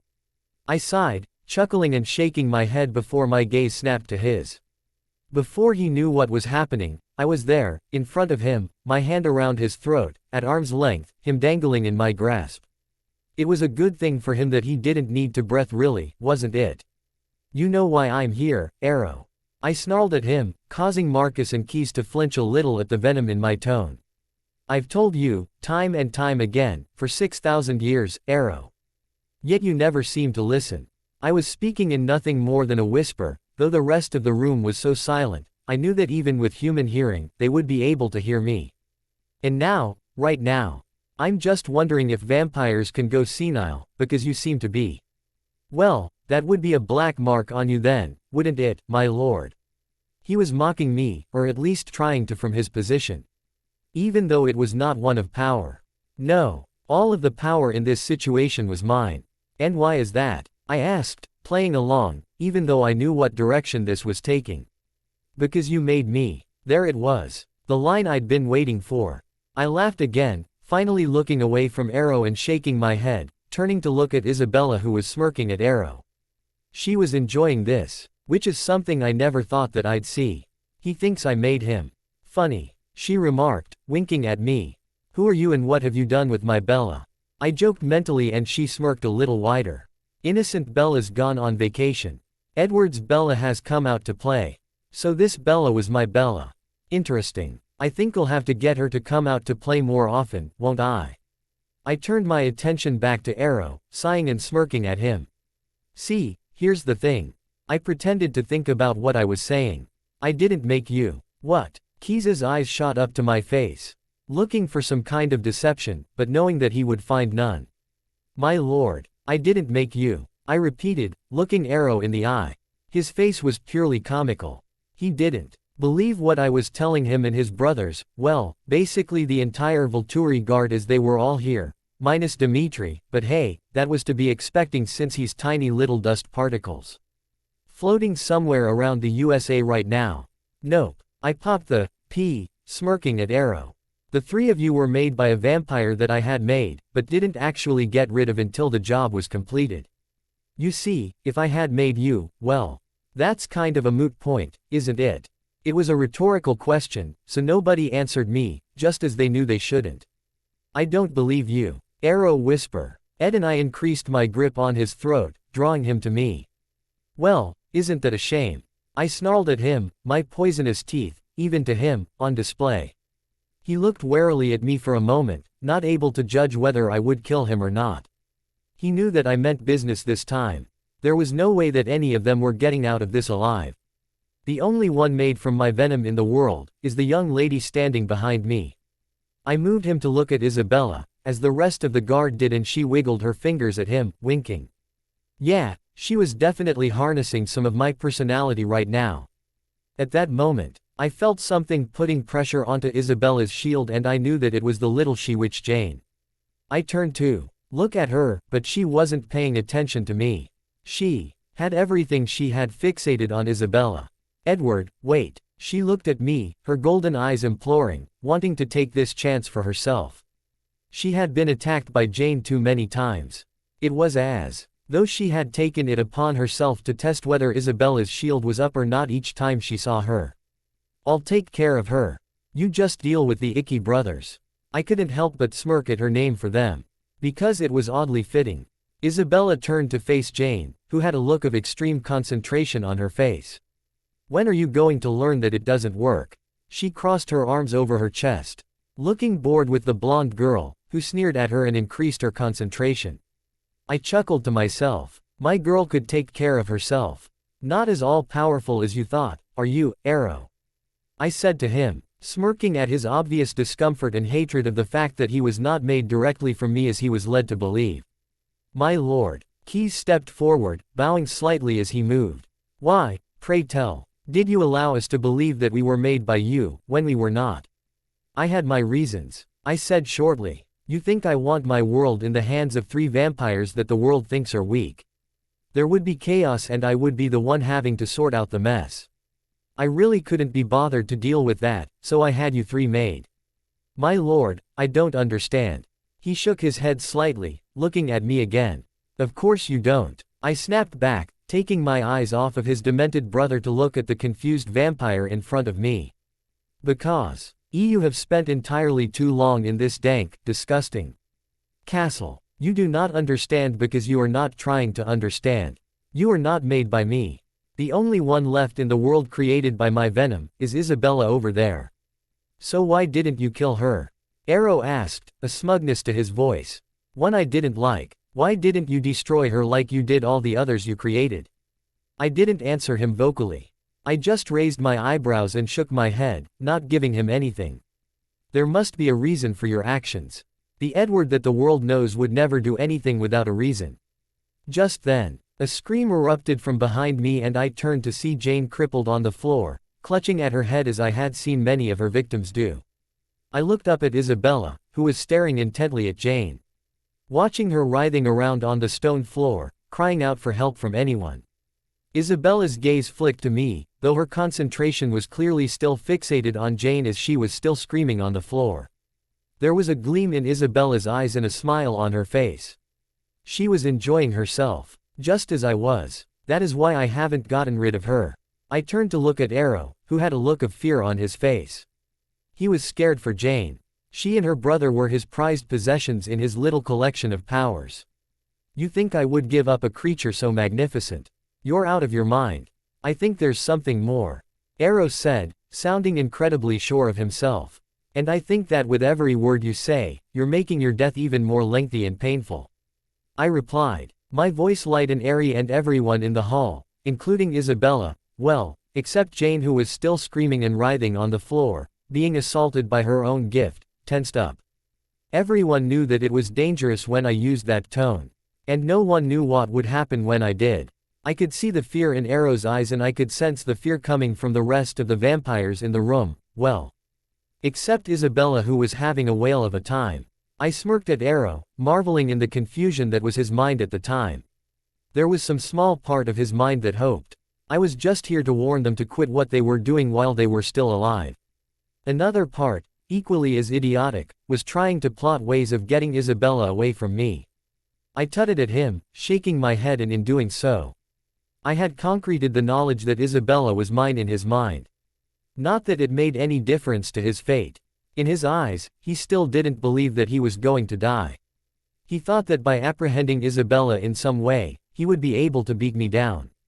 I wanted to laugh out loud from that thought. It was utterly hilarious. Marcus and Keyes, on the other hand, knew and had accepted that their time on this earth was over. That they would not be seeing another night as they were. Or at all. Arrow was still smirking, thinking that he would be able to use Isabella as leverage to get rid of me. But what he didn't realize was that Isabella had not only incapacitated Jane, who was still writhing in pain on the floor, but she had also turned Alec's gift around on him at the same time. My girl was learning. She had accessed Alec's gift at the same time as Jane's, and now she was using Arrow's best powers against their owners. No one had seemed to notice that Alec hadn't moved at all in a while. But then again, we vampire tend to sit still for unlimited time on end anyway, so I don't think anyone thought any differently. At least, not until Jane knocked him in her blinding pain and knocked him over. Now that was funny. And it caused a stir with the other vampires in the room. I couldn't help but smirk at Arrow as the light in his eyes as he thought of the two of them, dimmed. Not so confident now that your little devils are otherwise occupied, are we? I teased him and his lip curled in a snarl, though no noise escaped. Come on, piss me off even more. You know you want to. I don't need them. He sounded so sure of himself, and I was pretty sure that to anyone that wasn't a mind reader, he would have sounded confident, but the fact that the tenor of his thoughts and his actual thoughts themselves rang of nothing but panic, it kind of told me he had no contingency plan in place. He was now entertaining the idea that he might be seeing his last moments on this earth. Not quite. Arrow, I'm not done playing with you yet. Here's where you find out what happens to those who really piss me off. Without any warning, I pulled him to me, riposati. Wound my hand on his neck and sank my teeth into his paper-like skin. He cried out, obviously looking for help from anyone as my venom poured into his body, working quickly to paralyze him. There is no thing quick and simple about the death of a vampire through my venom. He knew that there was no escape for him now. Nothing but the long, slow burning of death through the very secretion he thought decreated him as it moved through the long dead veins of its own accord, puncturing his long dead heart. It was painful, so much more so than the initial burning. Because the venom flowing through the IR veins was not meant to heal and reshape as it was with humans. It was not supposed to renew and give new life. Its purpose was to destroy. It's as simple as that. And that's what it did. It paralyzed the vampire within minutes, keeping them from moving at all while it poisoned them, slowly, the burning even more intense than the burning of the change. He screamed as I dropped him, the eyes of other vampires in the room on me as I stood over Arrow, who was now staring up at me, his eyes wide and pleading. You should have listened to me, I stated, and I could tell that he wanted to say something. But my venom had frozen his vocal cords, not allowing him to make any noise at all. He was unable to move, the only movements coming from him being the shuddering vibrations as my venom destroyed the cells of living dead flesh. I looked over at Keys and Marcus, who were backing away from me as I looked at them. They knew what was coming. They knew that death was coming for them, and I also knew that they hoped it wouldn't be as painful or slow as Arrow's was. No, this time, the two of them had been the ones talking sense. They knew that it was a ridiculous idea to challenge me, and they knew that it would get them nowhere other than very, very dead. I would make their deaths quick and painless. Well, as painless as a vampire's death could be. Before anyone could react, Keys and Marcus were in pieces at my feet. The sound of shrieking metal still ringing in the air as the rest of the vampires in the room stared at me, shocked and terrified. Most of them didn't know what fear was. Not remembering having felt it as a human and not ever feeling it as a vampire, so the emotions they were feeling at the moment were overwhelming. And what could I say? I loved it. I loved the fear of the others in the room. I loved the uneasy expressions and the terrified body language. This was the kind of thing that I lived for. Well, it used to be. What I lived for now was standing there GHT next to Arrow as he slowly crumbled into nothing, well, not literally, smirking up at me. Was it possible that she was having the same feelings as me? Well, she did come from me, so it's possible. I raised a finger, indicating for her to come closer to me. And she did, slowly sauntering over to me, which reminded me more of the way Rosalie walked than Isabella. She was confident, and I was now wondering why I had ever worried about bringing her here with me. It was obvious she could take care of herself. I mean, Alex still hadn't moved and Jane was still letting out silent shrieks, writhing and panting on the ground. I guess she didn't like having her own little trick used against her. When Isabella reached me, I grabbed her hips, pulling her close to me, running my nose up and down her jaw. Now you may think that I was being a possessive bastard and showcasing what was mine, and yes, that might have been part of it, but the rest was purely because she was so beautiful, I couldn't take not touching her anymore. What with her jeans that hugged her like a second skin, or that low-cut sweater and the boots that I hadn't really even noticed her wearing. She was irresistible. I pulled her flush against my body, crashing my lips to hers as her hands gripped my biceps. I forced my tongue into her mouth, causing a low growl to emanate from her. Now she was the possessive one. I could hear the thoughts of the vampires around us, and some of them were not what you would expect from those who had just seen two of their masters ripped to pieces and one who was being slowly poisoned in front of them. I pulled away from her, running my nose up and down her jawline, causing her to moan slightly, and I was thankful for the control I had mastered over the millennia, even though that was hanging tenuously by a thread. It meant that I didn't claim her as mine here in front of the audience we had. "Love," I whispered into her ear, and she hummed in response, tilting her head back slightly. Quote, "The lighter you stole from Emmett before we left. Back left pocket," she whispered, and my hand immediately slid over her waist, down the swell of her hip, and I slipped my fingers into the pocket of her jeans. It shouldn't have been that erotic, but according to the emotions of the crowd watching us, it clearly was. Emmett had bought this lighter purely because he thought it was cool, obviously not realizing that it created the one thing that was most lethal to him. After me, of course. I had to admit, it fit Emmett well. Though I don't think he'd realized that Isabella had taken it. It seemed that she had known we would have use of it at some point, and I knew that had come from when she was thinking like I do. Sometimes, I think he mind just strays that way, anyway. Looking down at it, Isabella winked at me, knowing what I was going to do with it. It was silver, solid silver, mind you, with an ace of spades on it. I could see why Emmett would go for something like this. What I had gotten from the stories Isabella and Alice had told me through their minds, he was always a gambling man. Even when he was human, he said he could remember gambling, so it fit. I was sure that Isabella would buy him a new one, if Alice hadn't already. I flipped the lighter open, my eyes never straying from Isabella's as she bit her lip in anticipation. I lit the lighter, seeing the glow of the Florida.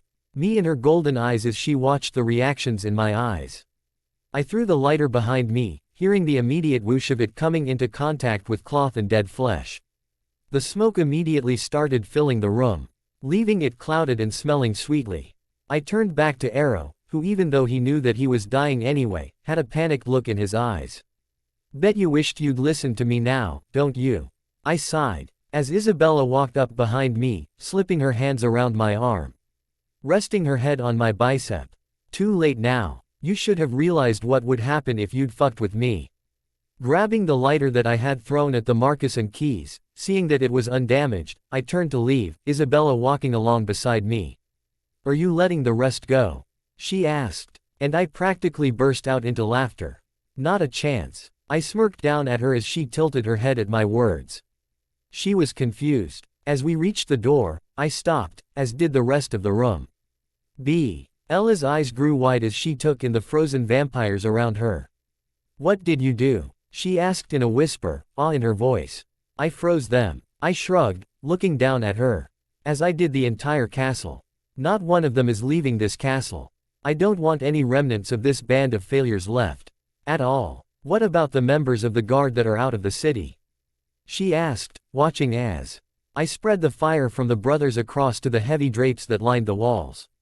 They wouldn't be able to escape now, as the fire spread quickly, sparks catching onto individuals' clothes, jarring them out of the freeze I had placed them in as they thrashed and hit out at the flames, trying to quell them, unable to before they spread too far. "The smell is too strong," Isabella complained, and I nodded, and we walked out of the room as the wood from the shattered doors caught. Turning around, I closed the doors, not bothered about the raging flames licking at my skin, and I turned back to Isob. Ella as we walked down the hallway to the screams of agony coming from the hall behind us. "Where are we going?" Isabella asked as I made my way below the castle. "There's an oil line that runs under the castle. It's in the deepest chamber. The area used as prisons for the humans," I explained, and Isabella stopped abruptly. "We can't leave them here." She sounded panicked, but I shook my head, trying to soothe her. "There aren't any here," I told her, placing a hand on her arm. "They needed to replenish their stock in the next day or so there are no humans here. Live ones anyway." She grimaced slightly and I shrugged. "Why do you need the oil line?" she asked, sounding confused. "Because, the oil line runs through the underground of the castle and actually runs through the castle floors. I don't know why or how they even had them installed, but they did. Maybe it was to keep the food warm in the winter. I don't know. But conveniently for me, this oil doesn't explode when it comes into contact with flame in small amounts. I looked at her and she seemed to catch on. So it'll spread throughout the castle. She finished and I nodded. Exactly. I smirked at her. But they have all law. RGER pooling of it in the center of the castle, which will go bang. It's like they set this up for you themselves. She chuckled, putting her hands on her hips. Yes, my dear. It is. I lit the lighter again, knowing that there was enough residue oil on the outside of the pipe to light it. And I was right. As soon as the flame from the lighter touched the pipe, it flew to life, the flame traveling both ways along the pipe. One leading outside towards the oil tanker a few miles outside of the city, which would make a nice bang in itself, and the other rushing its way up through the castle. I took Isabella's hand in my own, pulling her out of the castle and into the street below. There was enough smoke clouding the air from the vampires burning inside, that it blocked out a good portion of the sun. We could hear the screams of pain coming from the burning vampires as they tried to escape, but found their once impenetrable fortress of guards and powers burning to the ground. The humans couldn't hear them. But Isabella and I could. The humans thought that there was something else going on. Arson or something like that happening with their beloved castle. Police reports would conclude that there was something wrong with the oil piping, though nothing would be conclusive. I heard the bang as the flame reached the gathering of oil in the center of the castle, along with more screams. As they tried to free themselves from the burning. Not going to happen. The smell is burning my nose. Isabella said softly beside me. Shall we go? I looked down at her, smirking as I turned her around and through the crowd of appalled, terrified and disgusted onlookers as their beloved castle burned. I couldn't feel for any of the vampires in there though. They had brought it all on themselves, placing themselves on a pedestal above everyone else. And that was only their first mistake. Thinking that just because I had trusted them with the caretaking of my world, that it was theirs to govern as they wanted. That could not be farther from the truth. What are we going to do now? She asked quietly as we climbed into my Porsche and I started the engine. About what? I asked, making my way to the city entrance, which was filled with the hubbub of people as they fretted about their fucking castle. Though, when they saw that it was a car trying to get past them, they did move. Well, what can I say? Italians had more sense than Americans did. About the rule of our world. She said as though it was the most obvious thing in the world. I don't know. I shrugged, smirking to myself as the fire trucks made their way past, trying to get to the emergency. I had seen this all playing out. There were no survivors. Not that any of the humans knew that. All they would find is that stupid ring that Arrow used to wear, buried in a pile of ash, not knowing that said pile of ash used to be one of the most looked to vampires in the world. Word will spread quickly, so we can expect some form of rebellious behavior. Will they know it was you? She asked and I raised an eyebrow at her. Just me. I smirked at her and she bit her lip, playing coy with me. She knew that I loved it when she did that. Fine then. She sighed dramatically. Us. Will they know it was us? Yes. I smirked at her and she laughed, shaking her head. There would be no one else who could destroy the Volturi. That power was always in my hands and my hands only. Well, now it's in yours as well. Is that a good thing? She asked as I rolled the car to a stop. She looked at me confused, smiling as she leaned over the console. It's a very good thing. I muttered as her lips met mine eagerly. Somehow, complete and utter destruction always brought out the horny bastard in me. Yup, been around Isabella too much. She giggled, pulling away from me and flinging the car door open. You gotta catch me first. She giggled and with that she was gone. I growled slightly, shoving my own door open and chasing after her. She didn't get very far and I knew that she knew she wouldn't, but she didn't stop. I flung my arms around her waist and we both went crashing to the ground, on purpose of course. She landed on top of me, giggling slightly before she crashed her lips to mine eagerly, her tongue pushing its way into my mouth. And there was no way that I was going to argue. She growled slightly, deep in, low in her chest before she pulled away and smirked at me, her hand reaching between us as she ran her fingers up and down the erection that I didn't bother controlling this time. There was no need. We weren't around other people and I wanted her to know that she did this to me. I let out a growl, pulling her down to me, before flipping the two of us over so that I was now in control of the situation. She giggled before scraping her nails over the denim of my jeans, making me hiss. You really want to start this? I growled in her ear and she giggled again.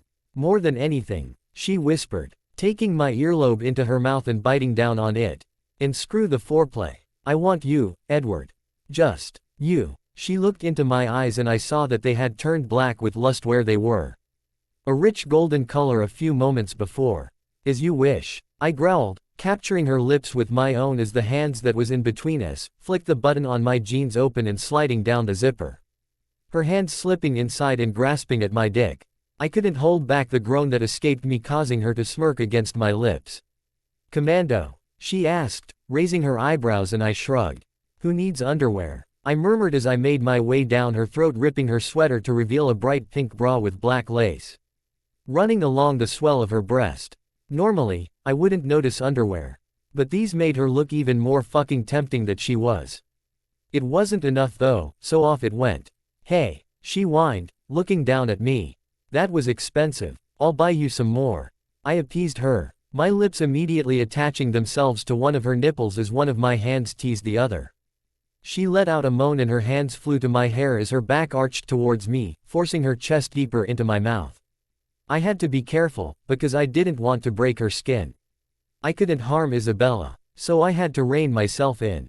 My hand slid down, popping open the button on her jeans as she hooked her legs around my waist, managing to slide mine down as she lifted her hips off of the ground, meaning I could discard her jeans. Not that I couldn't have done if she hadn't, but hey. I figured she'd like at least some clothes on. At least she was multi-talented. And fuck me, if she wasn't wearing matching panties to her bra. Like I said, normally I wouldn't notice, but with Isabella, she just blew my mind away. I looked up at her and saw her eyes boring into mine as I positioned myself at her entrance. I knew that she was a virgin, so this was going to be painful for her, even if she was a vampire. It just meant that her hymen was reinforced. Like the rest of her. She pulled me up to meet her lips, before she pulled away, gently nipping at my neck. Do it, she whispered, pulling me back to her. Letting out a small moan as I slid inside her, forcing myself through her barrier once I came to it. She wrapped her legs around me, forcing me deeper into her with each thrust I made. She continued her assault on my throat, gently biting down every few seconds. I swear, this woman was going to make me lose my mind. She was obviously feeling the post-destructive hormones just as I was. I wondered if that was something she had gotten from me, or if it had been within her the whole time, but she had never realized it before. Either way, now was not the time to be thinking about that. And my head knew that as well, because it immediately focused back on Bella. On her body's reactions to my movements, to the magnetic force that always seemed to surround the two of us. At its peak and driving me insane with want and need, because I did. I did need her. More than anything else I've ever had in my long life. If I never had anything else, I would have Isabella Marie Swan Cullen. Or whatever she wanted to be called. I felt her walls fluttering around me and I knew that she was close. I brushed my knuckles against her nipple and she groaned loudly, making me smirk against the skin of her neck. Her walls clamped down around me as her teeth forced their way through the skin of my neck, causing the most incredible pain versus pleasure mixture I had ever felt as I exploded inside of her. She stayed latched onto my neck as we both rode out our highs. When she detached her teeth from my neck, she looked down at me, smirking, and I couldn't help but chuckle and press my lips to her. I slid out of her slowly, not wanting to lose the contact, the magnetic pull that was constantly pulling us together, seeming slightly satiated and less intense than it had been before, and maybe this was what we needed to keep it from driving the two of us mad. I guess we really are mates now. She whispered against my lips, attacking them again before we sat up. She pouted at me and I chuckled softly. Now, love, I don't know about you, but I don't really want any humans going past and seeing my bare, sparkly ass. She bit her lip, grinning as I sat back, pulling my jeans on. But that does not mean I'm adverse to doing that again. Well, I hope not. She smiled, as she pulled up her own jeans, thankful that I hadn't destroyed them as well. I look forward to doing that again and again. And we will. I smirked at her, like I was going to let her get away after that. I ran my fingers over my neck as we stood up. You managed to break the skin. She smirked and winked at me. I'm impressed. Good. She pressed her lips to mine again before she clutched her sweater closed and darted off back to the car. Oh, yes, I could spend eternity living like this. Quite easily. I hope that that was enough to appease you guys. I mean, it might not be as long as some of my other chapters, but you got the destruction of the Volturi and the long-anticipated lemon you've all been requesting. There may be another one coming up soon, so hang on. It won't take as long for me to update next time, but like I said, I had to really get my ass in gear for this chapter. Maybe because the story's coming to an end. I don't want to update because it'll be over sooner. Might be part of it. Meh, I don't know. But what I do know is that I'd love it very much if you could head over to the Silent Tier Awards and vote for Eternally Damned. You know you want to. Link is on my profile, as is the link to the lighter used to destroy the Volturi. When in Venice. Too long. Too fucking long, I know. But, on the upside, Eternally Damned won. Ending worth waiting for, over at the Silent Tier Awards, so I'd like to thank all of you who voted for my story. Edward. Today had been a good day. Definitely a good day. Everything on my immediate list of things to do, don't judge me, there were only 2 things on it, had been done. 1. Destroy Volturi. Done. 2. Isabella. Done, done and done. The sun had long since set and we were strolling through Venice, something Isabella had wanted to do for a long time, apparently. I was discovering that I enjoyed finding out these little tidbits about her and what she wanted to do. I still found it unnerving. It seemed that the entire country was in an uproar about the catastrophe that had happened in Volterra. We had had an old couple, well, they looked old. It didn't matter that both Isabella and I were older than the both of them, rush up to us and tell us what had happened, panicked looks on their faces before they ran on to tell others. We had both laughed. According to the humans, the pipe that ran underneath the castle had burst unexpectedly, sparking and starting the fire. I couldn't help but roll my eyes at the dim-witted fables humans came up with nowadays. Isabella just found it amusing that it just so happened to be St. Marcus Day. Holiday in Volterra. I've said it before and I don't think I'll ever stop saying it, stupid humans. Question. Isabella sidestepped a little next to me, causing me to look down at her as she raised an eyebrow at me. I smirked at her, silently telling her to proceed, and she giggled. Normally, that was a sound I absolutely abhorred, but I couldn't seem to hate anything she did. The St. Marcus that they were celebrating or whatever it was they were doing in Volterra. That's not a question, but yes. Quote. I raised an eyebrow and she pouted at me, her expression letting me know she was not amused. I was getting to my question. She shot back, grinning at me. Is that or really was that the Marcus of the Volturi? It was indeed. I nodded. How did that happen? She looked and sounded confused. Well, the story goes that he banished all the vampires from Volterra on this day thousands of years ago. I put on an eerie voice and she giggled again. Just goes to show that no matter where you go in the world, if there's one person that can convince you he's better than everyone else, they'll believe it, whether he's human or not. She hummed in response and fell silent, her brow furrowing slightly, causing a line to appear on her forehead. What's the matter? Nothing. She sighed, resting her head on my shoulder as we wandered aimlessly around the city. You miss your family. It wasn't a question. How did you know? She looked up at me and I stopped, turning to face her and pulling her into me. Bella. I sighed gently, wrapping my arms around her. I feel what you feel, remember? She looked away from me, slightly sheepish, and I knew that had she the ability, she would be blushing. Though she had started to gain the ability to surprise me, which I hated, there were certain things that she was predictable on. Being embarrassed was one of them. I pressed my lips to hers gently and she sighed, parting her lips and allowing my tongue into her mouth. Apparently, my venom was not poisonous to those created directly from it. Well, not having tested the theory before, it hadn't ever crossed my mind. But apparently, she did retain the ability to mark me, as I now had a crescent-shaped reminder of our first time together completely at the base of my neck. Not that I minded, it coming from Isabella. A rogue thought from one that wasn't human strayed into my mind and I broke the kiss, my head snapping towards where it was coming from. It wasn't as though I was oblivious to the fact that there were vampires in Venice. What with the city being so close to Volterra, it was only natural that vampires would congregate here too.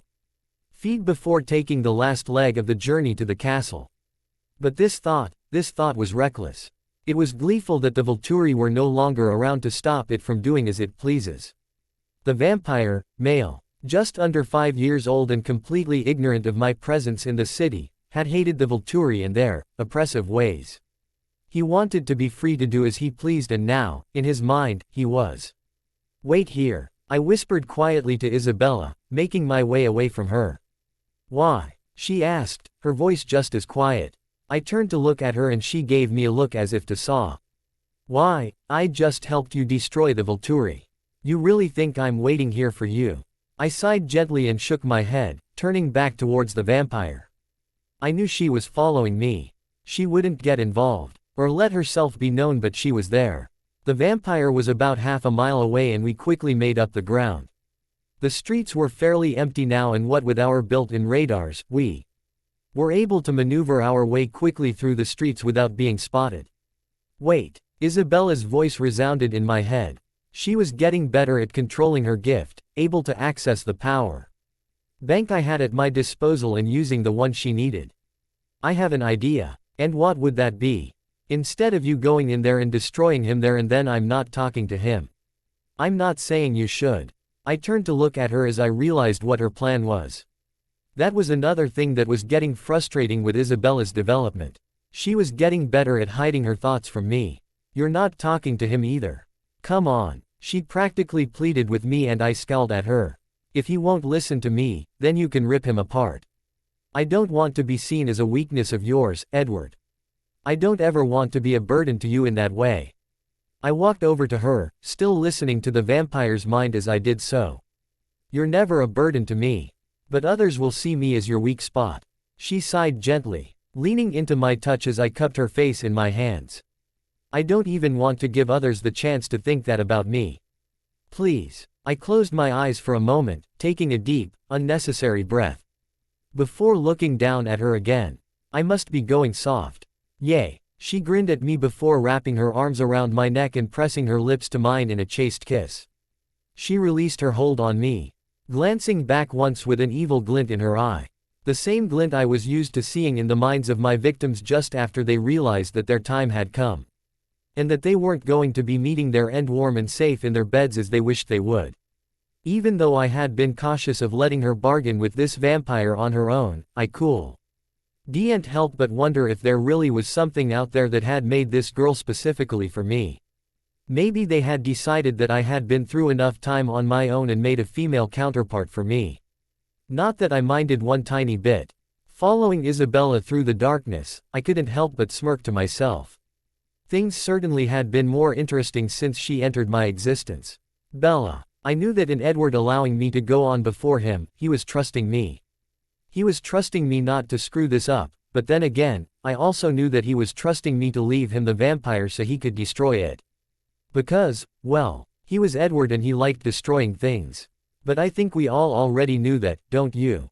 As I rounded the corner, I found the vampire Edward and I had locked on to. I had heard it only moments after he had and knew why he was interested in him. He was feeding on a girl and from what I could gather, she was his fourth of the evening. He hadn't even disposed of the bodies properly, leaving them in the street for anyone to find. Thankfully, none of them were changing. He had drained them all. He noticed my approach and grinned at me as I walked over to him. "Hello, beautiful." He had a thick accent. Not Italian. It sounded Baltic, maybe Eastern European. "Come to join my feast?" "No." I shook my head, stopping in front of him, hooking my thumbs through my front belt loops. "And if I were you, I'd stop right now." "Why?" He laughed, dropping the now dead girl. You could tell that she was pretty. Long, dark hair splaying across her face and fanning out underneath her slender figure accentuated by her tight jeans, high boots and flowing top.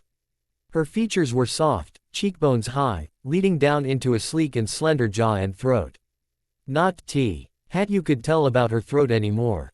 All that was left of it was haggard muscle and sinew. I could see a trace of white, indicating that he had bitten all the way through to her spine, mostly. Kelly enjoying her screams of terror and pain. "Haven't you heard? The Volturi is gone. We have no reason to hide anymore." Now that they are gone, we can finally take our place at the top of the food chain, above these wretched humans. Just because the Volturi is gone, it doesn't mean we can automatically do what we want. I told him, my voice light and airy as though this wasn't a conversation that might lead to his death. There's no one to stop us. He retorted, looking mighty pleased with himself. He stepped over the girl and started walking towards me slowly as though I was one of the girls he seemed to delight in feeding off of. There's no one to stop me. Wanna bet? I cocked my head to the side and he stopped, his brow furrowing in confusion. You must not be aware of the fact that the one who made the Volturi is the one that made the law. And that he is still very much alive, as it were. Who? Edward. He scoffed, chuckling slightly. He walked up to me, stopping directly in front of me. I could smell the reek of human blood on his breath and his clothes. It emanated from him. I know Edward fed off of human blood, but he didn't gorge himself as this vampire had done tonight. He only took as much as was necessary and he never came back to me smelling of it. This was just gross. Now, you need to realize that he is just a bad story made up to scare newborn vampires. And it looks like you fell for it. Quote. I tilted my head to the side and smiled sweetly up at him, opening my eyes wide, loving the fact that his were zoning in on the pale amber of my irises. Listen, dickwad, I'm over 100 years old. I looked around and lowered my voice to a stage whisper even though I knew exactly where Edward was. This guy didn't, and that was the whole point. And between us, Edward is real. Believe me, he is real. I managed to add a seductive tone to my voice and the vampire's eyes shot up, almost disappearing into his hairline as he saw my smirk, portraying exactly what I wanted it to. And, you, unfortunately are going to be finding that out, the hard way. I turned around so I was no longer facing the vampire, but sideways to him as we both eared the slow footsteps, louder than necessary, but hey, what can I say? My man loves the dramatics, approaching us. I couldn't hold in the smile as he stepped out of the alleyway a mere 20 feet away from us. Though the vampire still didn't believe that Edward was real, thinking that he was only something the Volturi had cooked up to keep the race in line, he knew that Edward was something to fear. He knew he was powerful. Edward's smirk was dangerous and dark as he approached, slipping an arm around my waist as he stopped, tilting his head as he examined the now quaking vampire in front of us. Did you hear what he said? I asked Edward, keeping up my innocent act, which he loved, by the way, interlinking my fingers as my arms wrapped around his waist as I looked up him. He thinks you're not real. Well, we'll have to rectify that, won't we? The growl that rumbled through his chest was deep, guttural and feral. And I loved it. He looked down at me and I grinned up at him. I know there's something you've been wondering for a while now, love. He looked back up at the vampire, grabbing him around the throat and pulling him towards us again, his deep ruby eyes radiating age and power. Can vampires go insane? He whispered evilly, more to the doomed vampire than to me. He was right. I had been wondering that, because it seemed that Arrow had been close to going insane. Seems that Edward was going to provide the answer now. Let's see, shall we? He smirked down at me and I grinned up at him, turning to look back at the vampire. I felt Edward doing something with his mind. So I let down the shields around my own, gently expanding my own consciousness and intertwining it with his. Edward saw it. I had been learning fast, and I knew that it was surprising him. He was proud of me, though. As I felt my mind connecting with Edward's, I was hit with a cacophony of images that nearly knocked me flat. As I stood there, I was getting glimpses of Edward through other people's eyes. Through the eyes of other vampires, through the eyes of humans, and I dare say it, I was getting glimpses of the world through Edward's eyes. What was he doing? After a minute or so, he dropped the vampire, who crumbled to the ground. Now I had never seen that happen before. Even with James and Victoria, they had at least gone down fighting. This guy was sat on the floor, his head twitching all over the place. His eyes completely void of anything whatsoever. What did you do? I asked Edward and he smirked. Just bombarded him with the consciousness of every creature I've ever touched. He smirked and I couldn't help but smile and shake my head. Trust him. Seems he's reacted in the same way as a human with information overload. He's gone into shock. Guess the vampire mind isn't as infinite as we've been led to believe. Except for yours, that is.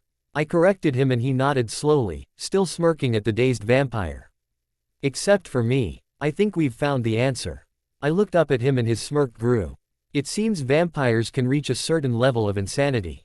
Too bad we won't be able to study him, huh?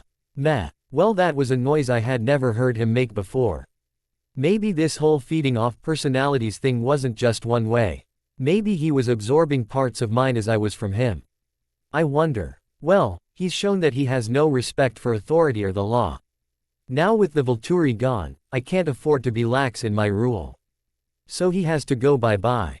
I nodded, stepping away from Edward while he did his thing. I made my way over to the girl, kneeling down beside her. I noticed that she had an engagement ring on her finger, the diamond glinting in the faint light of the back alley we were currently located in, and I couldn't help but feel for the poor man she was leaving behind. I picked up her purse, opening it as I heard the metallic shredding of vampire flesh coming from behind me, knowing Edward was in his element yet again. But I couldn't find it in myself to care about the vampire Edward was making an example of as I pulled out a small booklet and opening it. I knew that if I still had the ability I would have burst into tears at what I was holding in my hand. It was a scanned picture of a baby. What's the matter, love? Edward came up behind me, kneeling down beside me and the dead girl, wrapping an arm around my shoulders. He smelled of the sweet smoke that was the telltale sign of a burning vampire, and I knew that there would be humans around soon, investigating what caused the fire. She was pregnant, I whispered, showing him the photograph. Not that it really matters to you, but hey. He pressed a finger to my lips. I might be a monster, but I don't believe in killing those with child. Really? I couldn't help but be a little shocked at this admission.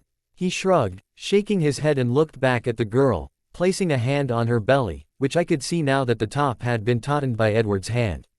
I don't know what it was, but the way he looked at the woman made me think that there was something more beneath the surface here. Something deep in his past. Maybe even way back when he was human. If you're in the right mind, it's easy to tell when a woman is pregnant. She smells different. Other than my crazed newborn year, when I just didn't know what the hell was going on, I have never fed on a pregnant woman. Do you think it could be that we're unable to have children? I asked him, leaning into his side. Maybe there's something inside your head allowing the human race to carry on. Not letting you hinder it in any way. Maybe. He sighed, still looking at the woman. I don't know. I hate to leave her here. I sighed, looking at the scanned picture again. Is there an way we can give her back to her family? I mean, so they're not worried about her. He looked down at me, a small smile on his face as he looked back at the woman, taking his hand off of her stomach and brushing the hair on her neck aside. I hadn't noticed that the vampire hadn't only mauled her neck, but her shoulder and the top of her arm as well. Monster. I breathed, as Edward sighed. We're everywhere. He looked around, listening, just as I was. Humans were starting to notice the smoke coming from back here, and I knew that if we didn't move now, we would be seen. Please, Edward, I whispered again, placing the picture back in her purse. I don't want to leave her here. All right. He pressed his lips to my hair, standing up, lifting up the woman at the same time. You really are turning me soft. We left the back street quickly and silently, leaving the woman in a darkened area of a main street where we knew she would be found sooner rather than later. What do you think will happen to her? I asked as we walked away, slowly. She'll be found. He wrapped an arm around my waist, pulling me to him, closely. It doesn't look like she was attacked by anything other than an animal, so it'll most likely be put down to a rabid dog or something like that. Okay. I mumbled to myself. Edward. He hummed in response, looking down at me. Thank you. That's all right, love. No. I shook my head, stopping the both of us before I wrapped my arms around his neck. You didn't have to do something like that. I know it was probably silly to you to do that, but you did it anyway, and well. Love, if it's important to you, then it's important to me. He said softly, pressing his lips into my hair. It was in that moment that I truly understood that he would do anything for me. Just as I would do anything for him. Edward. Isabella hadn't been far off when she said that it must have seemed silly to put that woman in a more noticeable place, but there was something different about it. I had been telling the truth when I had said that I had never fed off of a woman with child. Yes, I was a monster, but I valued the life I no longer had. If a woman was with child, that Meant that it wasn't just her she was nurturing and that had always sparked something in me. I knew that Isabella had caught on, but she didn't know the reason behind my preservation of pregnant women. I would tell her at some point. But seeing her reaction towards the dead woman, I wasn't sure it was a good idea. "What's up?" Isabella's gentle voice broke me out of my musings as we crossed the Atlantic back to America. I had some business to take care of and she missed her family, so we would get both things done at the same time. Considering the man I needed to see, or rather threaten, was in Seattle. It wouldn't take long, but it would give Isabella the much-needed time she desired. It had been 3 months since we'd left Forks, and though they had probably had a blow-by-blow account from Alice, she wanted to tell them about where we had been, what we had been doing. Yes, I had indulged the 17-year-old in Isabella and taken her to all the tourist spots she wanted to go to. "What do you mean?" I looked over at her and she gave me a, "Don't try it," look. She had gotten extremely adept at reading me while we had been away, and though I knew how to read her better than anyone else on the planet, it unnerved me. "You've been acting odd for a while now." She made her way over to me, planting herself in her lap, which was pretty much her permanent residence right now. "And I keep getting flashes of the woman in Italy." She looked down at me with her deep golden eyes. Neither of us had changed our diets, and I knew that we would be together for an eternity and neither of us would relent. "That hit you pretty hard, didn't it?" "It just brought back some memories that I didn't want to relive, that's all." "Back you were human." It wasn't a question and I nodded. "Tell me." "Bella, I don't think that I can handle it," she finished, raising her eyebrows at me. "I've seen you maim and destroy vampires, set buildings on fire, and I know what you've done in previous centuries. Let me in. I don't know about when you were human. You knew me when I was human." Trade a little. I couldn't help but chuckle at her logic. "What was it that got to you, huh? What was it that got to the invincible Edward? First off, stop it." She sat up slightly, pouting at me, and I chuckled lightly. "It's a mix of things that happened back then." "All right." I sighed gently, "but you can't interrupt me." She nodded quickly, her arms settling around my neck again as she rested her head on my shoulder. "You're right, it was when I was human. You say that I knew you when you were human and you want to know me. But you have to remember, things were very different when in my time.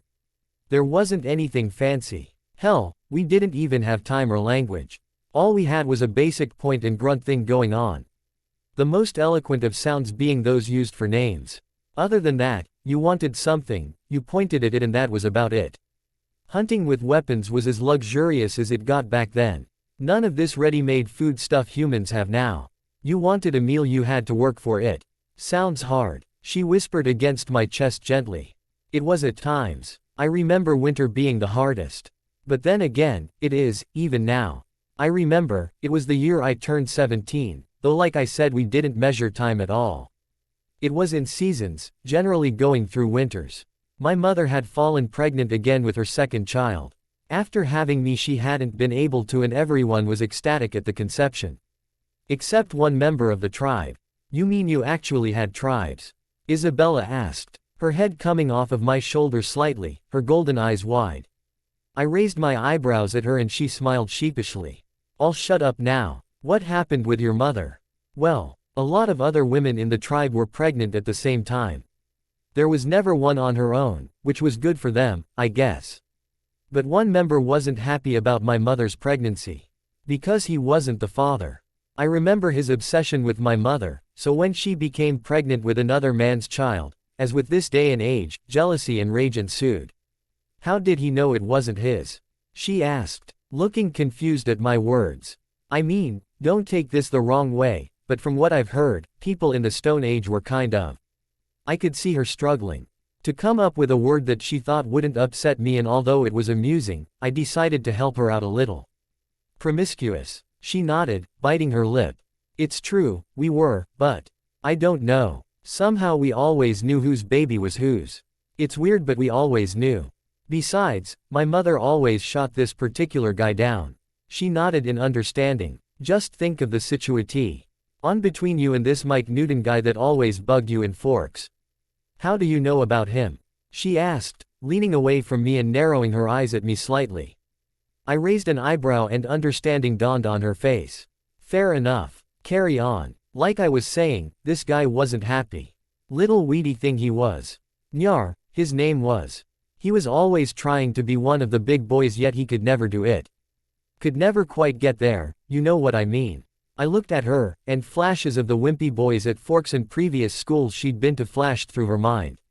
Exactly. He knew that he'd never be able to get back at the one who got my mother pregnant, so he took his jealousy and rage out on her instead. He hurt her. He killed her. I sighed, hearing her gasp in shock. He didn't care that she was dead. She shouldn't have been pregnant with another male's child, in his eyes. Completely forgetting that she already had me. But then again, I was big enough to fight back. So he didn't want to bother with me. What if he'd been bigger? She asked, looking worried. Then he probably would have come after me, not my mother, knowing that it would kill her to lose me. We might have been classed as savages by you people, but there was nothing more important to us than family. She giggled lightly when I said, you people, knowing that I meant modern people viewed the Stone Age as savages. Without really knowing the dynamics of the time. But he wasn't. He was unimpressive and small. He knew that I would best him in a fight, and I would have done if I'd been allowed to. But he disappeared that night. I guess that kind of thing happened all the time, huh? She sounded sad and looked confused when I shook my head. No, it didn't. Surprising, I know, but it didn't. Taking the life of a member of the tribe was punishable by death, naturally, but the taking of a life of a pregnant woman. You lost your soul. It must have been really hard for you. She ran her fingers through my hair gently, comforting a hurt I never had a chance to feel. Being without your mother. No. I shook my head and I knew that I had her confused. It was the night she died that I went out and got turned into this. I gestured to myself. I was just so full of emotions I didn't understand. They warned me not to leave the safety of the camp, but I didn't listen. I went off on my own and didn't come back human. How did they warn you? How do you think? I looked up at her and she giggled lightly with the oddly accurate images running through her mind. Had happened to the guy who killed your mother. Her tone was wistful, as though she would have loved to meet my mother someday and was only now realizing that she never would. Apart from the fact that my mother would have been dead for millennia even if she had had the baby. I ate him. I shrugged and she chuckled lightly. I ate everyone. I know that. She sighed, looking into my eyes, making me feel the way only she could. What I mean was, did they find him before you did? I know you meant that. I grinned at her and she slapped my arm. Yes, they did. They found him when I was still BURNING, and he was to be put on some form of trial in front of what would be known nowadays as the High Priestess. You didn't have a name for her. She raised an eyebrow. Oh, we did. Her other eyebrow raised as she waited to hear it. Not wanting to disappoint, I pointed aimlessly and told her. Now that got a laugh out of her. Seriously. I believe you. She giggled, sighing wistfully at me. Let me guess, no trial. No. I shook my head. One trial in front of the entire tribe plus one crazed newborn vampire, who had no clue what was going on, and you're not going to have a happy ending. Massacre. Think natural disaster meets terrorist attack.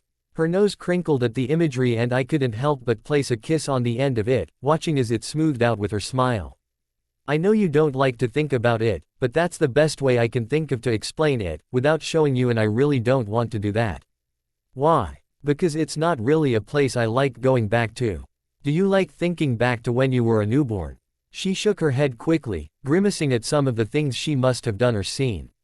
I knew that she had killed a fair few humans whilst in her first year. But it was nothing compared to the devastation I caused, and she knew this. It wasn't until I had ended the life of the last person of the tribe that I realized that chaos I had caused. When I looked down at the woman in my arms, I knew that I was a monster. She was pregnant. I nodded, taking a deep breath, wondering how Bella was going to take the next part to the story. Yeah, she was. That's why you don't feed off of pregnant women. I shook my head, not meeting her gaze, feeling slightly ashamed of what I was about to admit. Shame was never something I had ever had to deal with before. It just wasn't me. What then? The baby was mine, I whispered, and she stiffened slightly. Oh, Edward. She pressed her lips to my throat, lovingly, wanting to take away pain I had never let myself feel. I wasn't going to start now. We spent the remainder of the flight over the US in silence, holding each other. I closed my eyes, clearing my head of everything I had told her, and I wondered what was going on through her head. I wouldn't pry, because I knew that she needed her privacy. Would she be able to stick by me now that she knew I had murdered my own child? Only time will tell, I guess. Lots of info this chapter. It was difficult for me to write this chapter, because I know what's happening in the next few, but I had no idea how to get there. For those of you asking, this story is not yet finished, nor will it be going on hiatus anytime soon. Just a bit of writer's block, that's all. Here it is. Hope you enjoy. Leave me a review. Alice. I know, it's been too long. Blame Edward. I do. Alice. As Edward and Bella disappeared through the front door to the house, I had to physically stop myself from doing a disappearing act myself. In my pocket, BURNING, a hole with the knowledge of its presence, was everything I had ever wanted to know about my past. I knew Edward had seen everything that had ever happened to me. That was how Arrow's power worked, ergo Edward's worked the same. That meant he knew who I was and where I had come from. And something deep in the crevices of my mind, I knew and trusted that he wouldn't keep anything from me. I had to trust that he wouldn't. He was the only link I had to my past. Jasper raised an eyebrow at me, clearly sensing the excitement and agitation running through me at the moment. I shook my head, sighing. I didn't want his aid in dampening my emotions. He looked, for a moment, as though he was going to disregard my request, but thought better of it, turning back to face the Denali clan as they stood in the wake of Edward. It occurred to me then that only a few seconds had passed since the two of them disappeared through the door. It felt like hours had passed to me. But then again, being living marble, that amount of time could have passed without us realizing or moving. I quickly bid the Denalis farewell, letting them know that I had something I had to take care of. It was true. I had my past to rediscover. I slipped out of the back door, shaking my head at Jasper.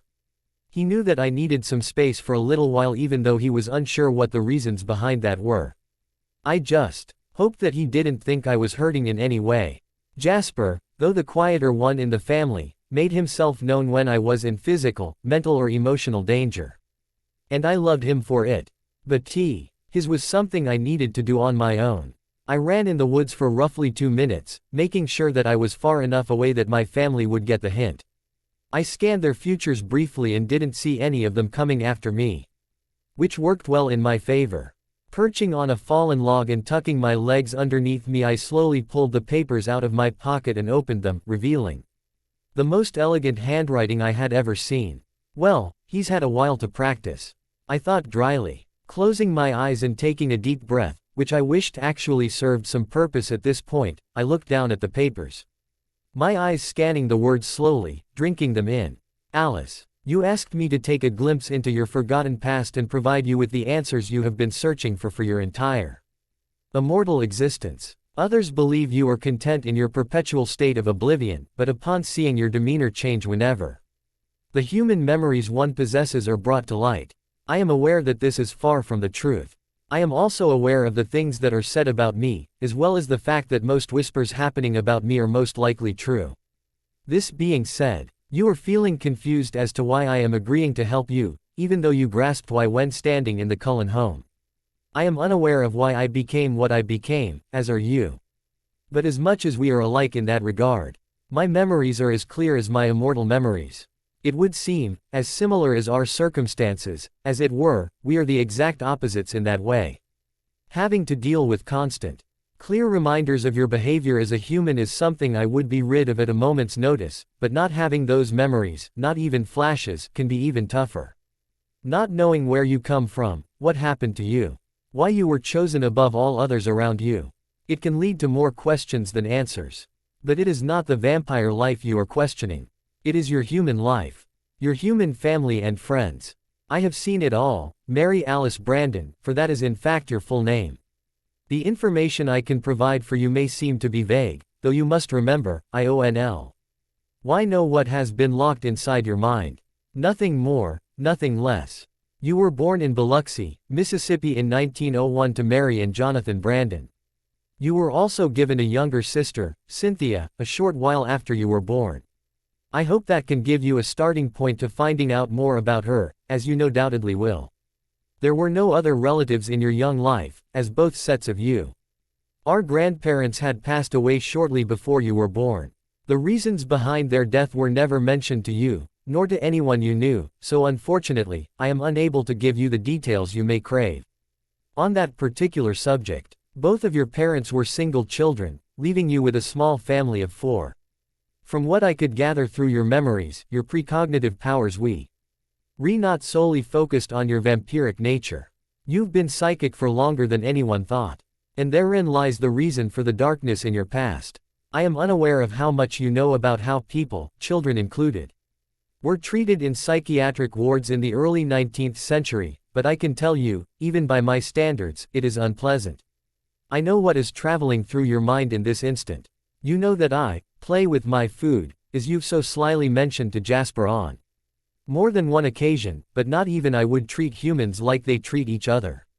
I am assuming you Avenue already guessed where I am going with this, and yes, you were placed in a psychiatric asylum, as they were called then.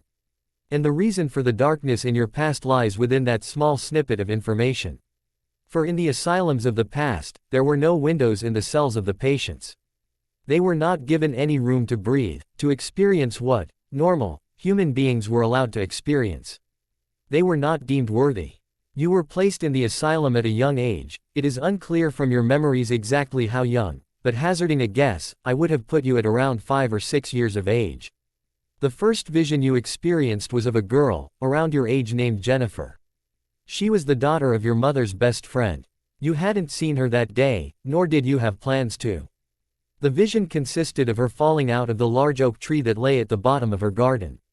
Her father had expressly forbidden her to climb it, but of course, being a child, she disobeyed him.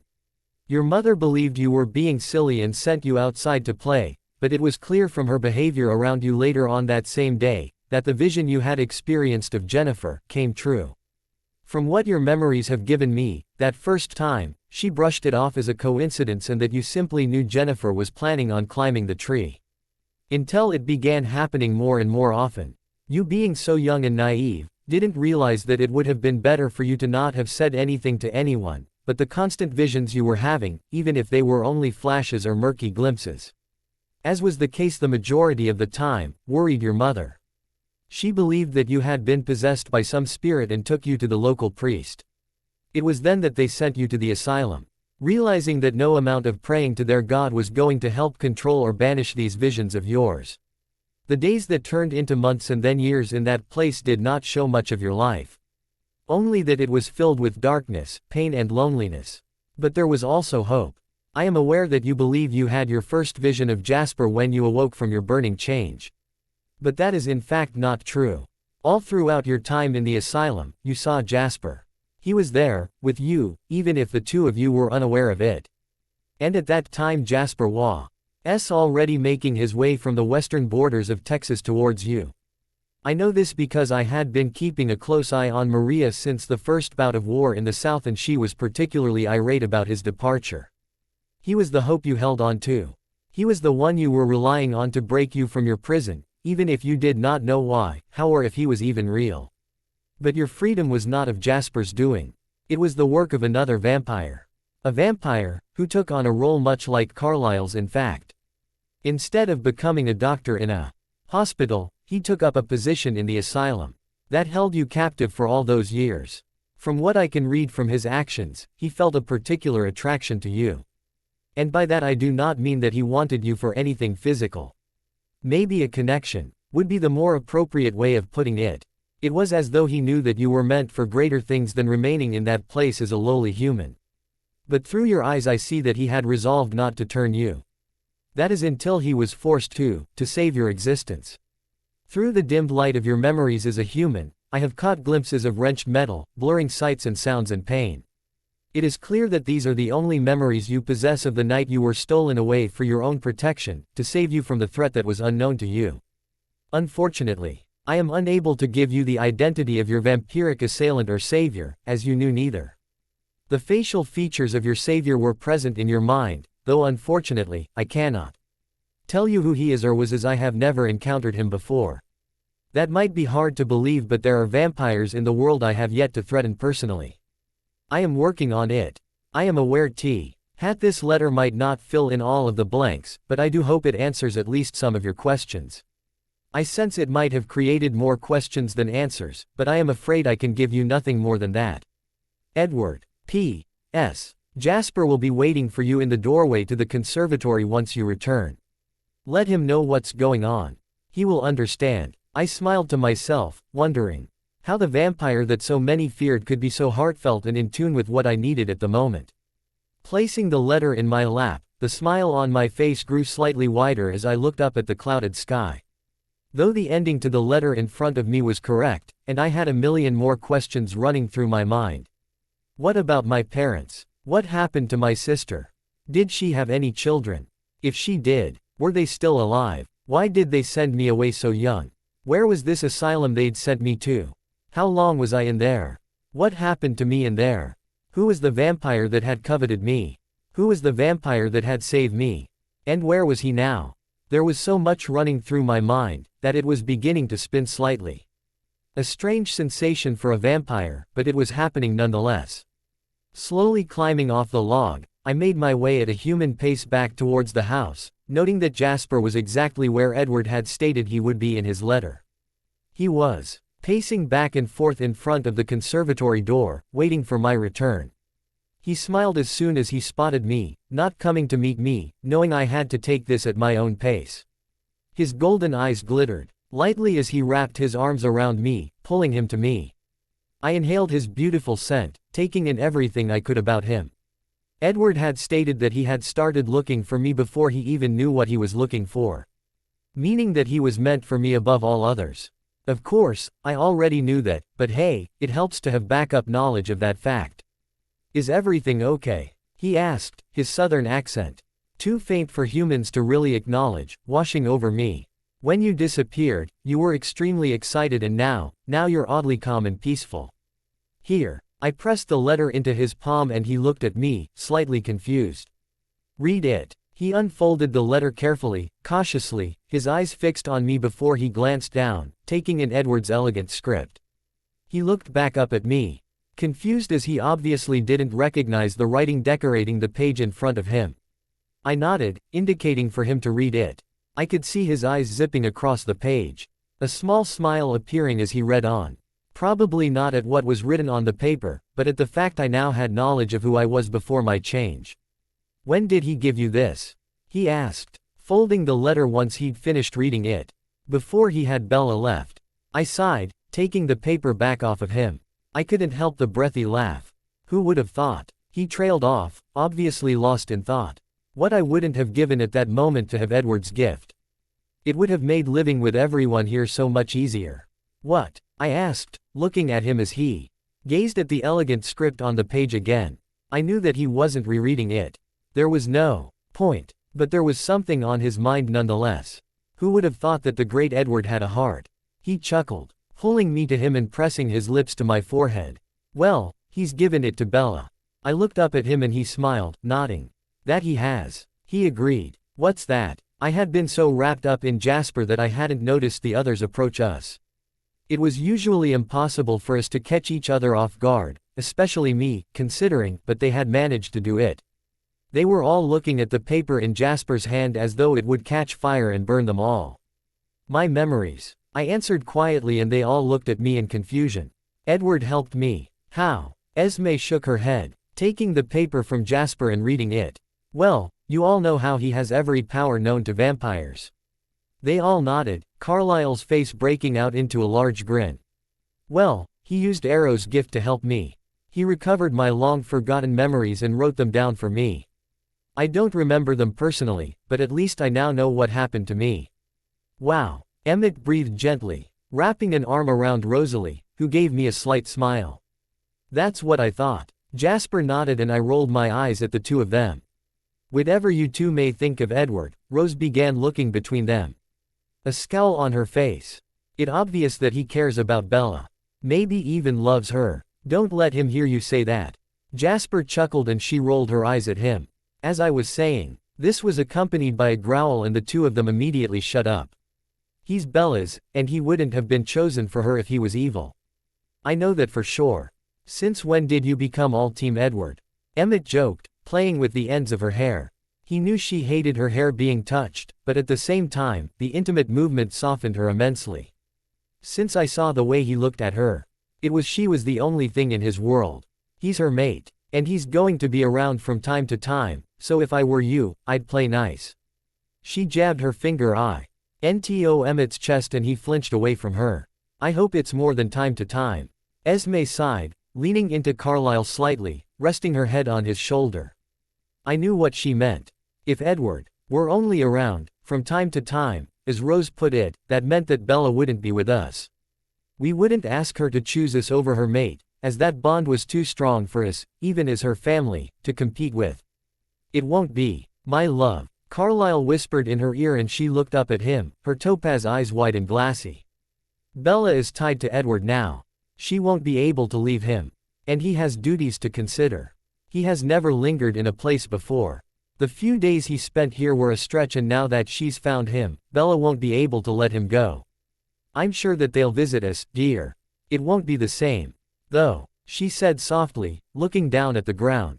My still heart ached for Esme in this moment. It was clear that she'd been hoping she had gained another surrogate child in Edward, but realistically, we all knew that would never happen. But the mother in her couldn't help but hope. Instead, she'd lost a child. Bella wouldn't be anywhere without Edward anymore. She wouldn't be separate from him for too long now that they had found each other. Something told me that he wouldn't physically allow it. Bella would be traveling around the world with Edward, possibly for eternity. And not even I could see when they'd be making an appearance in our lives again. I know, not what you were expecting, but people have been asking about what was in the letter Edward left for Alice and what happened in the Cullen house after the two of them left. Edward and Bella will be back next chapter. One of the authors on this site has set up a petition, asking readers and authors alike to sign to stop fanfiction from deleting mature stories and set up an NC-17 rating. I think that this is a good idea, considering that most of the stories on here are of a mature rating. And I would hate to see any of them pulled. What FF is doing by doing this is stifling the freedom of speech that we all have. So click on this link, I'm also putting it on my profile, and sign her petition. Fanfiction. Net S 5,734,048/1 petition. Also, really quickly I have a couple of stories I want to get out there. Go read them all. Clipped Wings Inked Armor by Hunter Hunting. Haunted by her past, Bella is broken and alone. Starting over, can she let go of the guilt that consumes her when she meets a beautiful tattoo artist, or will his own personal demons destroy them first? Rated M for Language and Lemons. OOC, this story owns me seriously. How to Save a Life by Unholy. Obsession, remove spaces. Either side of Bella, Edward, Alice Crew. What's going on with Bella's new best friend's older brother, Edward? What exactly happened in his past that has turned the former golden boy into a shadow of himself? This story is one of the only ones that makes me bawl my eyes out on a regular basis. It's unbelievable. Go read. Now and have some tissues nearby. You're gonna need 'em. Edward and Bella belong together. I know it's not a story, but the work this woman posts is incredible. I can't just give you one of her stories because I love them all. Go read them all. Geekword's up next. His chapter's nearly done. Returning. I know it's been like 2 months since I updated, but here's another chapter for you. There isn't too much of this story left to go, so we're definitely coming to the end. You can also blame Mrs. Meyer for the lack of updates as well. Who the hell needs 170 balloons anyway? Being a bit greedy, don't you think? Bella. Things went quiet after Edward's admission on the plane. Not that I could blame him. It was clear that not another soul knew about the child Edward might have had back then. Had he not been turned. I felt bad for him and for his unborn child, but I knew that was a gut reaction. The same reaction everyone has when they hear of something catastrophic happening to the one they love. But another part, the part that felt ashamed at myself, didn't feel bad. I didn't feel bad because if he hadn't been turned by whatever force it was that decided to take his life and mold it into what he was now, I wouldn't have him. He would have died all those thousands of years ago and the vampire race wouldn't have been created. And I wouldn't have been able to spend eternity with the man I love. Does that make me a horrible creature? Quite possibly. But it wasn't as though I had to worry about going to hell anymore, as I'd always done. Nothing G would ever get near enough to me to threaten me in that way.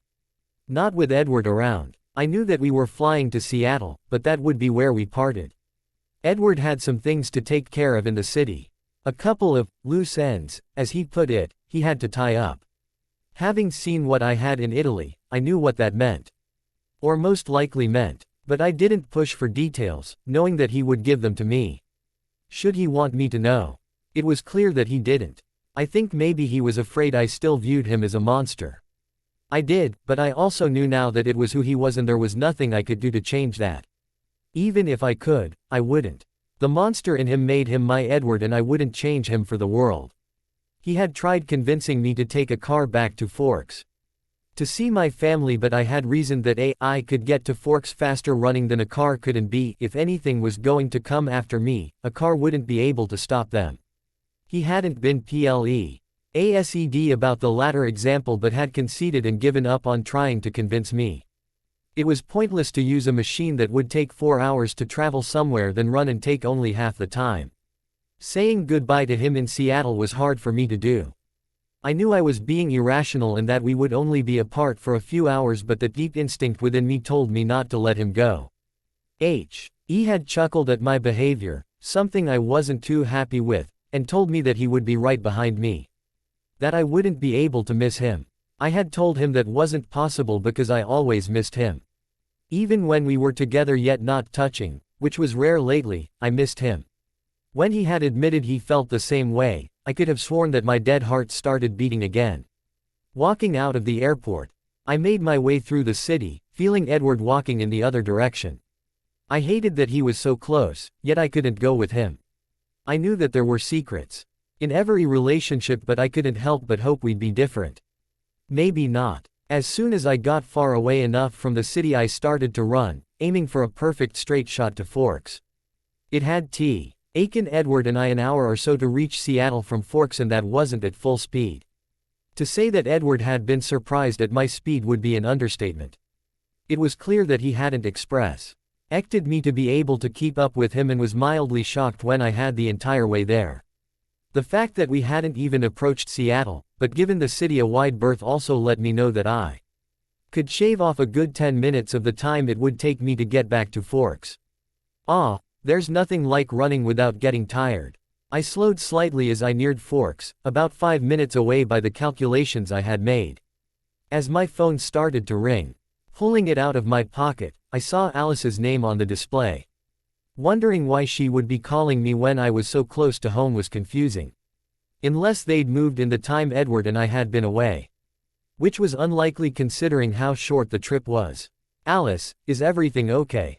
I asked, not stopping as I answered the phone. "You need to be careful, Bells." Her tone was agitated and worried. "What have you seen?" I asked, sensing a vision was the reason for her phone call. "You disappear in about a minute," she said quietly. I wondered why she was speaking in hushed tones. It wasn't as though you could hide anything in that house. "You're thinking the wolves?" I asked her, my mind instantly flicking to Edward. Shit, he always kept a close eye on the future. Especially mine. If he'd seen me disappear, then who knows what the hell he'll do. "I'm guessing so, seeing as there's no other reason you'd vanish." I could hear movement and I could have sworn I heard a growl come from the end of the line. "What about Edward?" I asked, my pace slowing slightly. If Alice was right, then I would be encountering the wolves any moment now. Which I guessed fit, seeing as I was now in the woodland area that surrounded Forks and La Push. This also happened to be the woods that separated the wolves' land from Cullen land. "Has he seen this?" "I would think so." She sighed, going quiet for a moment. "Yes, he has. And he's not happy about it." "Shit." I stopped as the curse left me, running a hand through my hair. "He's going to apeshit. Tell me about it." I could picture her eyes rolling as she smirked into the phone. "Bella. There. I'll talk to you later," I said quickly, snapping my phone closed and placing it in my pocket. As I turned, I was hit with the vile scent of the wolves coming from my left. Turning, I saw Jacob Black standing in the trees. He was in his human form, wearing nothing but a pair of cut-off denim jeans. He was taller than I'd remembered him to be, but that might be because of the wolf gene sparking in his system. All of the Quileute wolves seemed to be remarkably tall when in their human form. "Can I help you?" I asked as he stared at me. I realized that he hadn't come any closer because of the boundary line that stood between us, meaning that I was safe from any attacks, unless he wanted to start a war. One they would effectively lose, considering Edward was now on the scene. "Where is he?" he asked, his voice low as his eyes darted from side to side, clearly searching for someone. "Who?" I crossed my arms over my chest, tilting my head to the side, pretending to be clueless to the fact that he was searching for Edward. "The other bloodsucker that was here." He growled at me, his patience thinning by the moment. "The cocky one." "Who?" "Edward." His eyes narrowed at the name, probably recognizing it. "Clearly, he's not here. We don't trust him. Do you trust any of us?" I shot back, knowing what the answer was. "He's not like you. He feeds from humans. We don't want him anywhere near here again." He growled, beginning to shake. Even with my knowledge of the wolves, I couldn't bring myself to be afraid of the course his body was taking. Jacob might like to think he's a big dog, but in this game, he's nothing but a newbie puppy. "You can pass that message along." "I don't think I will." I shook my head, smirking internally as his eyes snapped to mine. "Please. If Edward wants to do something, he's going to do it. And there's no chance that an order from you guys is going to stop him from coming here. You can take him on if you want, but let me tell you one thing first, you will all die. Others call vampires, werewolves, whatever immortals, right? But that's not technically true. Considering we can all die. Edward is the only true immortal to walk this planet. And he's my mate, so he will be coming here. You were asked to pass on a message. Well, you can do the same for me. But this time, it's for your own safety. Stay away from Edward. Not a joke." I turned around and made my way towards the house, hearing Jacob huffing, annoyed that this little meeting hadn't turned out the way he wanted it to. Clearly the wolves didn't want Edward anywhere near here. But then again, why would they? They hated us and we didn't even feed off humans. It didn't take a genius to work out that the wolves would despise Edward on a practicality. My phone rang as I was making my way back to the house. I knew that it was either Alice or Edward, seeing that I'd come out of the meeting alive and unscathed. "Hello," I answered, unsure about which one I would be getting. "This is why you check the caller ID before you pick up the phone, dumbass." Mind explaining? I bit my lip slightly, slowing to a walk as I reached the woods that surrounded the house. Even though his tones were cool, calm and collected, sometimes, that meant that the danger was even higher than if he was about to lose it. It was just one of them. I sighed, running my hand through my hair again. He just wanted to talk for a moment. What did he say? I raised an eyebrow before I remembered that, like Alice, Edward couldn't see the wolves. That had to be unnerving for him, not that I'd bring it up, mind you. That the pack isn't happy with you being around. I bit my lip, wondering what his reaction to that would be, relaxing when I heard the chuckle on the other end of the line. He said that they don't want you around here anymore. So, I pointed out that if you want to do something, you're going to do it. He chuckled again and I hoped that was a good thing. "You're not mad." "No, I'm not mad." He sighed, sounding slightly amused. "I just don't like it when you disappear." "Well, hurry up in Seattle then." I smirked, hearing a small growl come from him. "I'll be approximately 2 hours." I could hear the impatience in his voice and began to feel it myself. What on earth was he doing in Seattle? That is if these humans ever figure out how something is done. And you're not going to tell me what that something is, are you? I shook my head, rolling my eyes as he chuckled. "All in due time, my love. All in due time." Well, that was better than nothing, right? Go and see your family. I'll be there soon. Okay. I whispered, not wanting to lose the connection to him. "I love you. I love you. As well." I didn't doubt him for a second as I hung up the phone, resting the cool plastic and metal combination to my lips for a moment, wanting nothing more and to turn around and run straight back to Seattle. My phone vibrated in my hand as I stood there and I flicked it open, seeing that I had a new text message. "Don't even think about it." I laughed, shaking my head at either how well he knew me or the fact that he was checking my future moments after we'd hung up the phone. I slowly jogged towards the house, smiling to myself as it came into view. I could hear the movements of everyone inside, including Alice is bouncing, Jasper chuckling to himself and everyone else bustling around doing as they'd normally do. Opening the door, I glanced around. Not making it a foot inside the house before being thrown outside again, being assaulted by the impish vampire I called a sister. You have a lot of explaining to do, Missy. She grinned down at me and I felt my brow furrow in confusion. What do you mean? I pushed her off of me, sitting up as I did so. She scowled at me, shaking her head as she crossed her arms over her chest, waiting for me to figure it out. Seriously, Alice, what are you talking about? Italy. She raised an eyebrow and I finally understood. Of course Alice would have seen that. There was no reason for her not to have seen it. She obviously knew what Edward's decision was going to be, and once we'd gotten in the castle, everything else probably clicked into place.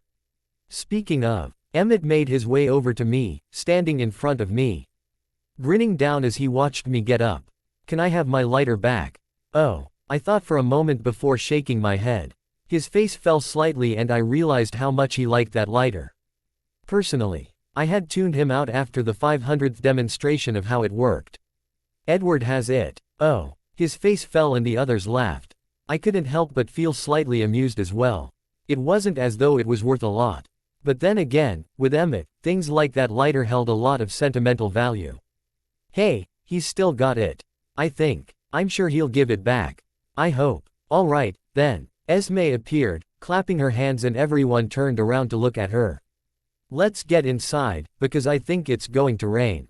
Rain in Forks. Rosalie grumbled lightly. Now there's a surprise. Hey, Rose. I wrapped my arms around her as she squeezed me tightly to her. How've you been? Everyone else made their way back inside, leaving the two of us to it. They knew that Rosalie had taken my leaving with Edward harder than everyone else had.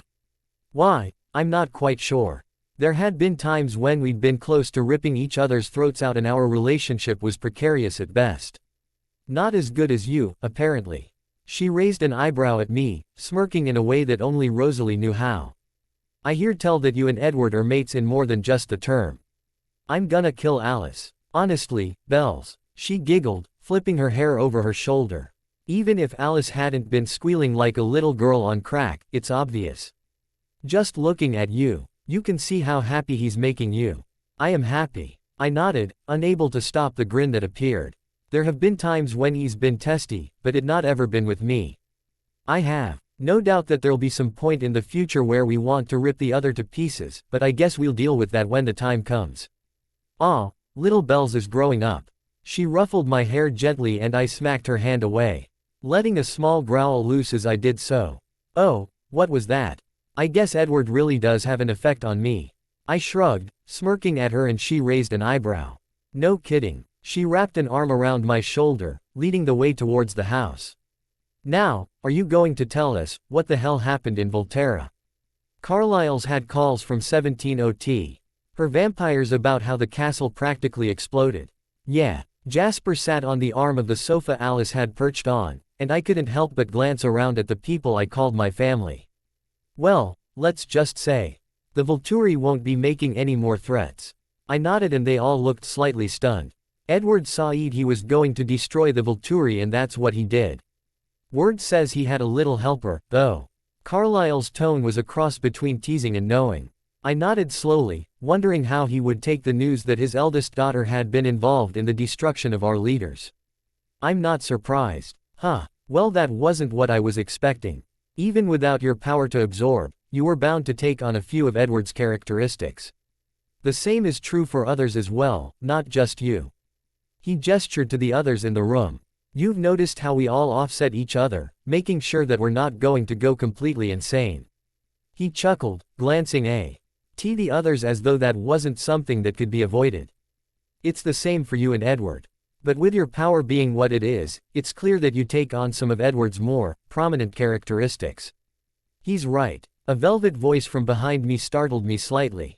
I had felt the pull in my chest increasing, but had determined that it was because I was away from him. Not because he was getting closer to me.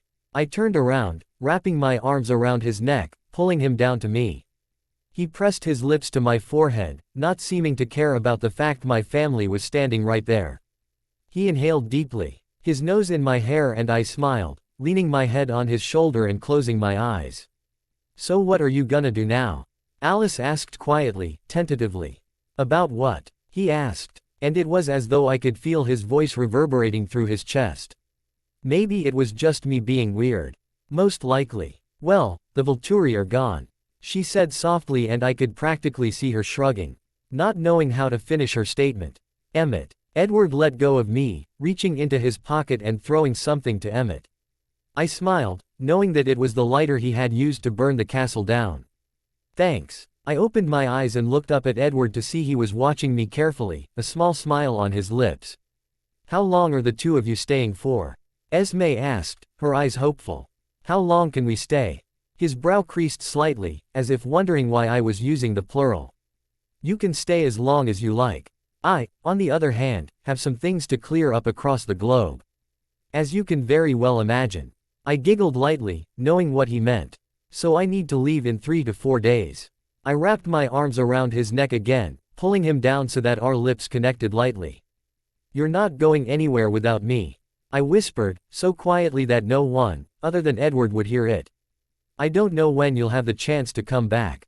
He was putting me and my needs first, which had to be something new for him.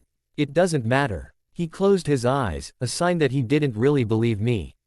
Sure, I loved my family and I would miss them when I went with Edward, which, come on, was going to happen, but being without Edward would hurt even more. I couldn't be without him. I just couldn't. He opened his eyes again, his deep red staring in to my amber, and he knew that he wouldn't find an iota of doubt in my mind. 4 days, he said softly, looking around at the others. "We're going to steal Bella for a little while, if that's not a problem," Alice sung, as she and Rose grabbed my arms, pulling me away from Edward. I looked at him as they dragged me upstairs, at least hoping to get a little assistance, but none of that happened. If anything, he looked amused. Fucking amused. They dragged me into my room, shoved some music on, turning it up loud so that the boys wouldn't hear, before sitting down on my bed. "All right, girl talk time, I'm guessing." I was mildly surprised when Esme appeared in the doorway, closing the door with a soft click. "So," Alice grinned, laying on her stomach, her hands under her chin. "So what?" I shrugged, not really understanding what they were after. "You know what we want to hear." Rosalie giggled, resting her chin in the middle of Alice's back as Esme settled herself next to me. "Details, girl." "I'm not so sure that's a good idea." I bit my lip, shaking my head as they stared at me. "He's right downstairs." "So." The three of them shook their heads, clearly not understanding my trepidation over telling them. "What's he gonna do?" "You really want the answer to that question?" I raised an eyebrow at the three of them and they all shut up. "I guess you're right." Rose sighed, seeming extremely put out. "I wonder the hell why." "Well, if you're not going to talk, then we're going shopping." Alice launched herself up without any warning, sending Rosalie flying, which caused us all to laugh. Surprisingly enough, even Rose let out a chuckle. "Sorry, Rose. Why are we going shopping?" I asked, afraid to know the answer. "Because none of the shoes you have in your vast collection are going to be suitable for world travel." She said this as though it was the most obvious thing in the world. I, myself, was lost. "You need something sturdy and weatherproof," she explained, and I nodded. "So you mean, walking boots?" She nodded quickly, her golden eyes flashing slightly. "Okay." I nodded slowly, wondering what the hell was going through her mind. "And where do you expect we go to get them? By the time we get to Port Angeles everything will be closed." "Why go to Port Angeles when we have Newton's Outfitters here in Forks?" Rosalie huffed, standing up and resting her hands on her hips. "These two just love to torture me, don't they? I know it's not the best of places, but it's better than nothing. Hey, some of the stuff we've gotten from Newton's has been alright, thank you very much." Alice defended her choice of purchase with her nose in the air. I couldn't stop the giggle that escaped as the two of them bickered. "What are you laughing about?" "Busted, come on." Why each grabbed one of my hands and yanked me off of the bed. We made our way downstairs and were greeted by the boys. Jasper and Emmett were sitting on the bottom of the stairs, arguing about something or other, as usual. Edward and Carlisle were talking quietly about some of the things that had transpired between the two of them whilst they had been at Volterra together. As we made our way down, All noise stopped as they turned to look at us. It wasn't as though we'd been up there for hours and had completely restyled ourselves. Though looking at the four of them in front of us, you'd think that's exactly what we'd been doing. As the others gravitated towards their mates, I made my way over to Edward, who wrapped his arms around me instantly. "What were the two of you talking about?"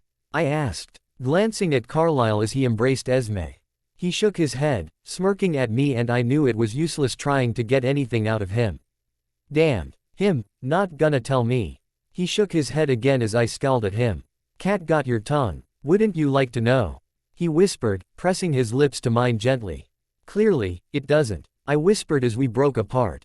"Clearly not." He smirked back and I rolled my eyes.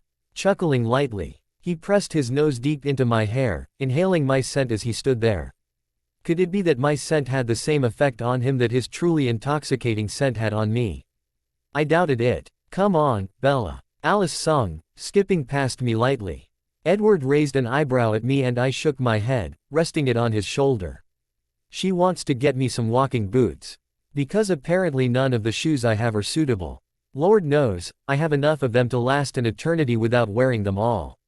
She might be right. He shrugged and I scowled up at him. He laughed quietly, knowing that this was the wrong answer to give me. "I guess I have to go." I sighed, pressing my lips to his jaw. "Don't kill anything." "I'll try." He smirked down at me and I knew it was useless. "Liar." "I know." I rolled my eyes at his smirk before gently kissing him goodbye and being yanked out the door by my sisters. Climbing into Alice's Porsche, I couldn't help but wonder what Edward would be doing while I was gone. The last few weeks, we had been so consumed by each other, never really being out of the other's sight, unless we were hunting, and personally, I didn't like to think about that, so I couldn't help but wonder what he would fill his time with. Maybe the others would convince him to spend some time with him, or maybe he would because they were important to me. Honestly, as long as we went home to them all in one piece, it didn't really matter to me what they did. I felt the scowl overcoming my features as we pulled into the parking lot of Newton's Outfitters. It wasn't that I didn't like the store. I just didn't like the son of the people who owned it. He was like a persistent puppy that didn't understand the meaning of the word no. It was infuriating to say the least. I could almost feel the smugness and glee coming out of Alice and Rosalie as we got out of the car and walked towards the entrance. "Tell me why we're here again," I grumbled as the doors closed behind us. "Because if you're going with Edward, which I think we all know you are, right Alice?" Alice nodded in agreement, smirking at me as her eyes flicked around the store. "Then you need some decent walking boots. Somehow I don't think he likes to drive.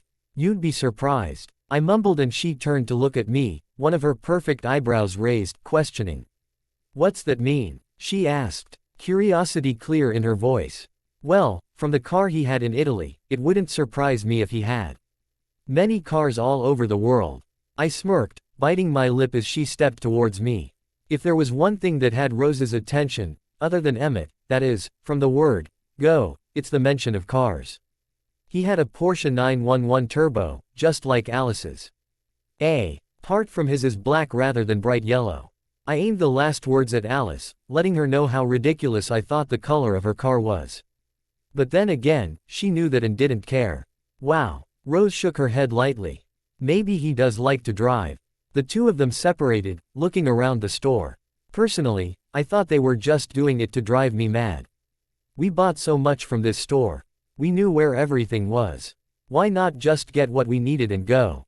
"Bella." "Oh, that's why." "Hey, Bella. I haven't seen you around school lately. Where've you been?" I turned around to see Mike Newton standing there, grinning at me like an idiot, his blonde hair flopping all over his head. I just hoped he hadn't spent any time styling it like that because it looked like crap. "I'm gonna kill you guys," I muttered lowly, and I heard their giggles in response. They'd always found Mike's infatuation with me amusing. "Hi, Mike." "Well, I'm in his store. Gotta play nice, don't I?" He seemed delighted in the fact that I was actually acknowledging him for once, which I did have to admit was a rare occurrence. "So where've you been?" he repeated, leaning forward on the counter in front of him. The way he was looking at me made me believe he was trying to be sexy or whatever, but after having been with and seen Edward in his entirety, nothing could ever compare. Of course, Hi's slightly sadistic mind only made things more interesting. Yes, I get it, I'm crazy. I know this. Don't judge me on it, alright. I went to Italy. I answered evasively and his expression became confused. How come? Do you really want to know that? I mean, the rest of your family was in school and my dad says your dad was at work.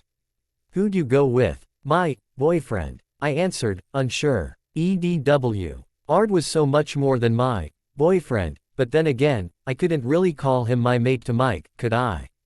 He'd probably think that the whole thing was completely fucked up. His smile dropped and his fingers curled, creating fists on the countertop as he stared at me. You have a boyfriend. His voice was shaky as he stood there, trying to be nonchalant. He kind of reminded me of Ross from a couple of Friends episodes Alice had made me watch when we were bored. That whole fidgety, twitchy thing. Amusing. Is that all you see me as? I stared slightly as I heard Edward's voice inside my head. The intensity of it told me that he was close. At least I knew what he was doing with his day. What the hell are you doing here? I searched around for him with my mind, wondering where he was. And where are you? Don't worry, love. This was the whole plan. Alice and I both saw what would happen between this human and yourself when you arrived, so we decided to play with him a little. He's quite jealous, you know. You don't say. Were you going to tell me about this little plan of yours? Nope. Alrighty, then. Yeah, Mike. I gave him a smile that others usually found intimidating. I have a boyfriend. Do I know him? His gaze was turning into a glare now as he looked at something over my shoulder. I could feel the pull in my chest becoming more and more intense, so I knew that Edward was getting closer. It was most likely him behind me. I shook my head, pretending for Mike's sake, that I was oblivious to his demeanor. No, you don't. He's from out of town. You can say that again. A velvet voice murmured in my ear as two strong arms wrapped around my waist. Edward rested his chin on my shoulder and I leaned my forehead against his temple. I glanced over at Mike and saw that he was actually changing colors. It appeared that he wasn't breathing at all and I suddenly feared for him. If he didn't take a breath soon, he was going to pass out. Are you okay? I asked him quietly, while Edward chuckled into my shoulder. Stop it. I tried to scold him, but even in my head, it came out half-hearted. Amusing, isn't it? I shook my head slowly, letting out a breath. I unwound Edward's arms from my waist, which was a feat in itself, and made my way over to Mike. Mike, I asked softly, wondering if he could hear me. Are you okay? Yeah, he croaked out and behind me. I could hear the others trying to stifle their laughter. I turned to see them all smiling smugly, biting their lips and even Edward was smirking, no doubt hearing what was going on inside Mike's head. I wasn't sure I wanted to know. Are you sure? I asked, really worrying about him at the moment. I'm fine. He looked at me, his eyes flicking over Edward before he leaned over closely. Are you okay? I took a deep breath, realizing that Mike most probably thought Edward was an abusive boyfriend. He probably thought that Edward was capable of some damage if he really wanted to be. You have no idea, Mike. He also thought that the others couldn't hear him. Why wouldn't I be? I asked, my voice quiet, as though I had no idea what he was talking about. Edward was right, this was kind of amusing. I mean, he's not. He's not. No, Mike. I giggled, shaking my head. No. I made my way back over to Edward, wrapping my arms around his neck and resting my head on his shoulder. I looked up to see his deep ruby eyes pouring into Mike's and I could see the fear in Mike's eyes. He might have been intimidated of the Cullens but it was clear that he was shit scared of Edward. As he should be. Rose sauntered up to the counter, placing a box, that I was guessing held a pair of walking boots inside. Whether or not that had been the real plan for this outing, or whether it was to just scare the crap out of Mike, I wasn't sure. Either way, both got done. After she paid for the boots, we made our way out of the store, Edward throwing one last smirk at Mike. What was that about? I asked as we walked out of the store. Not jealous, were you? Of a human. He looked down at me and I let the giggle that was building escape. Are you laughing at me? No. I shook my head. Just at the fact you followed us here to scare the crap out of Mike. Well, the others were thinking about all the times he's been after you, so I decided to put a stop to it. And to have a little fun while I was at it. His eyes met mine and yet again I was glad he was holding me the way he was, or vampire legs or not, I would have tumbled to the ground. Not a problem, was it? No, It was amusing. I used his phrase from earlier and he grinned, shaking his head. I looked over to where the cars were parked and noticed that they weren't there anymore. It seems that they'd realized we wanted to be alone, therefore had given us that space we desired. Who cared that we'd been alone constantly for the last couple of weeks? I could never get enough of Edward. I think he might have pissed himself, though. I muttered lightly and he chuckled, pressing a kiss to my hair. Neither of us were in a rush to get back to the house, so we walked slowly through the woods that surrounded most of the town. We knew where we were going and didn't really care if we got lost. Well, what vampire gets lost? Exactly. Edward. He looked down at me as I pondered the question that had been running through my mind for a while now. Can I ask a question? You just did. He grinned down at me, as I lightly smacked his chest. What is it? Do you have a last name? I bit my lip, wondering what his reaction to that question would be. I remembered his reaction to my knowing his true name all too clearly and I didn't want to repeat. Random. I shrugged, giving him a look that suggested he should be used to this by now. No, I don't. I only have a first name because I fashioned it for myself. I smiled, thinking to myself about Edward having a surname. What's going through that head of yours? He asked, stopping and pulling me to him, curiosity lacing his tone. I loved that he respected my privacy now, not delving into my mind as he would with others to retrieve any piece of information he wanted. Edward Cullen. I mused and he laughed lightly. Not a chance. I scowled up at him. No. Sounds good though, don't you think? I asked and he shook his head, tting out of breath before pressing his lips into my hair.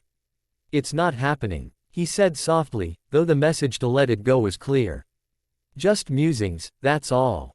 I wrapped my arms around his neck, pulling him down as his arms squeezing me tightly to him. Finding his lips with my own, I sighed into his mouth, relishing the taste of him on my tongue. I was so glad that we didn't have to be careful in that respect. Because I didn't know if I could ever go a day without tasting Edward. He was like a drug to me. One I couldn't ever live without. He was my own personal brand of heroin. And I planned to keep him that way. No matter what happened between us. He was mine. Loose ends. Blows dust bunnies off of this story before coughing violently. Hello. Is there anyone there still interested in this story? I know it's been 3 months. Wow, I've been such an epic failure at the updating side of things, but RL has been kicking my ass recently. I won't bore you with the details. And I wouldn't be surprised if half of you had buggered off. Anyway, sad times. There is only one more chapter and then the epilogue to follow after this chapter. Like I said, sad times. There wasn't a quote in the last chapter. But there are 2 in here, if you can find them. If you do, you'll get a sneak peek of the next chapter. Edward. Although we were back with the Cullens for the next few days. Both Isabella and I knew that we would be leaving them again. She had known before we were on the plane back here that I could not stick around with her family for long. She knew and understood that.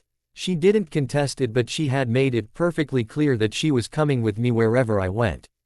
Who was I to argue? It was clear her family was thrilled to have her back, even for a short time. They were upset that she wasn't staying longer, and although I had hinted that she could stay with them as long as she wanted to, she wasn't budging on her plan of sticking with me. No matter what I suggested. It went in one ear and out the other with her.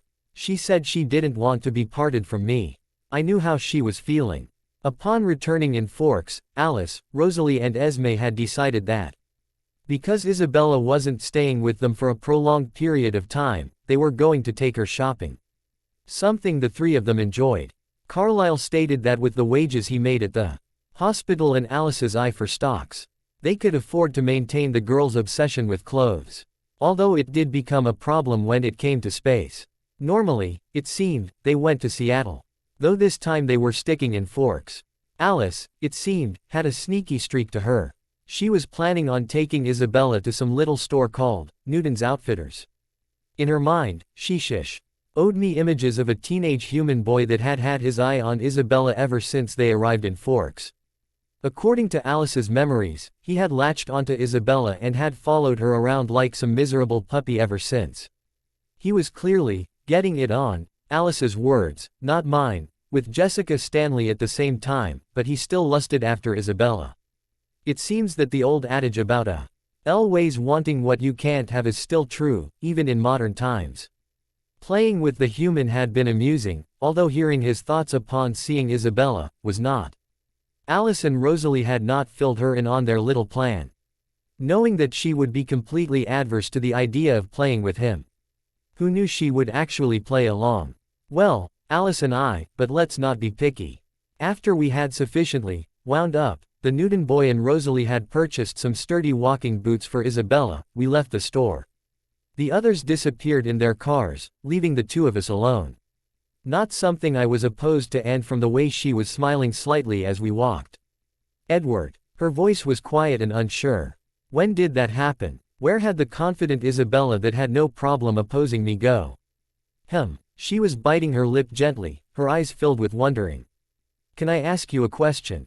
You just did. I know it was a silly human response, but it made her smile. As she smacked my chest lightly with the back of her hand. What is it? Do you have a last name? And we were back to biting our bottom lip, weren't we? She was clearly remembering my reaction to her discovery of my human name. I hated that she was still so unsure around me. Random. She shrugged, and I knew I should have expected the look she gave me. She was random at times. I would have to get used to the incessant questions that seemed to pop out of nowhere.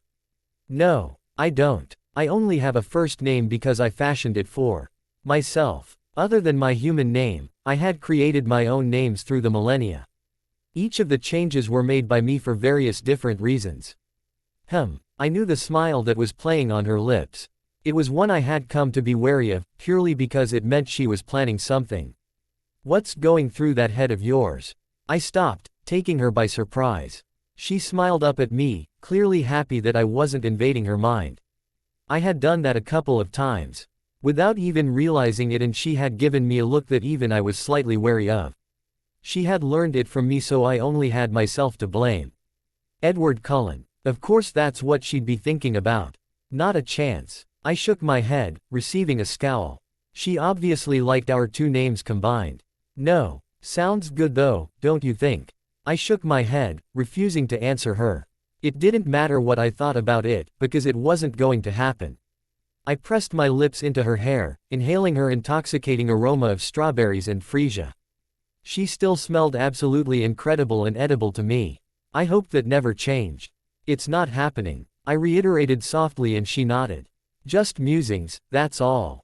Like I believe that. She wrapped her arms around my neck, pulling me to her as my arms wound their way around her waist. As soon as our lips met, her tongue was in my mouth and she sighed gently upon the contact. I loved that we didn't have to adhere to any boundaries. She was able to withstand my venom, and she took advantage of that knowledge whenever she deemed possible. Which was absolutely fine by me. Needing to know what was fueling this little possession thing she had going. I pushed at the barrier surrounding her mind minutely. Mine. Clearly, this was a possession thing for her. Not that I could really say anything against that, because I think everyone knew I was the most possessive creature out there. It didn't mean I couldn't tease her about it though.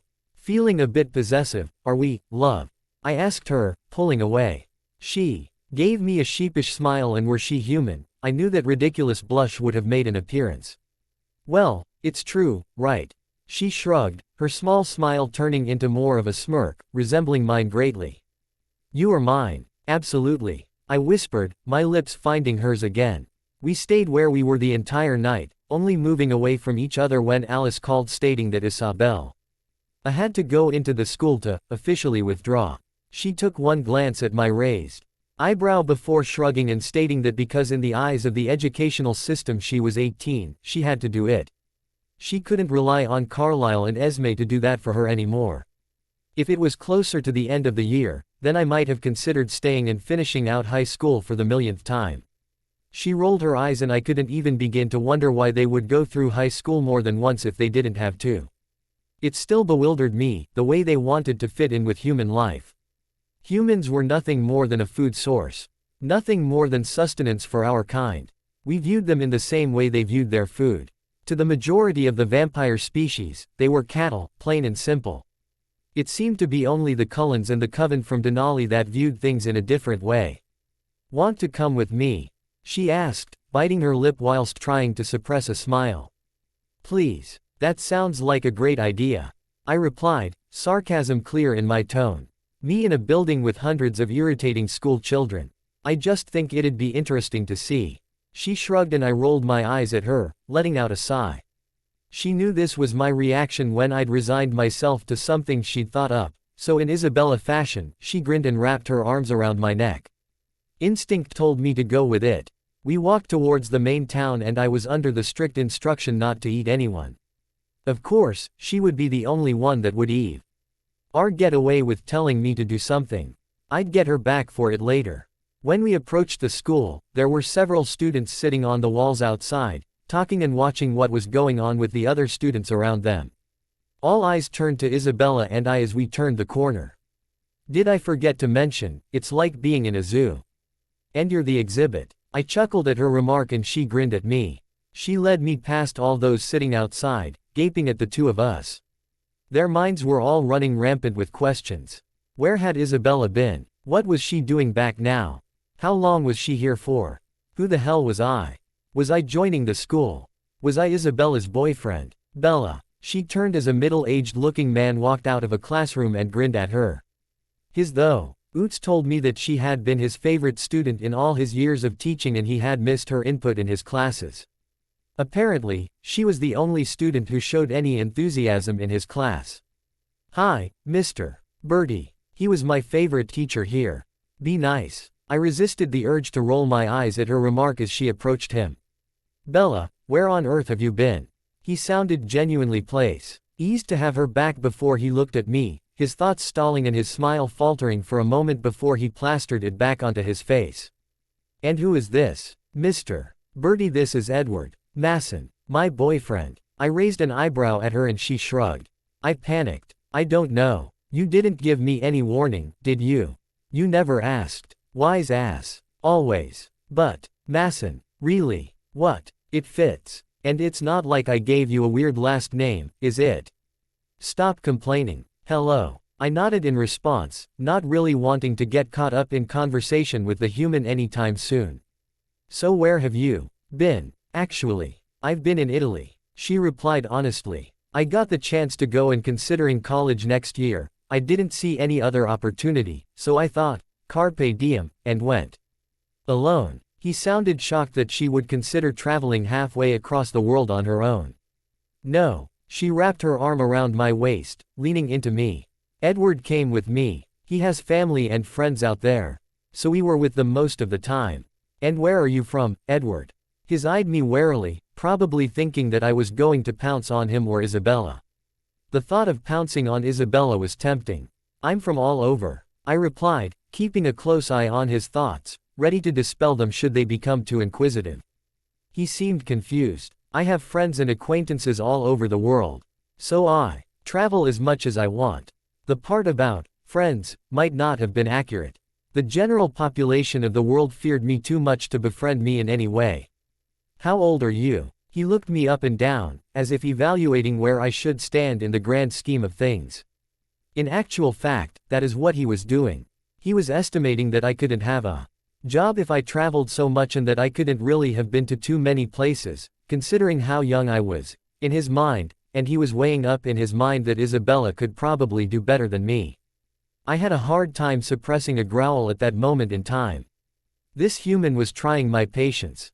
If only he knew that it was I that had shaped the world as he knew it. Without my influence, there wouldn't be a lot of the luxuries he was accustomed to. "Calm down." Isabella could sense my anger rising and somehow managed to slip her hand underneath my shirt, her fingers running up and down my waist gently, slowly. Flicking into the immediate future, I saw that if I answered with anything lower than the age of 19 it would cause an endless amount of questions. Something I couldn't be bothered with right now. But then again, he was human and didn't like things he didn't understand. I often wondered what would happen if the idiotic and naive humans the Cullens went to school. And work with realized that they were actually interacting with vampires. Now that could be interesting. Only problem was, I was limited in my own rule, meaning I couldn't test it out. "I'm 19, I answered, feeling the calming effect that Isabella always managed to bring. Whenever she was with me, I got agitated and aggravated a lot less, and when she was touching me, I was almost always eerily calm. I had put it down to feeding off of Jasper, but dismissed that notion when it happened in Europe. 19. It raises less suspicion. If I'd said 17 or 18, he would have questioned Ned why I wasn't in school like yourself. Not something I want to go through with this man. I see your point. Humans had always been perpetually annoying in their curiousness for the unknown and confusing. If they didn't understand something, then they'd always ask the question dreaded by parents of toddlers. Why? And I hated it. He studied me for a moment, glancing once at my eyes, his own wide. Ning for a split second before he looked at the rest of my face. He had seen the color of my eyes, which were now a deep dark red rather than the usual bright ruby, and it had made him nervous. Getting straight to the point. It had scared him. I have to get to the office, Mr. Bertie. Isabella smiled at him and he tore his eyes away from me, nodding once before scuttling back into his classroom. Do you have to scare the shit out of everyone? It's what I do. I shrugged and she shook her head as we walked down the corridor. I've noticed. I could tell she was trying to sound put out in her sigh. But it had a trace of a giggle in there, causing it to lose its effect. I will warn you that there will be several girls hanging around the office. A guy taking a gap year from college now. Works in the office and they seem to think he's hot. Do you? I raised an eyebrow. Please. She rolled her eyes at me, smirking slightly. Who needs Pinocchio when I have Adonis? She stopped walking, one of her hands still on my waist. The other curling around the back of my neck, pulling me down to her level. Knowing what was coming, I allowed her to maneuver my body as she saw fit. My lips crashed to hers and she let out a sigh. Her fingers twining in my hair. She gripped onto my waist harder, pressing herself into me. I pulled away slowly and she pouted at me, clearly wanting to carry on as I raised an eyebrow at her. As adverse as I am to putting a halt to whatever that was, but I don't think you want the group of students about to walk around the corner to see what it is I have planned for you, I smirked at her and she bit her lip as she shook her head. Her eyes flicked to the students that walked around the corner, just as I said they would, pausing slightly when they saw the two of us. Come on, let's go see Pinocchio. She giggled softly as we continued our walk towards the office. She rested her head on my shoulder as we walked, sighing softly to herself. Everything okay? She looked up at me. A smile on her face. Everything's perfect. Okay, then, why don't you wait out here for me? She suggested as she stopped outside the office door. I don't want anyone to die for looking at me the wrong way. Stop it. She smacked my chest lightly, knowing what was going through my head. I didn't want anyone looking at her in the wrong way whatsoever. Human males were incredibly crude in their comments. Even in their minds, they believed that the ruder you were to a woman, the more into you she'd be. Where they got that idea from, I have no idea. Certainly wasn't from when I was human. That's for sure. When I was human, you gave a girl a carcass and she knew you liked her. Simple. I nodded towards the office, indicating that Isabella should head inside to do whatever it was she needed to. I tuned out what was happening in the office. I didn't need to hear yet another human male mind running over my Isabella's attributes. I was pretty well versed with them if I do say so myself. But that didn't mean I wanted all males looking at her like she was a piece of meat. But then again, that's all they were to each other in this day and age. All that mattered was who was having sex and who wasn't. If you were called a slut, or a whore, and if you weren't you were a prude, or frigid. You couldn't win in this world. Hi, there. I looked up, to see a small blonde girl standing in front of me. She was wearing attire that was incredibly ill-fitting for Washington in the middle of February. A thin cashmere sweater over the smallest skirt known to man. I think the only thing that might have been suitable for the weather were the boots she was wearing. She was standing there, her arms sticking out as a tiny bag hung from her elbow. I was LF expecting a tiny dog to appear out of it. You like that girl everyone talks about. Paris someone. Who cares, really? And who are you? I didn't answer her but bit back a growl as she ran a finger down my arm. Her voice was high and sugary and it did not agree with my ears. It was nothing like the low, sultry tones that came out of Isabella's mouth. I could listen to her all day. Whereas his blonde, which completely stank of ammonia, peroxide and bleach, was annoying the hell out of me, and she'd only been standing there 30 seconds and said a total of 6 words. Well, out loud anyway. OMG yes. I believe she just abbreviated the words, oh my god. Sad but true. Who gives a fuck about Ralph in the office? Who is this fuck awesome hottie out here? I hope he's a senior. God knows. I can't be seen dating anyone in a lower class than me. No matter how hot he is. Well, maybe I can make an exception. On the other hand, why not have some fun? I pushed myself off the wall I had been leaning on and stepped towards her. She smirked, thinking that her techniques had improved since the last time she'd had to rely on them. What the hell was this girl on? Stepping up close to her, I flicked a lock of her drained and dry hair over her shoulder and leaned down. She even smelled artificial, whatever scent she was using burning my nose slightly. And why do you want to know, little girl? I pulled away from her, looking down at her bewildered face. Not so little, she replied, trying to sound as though she knew what she was doing. Her thumping heartbeat and raised adrenaline levels were giving her away. Her experience hadn't prepared her for someone like me. Not at all. So, you knew here. Maybe we could get to know each other a little better. I tilted my head to the side, watching the pulse point in her throat. And what makes you think you can handle me? I'm not like your little high school brats. Believe me, he's not. I smirked, hearing Isabella's voice behind me. The girl's eyes widened as she took in Isabella's arm that was now wrapped around my waist, or her lips that were making their way along my jaw. Beat it, Lauren. Go find Tyler or nay of your other little boys to go and play with. Leave my man alone. She girl shook her head briefly before scampering away as though Isabella had bared her teeth and chased after her. Feeling possessive, are we, love? I chuckled and she scowled up at me. I can't stand that girl. She sighed and I laughed again. She's such a whore. I rolled my eyes and she whacked my chest. She was really going to have to stop doing that. She opened up her mind too. Me and a stream of faces flicked through her mind, all males that went to this school. All people she's slept with. And you thought we were promiscuous in my day. I laughed, wrapping an arm around her shoulders. She grinned up at me as we made our way out of the school.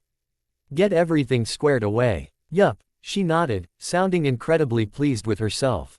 But there's just one more thing on the agenda for today. Fortunately, it's something we have to go back to the house for. And what's that? You'll have to find out, won't you? She grinned before crashing her lips to mine. No checking the future either.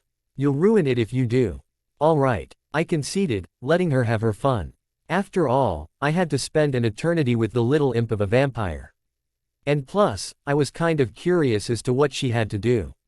Bella, could I really do this? I ran back to the house, Edward at my side, second-guessing myself. He was always the leader.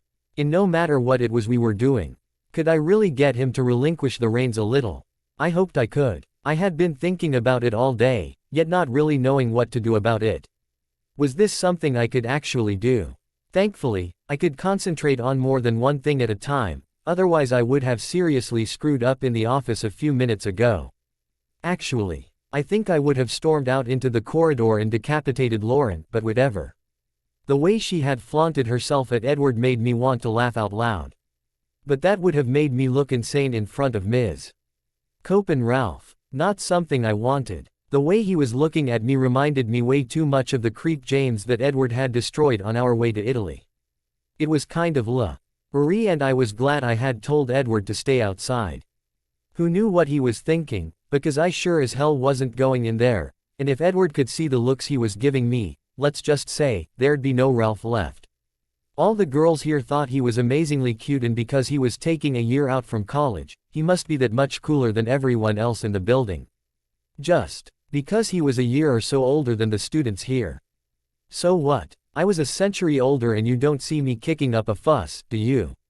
I guess he was attractive, for a human. But after having seen been with Edward in the ways that I had, he was nothing more than a blip. Like I had said to Edward, when I have Adonis, who needs Pinocchio?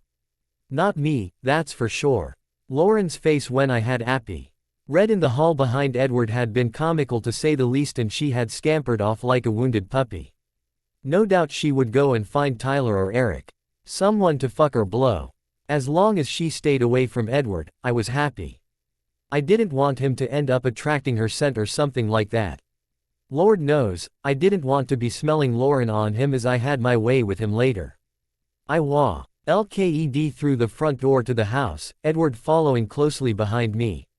I knew that we were alone, considering the others were at school, Carlisle was at work and Esme was out doing whatever it was she did during the hours she wasn't at the house.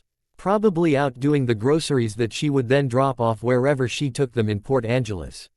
We had to keep up the appearances of being human now, didn't we? We had all offered at one point or another to go with her, but she always brushed us off, stating that she liked doing it on her own. It gave her some time to herself and let her run through things in her mind. Oh well, what did I care? She was out of the house now and that was the most important thing. Edward and I were alone. I looked over my shoulder, finding him watching me as I made my way towards the stairs. I winked at him, indicating for him to follow me with a finger as I started climbing the stairs, feeling his eyes on me. Or should I say, feeling his eyes on my ass. Not that I was complaining. Mind you, he followed me upstairs and I turned around as he entered my room, a small smirk on his face. If he had seen my plan and wasn't happy with it, then he gave no indication. But then again, what male would turn what I had planned down? I closed the door behind him, wrapping my arms around him from behind and removing his jacket. He turned around, his lips coming into contact with mine and I applied a little pressure to my hands which were now on his chest, silently letting him know I wanted him to move backwards. He walked backwards until the backs of his legs hit the bed and I had to push him down so he was sitting on it. Placing my legs either side of him, I straddled his lap, running my lips up and down his jaw. This time, I whispered, gently nipping at his skin. I'm taking control. His eyes opened, black with lust, matching my own pitch-black eyes. He watched me as I reached up and ran my hands through his hair. You've always been in control, always ruled. Always been under pressure. Now, I want you to relax and just, let me rule you. A small rumble floated out from his chest and I felt it through my hands, reverberating through my entire body. Just let me love you. I whispered in his ear, gently running my tongue around the shell, relishing the taste of him on my tongue. Let me love you like you deserve to be loved. I captured his lips with mine again and I gently pushed him back into the mattress. I took this as the all clear to carry on as I urged him to move up the bed. Surprisingly, he did with no complaints. Who knew it would be this easy to get Edward to surrender his control? Probably because he knows he's going to get sex from it. True, I was getting sex from it as well, so what did I care? I pressed a soft kiss to his lips. As my hands ran up his waist, across his chest to come around the back of his neck. I ran my thumbs over his jawline, marveling at the bone structure. Just relax and stay still. I whispered softly and he chuckled lightly. That sounds kind of ominous. Trust me. I smirked down at him, kind of liking this position of power. There's nothing but good to feel from this, my love.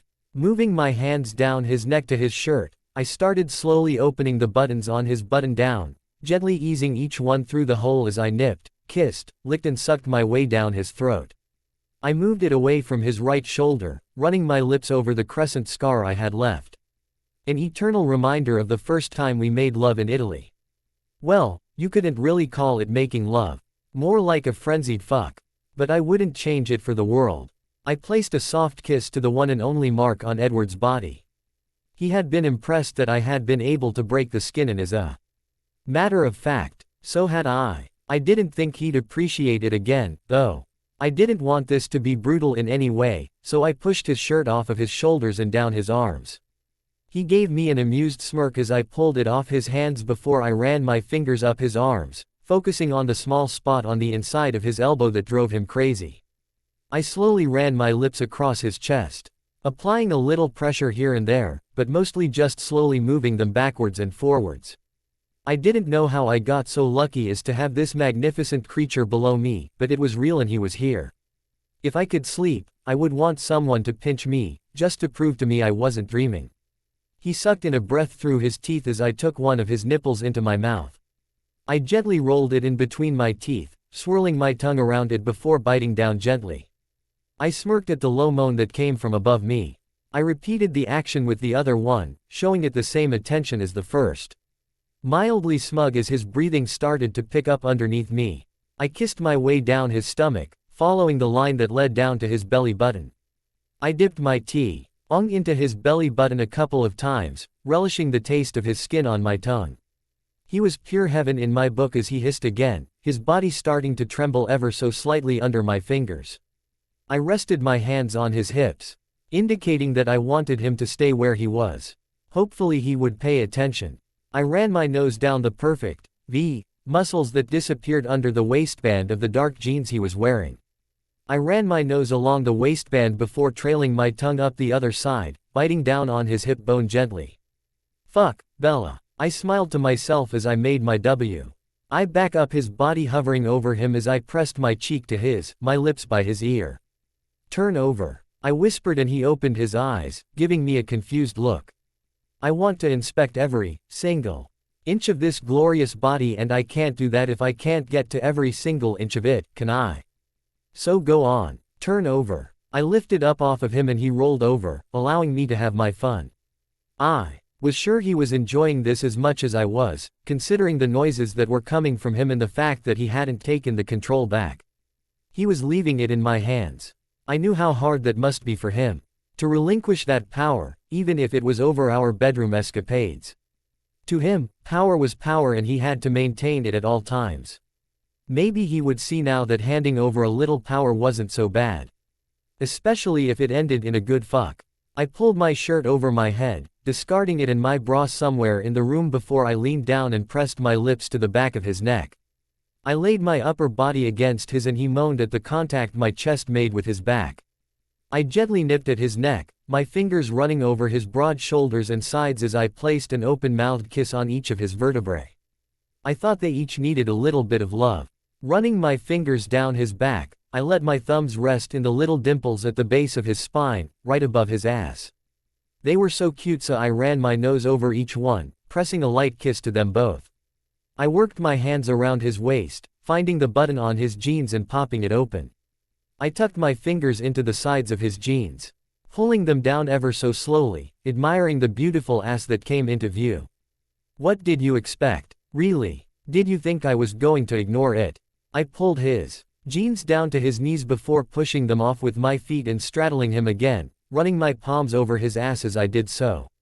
I silently urged him to roll over onto his back and he did so, his black eyes watching me carefully.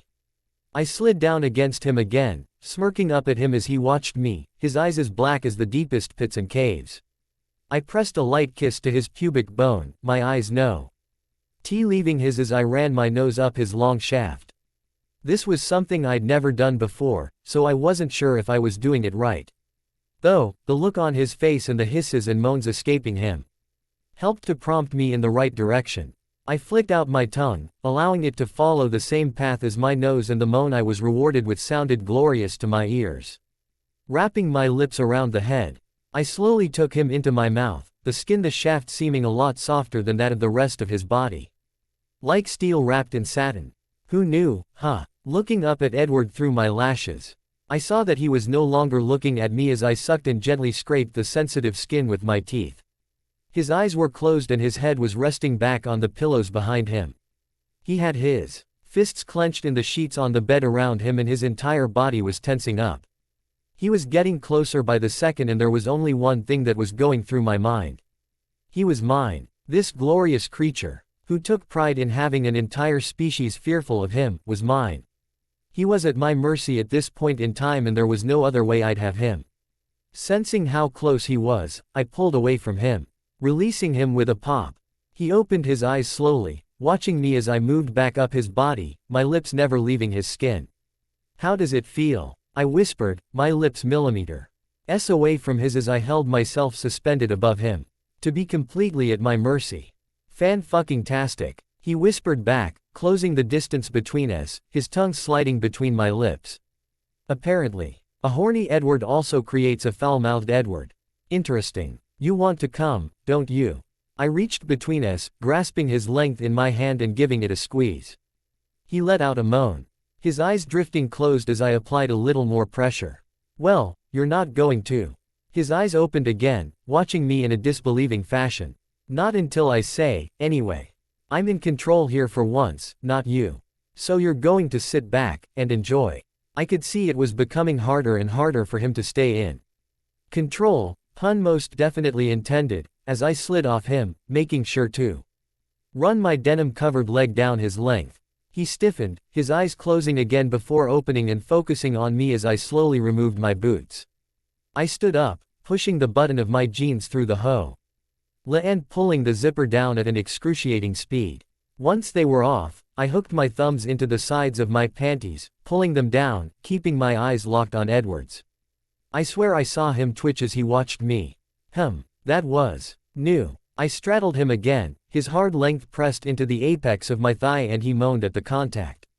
I grabbed his hair with one hand, crashing my lips to his as I positioned him at my entrance before slowly sliding down onto him. The moan that escaped him sounded like music to my ears. He was perfect as he lay there, his hands on my thighs, not controlling or manipulating but as though he was trying to ensure I was really there. My body was still pressed to his as I started moving on top of him, feeling incredibly proud as he started to tray MBLE at the slow speed and intensity of the moment. What is it that you want? I asked innocently, brushing a lock of hair away from his forehead.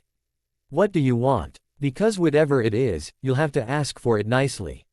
I clenched my muscles around him and his grip on my thighs increased at the action. What do you want? The answer came out as a moan, but it was an unmistakable please that escaped his lips. I pressed my lips to his and his hands ran up my sides, pulling me closer to him as he met my thrusts perfectly.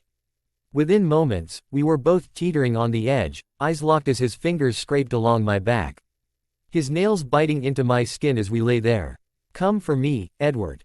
I whispered as I pressed my lips to his throat. Come for me. I bit down into his throat and he moaned again and I could feel him twitching and pulsing inside me, taking me to my own release. He held me to him as he rode out his high as though he never wanted to let me go. I pressed small kisses to his jaw before resting my arms either side of his head, watching him closely. How did it feel, not being in control? If it ends like that every time, you can have the control, love. He whispered and I giggled, shaking my head. I pressed my lips to his and he rolled on his side, pulling me with him.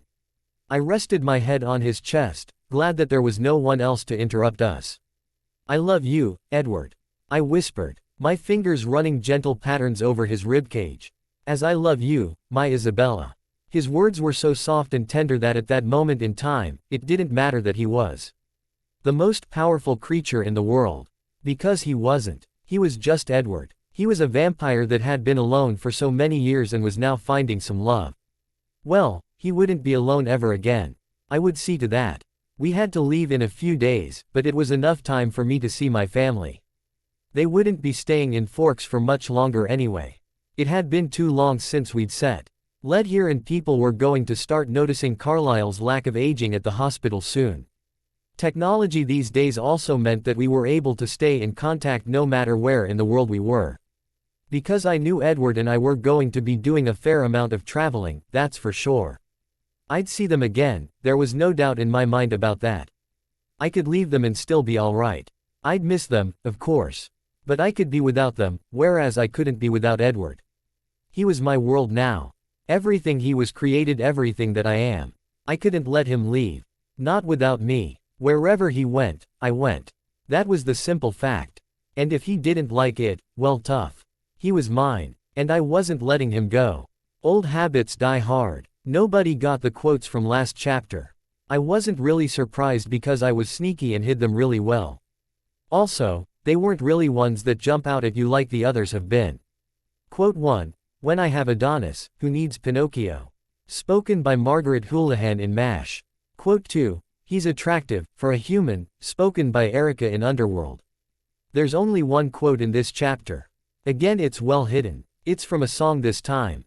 Those who get it get a preview of the epilogue. Sniff sniff, only the epilogue left now guys. Edward. So when are we leaving? Isabella looked at me from where she was walking towards me, having just finished her hunt. Just so I know I'm going to be able to say goodbye, that's all.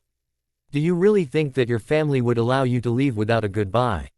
She shook her head, G-I-G-G-L-I-N-G as she wrapped her arms around my neck.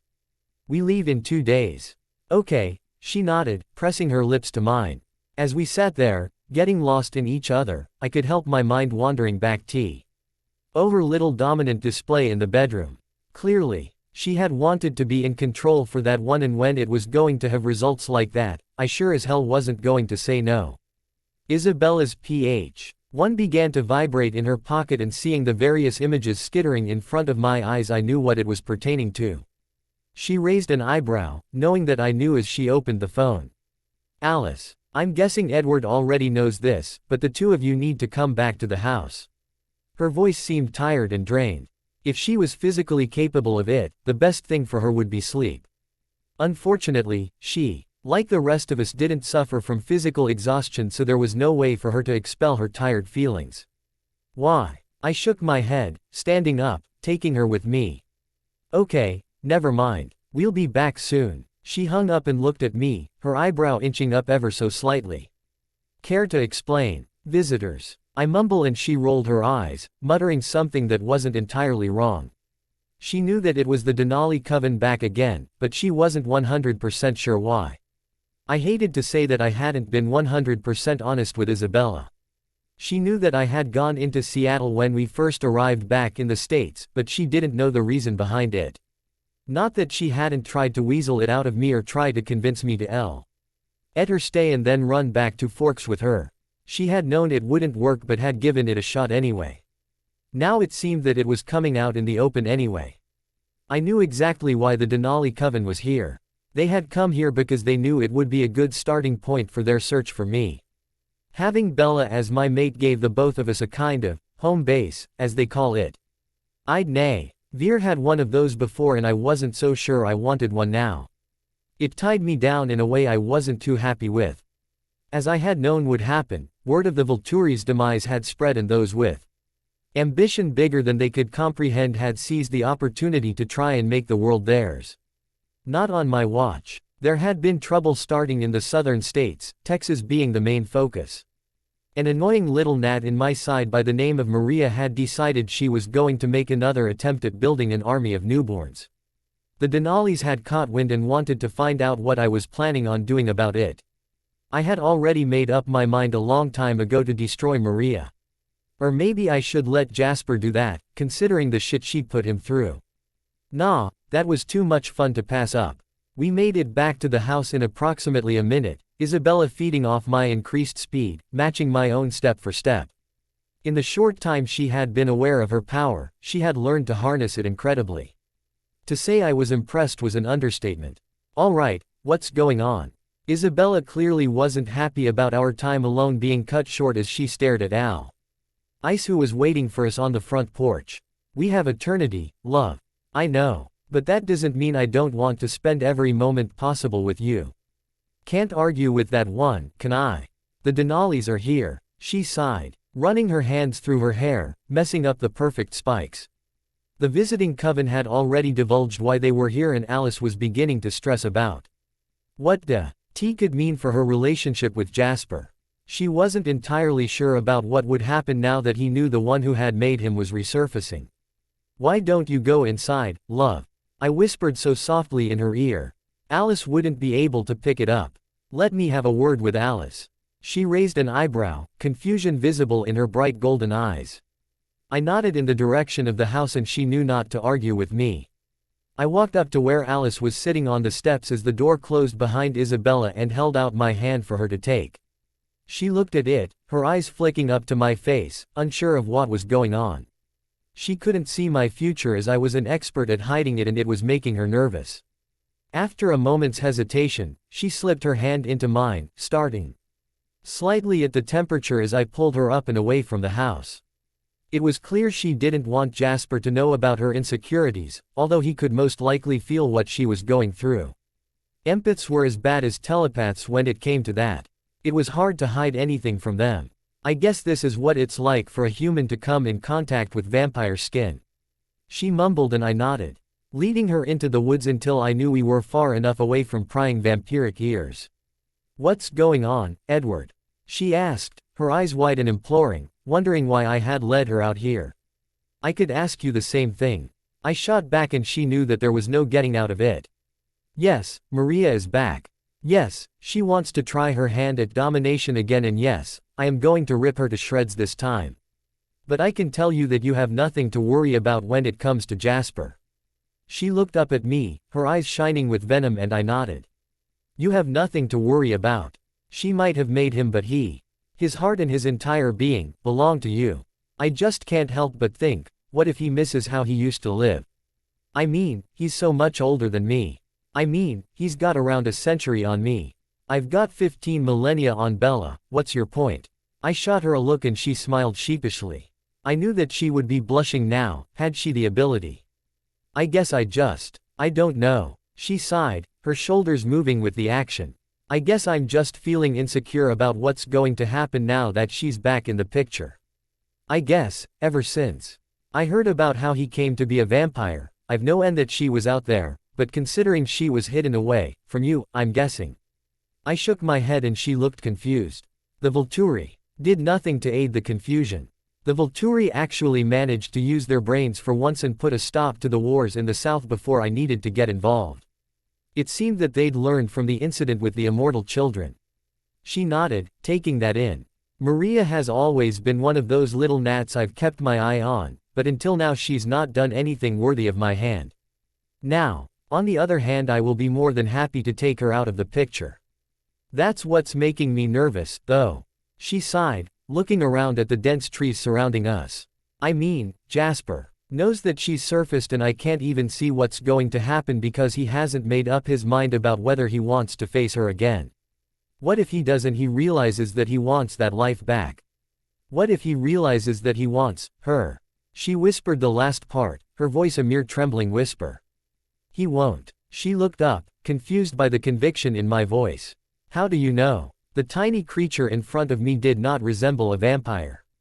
She was nothing more than a girl in love, worried that her husband was going to realize what he used to have was better than she was. She didn't see how far of the mark she was. Because like Jasper, I have the power to know what people are feeling. She nodded, understanding that. I'm sure Jasper's had times where he's had an emotional overload, right? It normally focuses around Rose and Emmett, but recently he's been overwhelmed by the feelings coming from. She stopped, looking up at me, searching my face for something. Do you want to know what I feel whenever Jasper is with you? She sniffed gently, thinking it over before nodding slightly. Love, devotion, adoration, awe, though sometimes he is a little afraid of you. I held up a hand as she opened her mouth to speak. I don't want to know. There are some things that stay between mates. I pushed myself off the tree I had been leaning against. ND walked over to where she was sitting on a small rock. I knelt down in front of her, putting a finger under her chin, making her look at me. He worships the ground you walk on, Alice.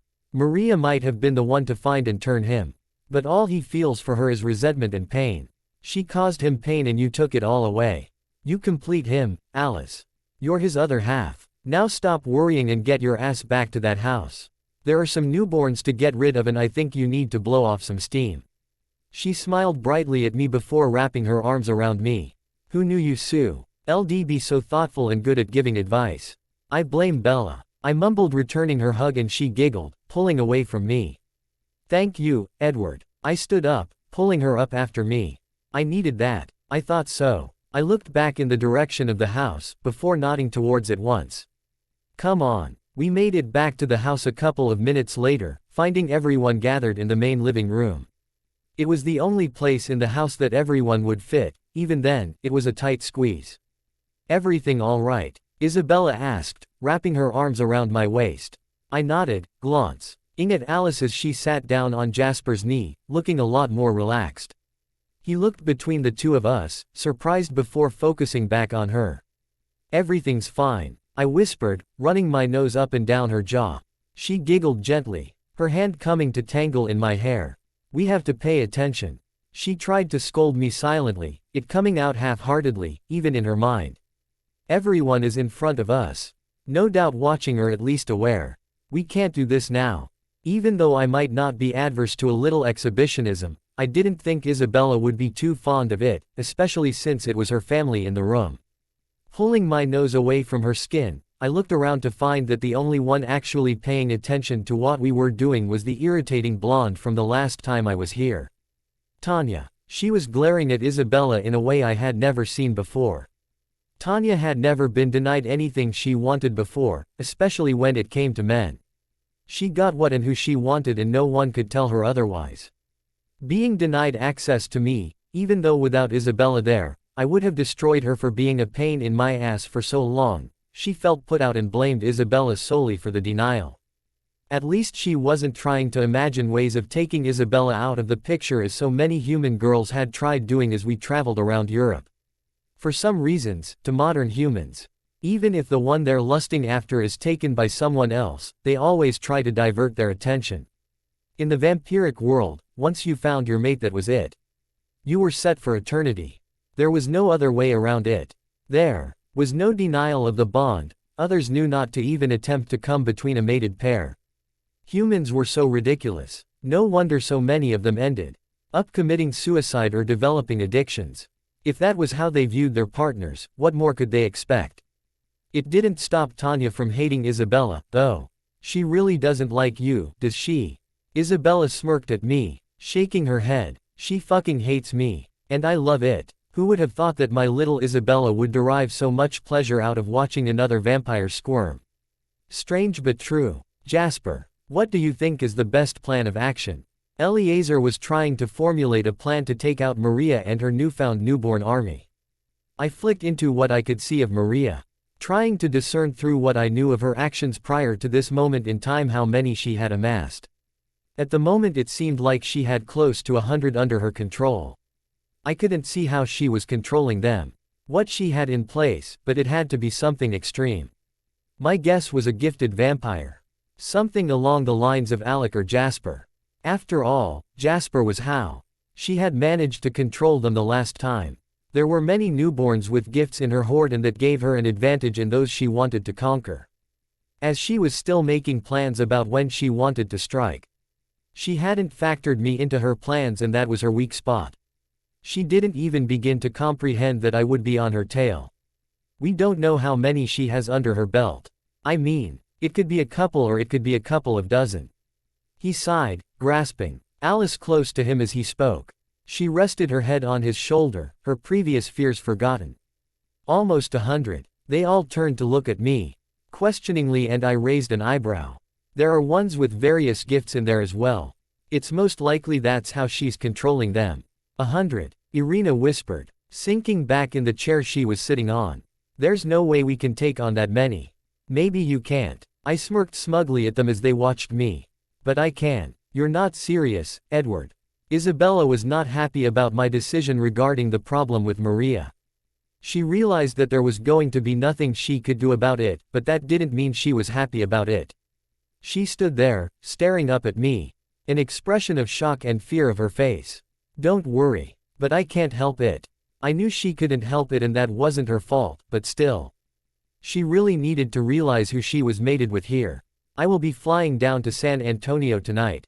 It's the closest city to her refuge and where she plans to hit first. She wants to kill or turn as many humans as she can. She's not thinking about her own safety or what will happen to the newborns, but only of striking fear into those who would wish to oppose her. I plan on cutting her off before she even leaves her little lair.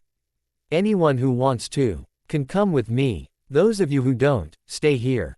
Isabella latched herself onto my side, giving me a look that said quite clearly that she was not being left behind.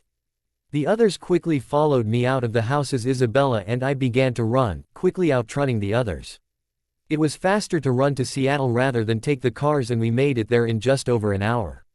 I might have cheated and sped everyone else up a little the closer we got to Seattle, but it was clear they wanted to come with us.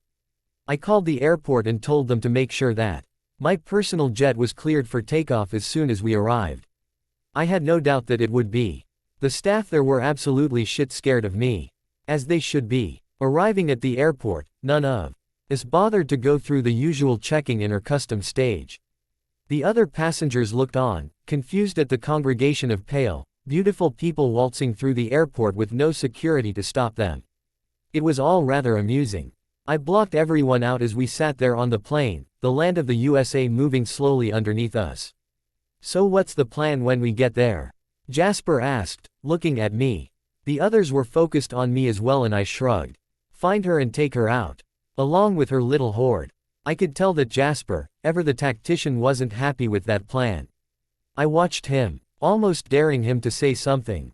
It wasn't him that spoke up though. It was Esme Cullen, the quietest out of all the vampires here, that challenged my words. That's it. She looked around at everyone. Scared about all the faces in front of her that she could lose. She cared about all of the people on this plane and it pained her to think about losing anyone. Just waltz in there and take her out. It worked with the Volturi. I shot back and everyone went quiet, remembering what happened there. I looked down at Isabella who was biting her lip anxiously. What? I don't know. She sighed, her head resting on my chest lightly. She smiled up at me, her ear laying just above where my dead heart lay. She was the only one with the power to touch it, to make it want to work again. She was the only one who had access to it.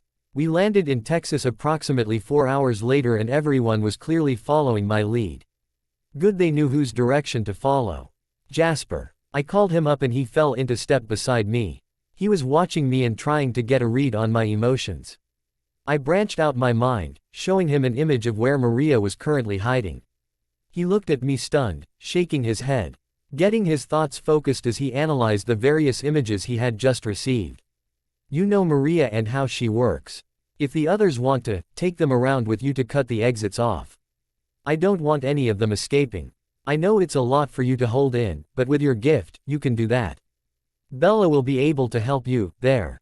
He nodded, aware of Bella's talents now. If Maria comes your way first, you can have her, but don't seek her out. Thank you. He nodded, keeping his eyes forward as we walked through the city. It was dark, perfect for us to me man. Hoovering the streets in such a sunny state. Jasper needed to take on Maria. He had held on to the part of his past that tied him to Texas for longer than was necessary and it had caused Alice to doubt herself. She wasn't completely sure of how he would react to seeing Maria again. Hell, he wasn't completely sure how he would react to seeing Maria again. But he needed the closure her demise would bring. Whether it was at his or my hands. She would not see the sunrise. We closed it on where she was hiding. It was clever. She had taken an old coal mine and expanded it, making room for all those she had turned. Something quite ingenious really. It was illegal for humans to approach it, so they had very little chance of being discovered. Unless there were some underage teens looking for a scare. They didn't come back. Bella, I want you to stay with Jasper.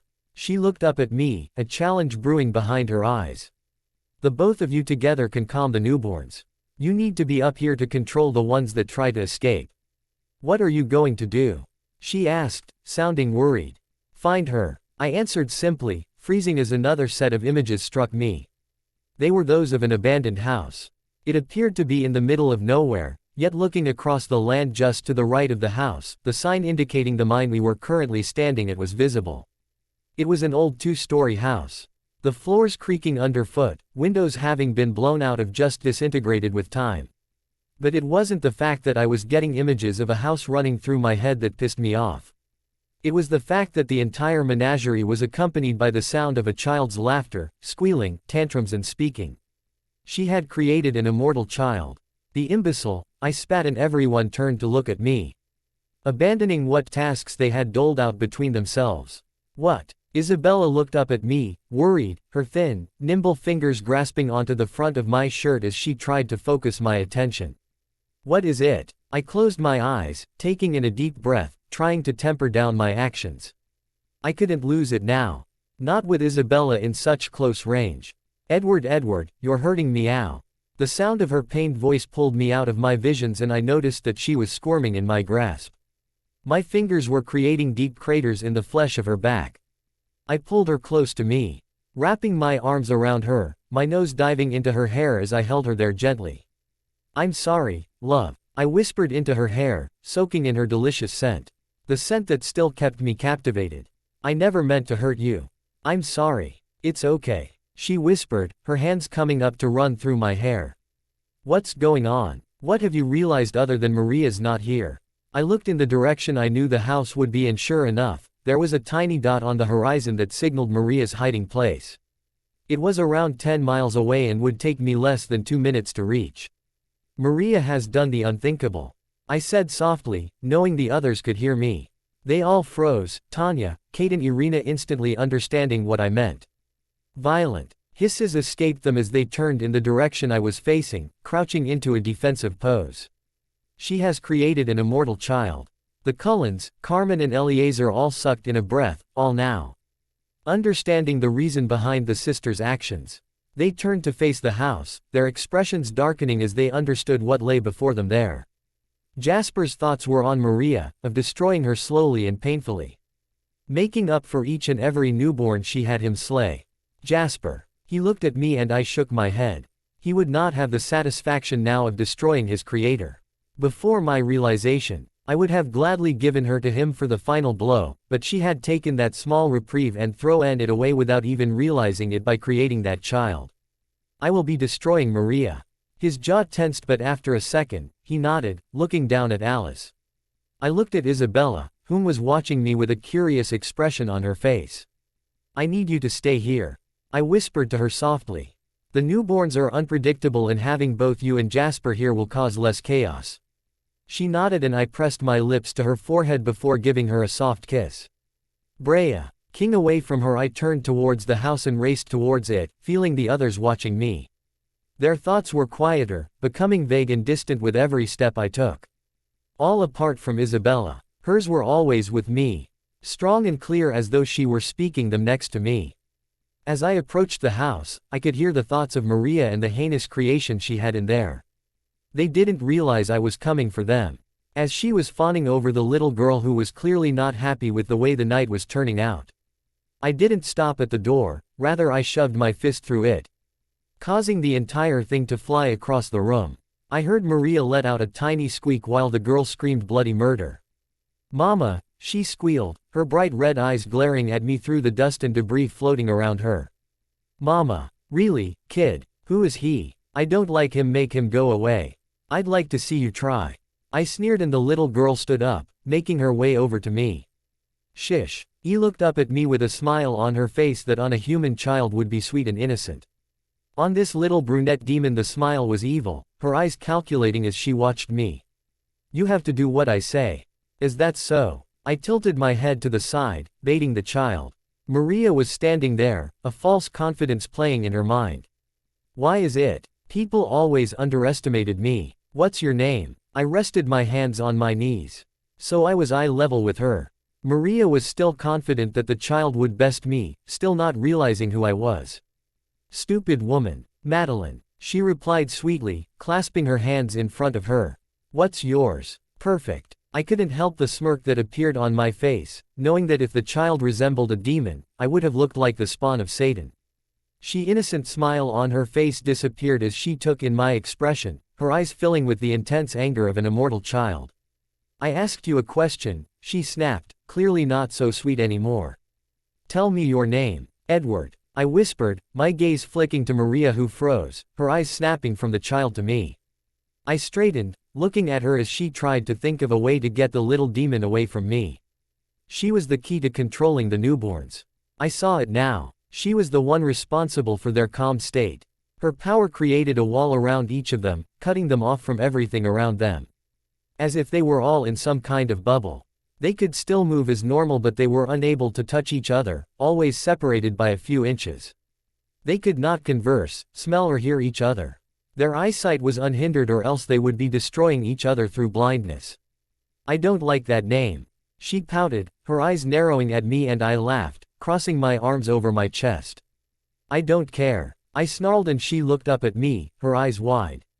And do you know why? She shook her head as though her opinion really mattered. Because I am the one in charge here.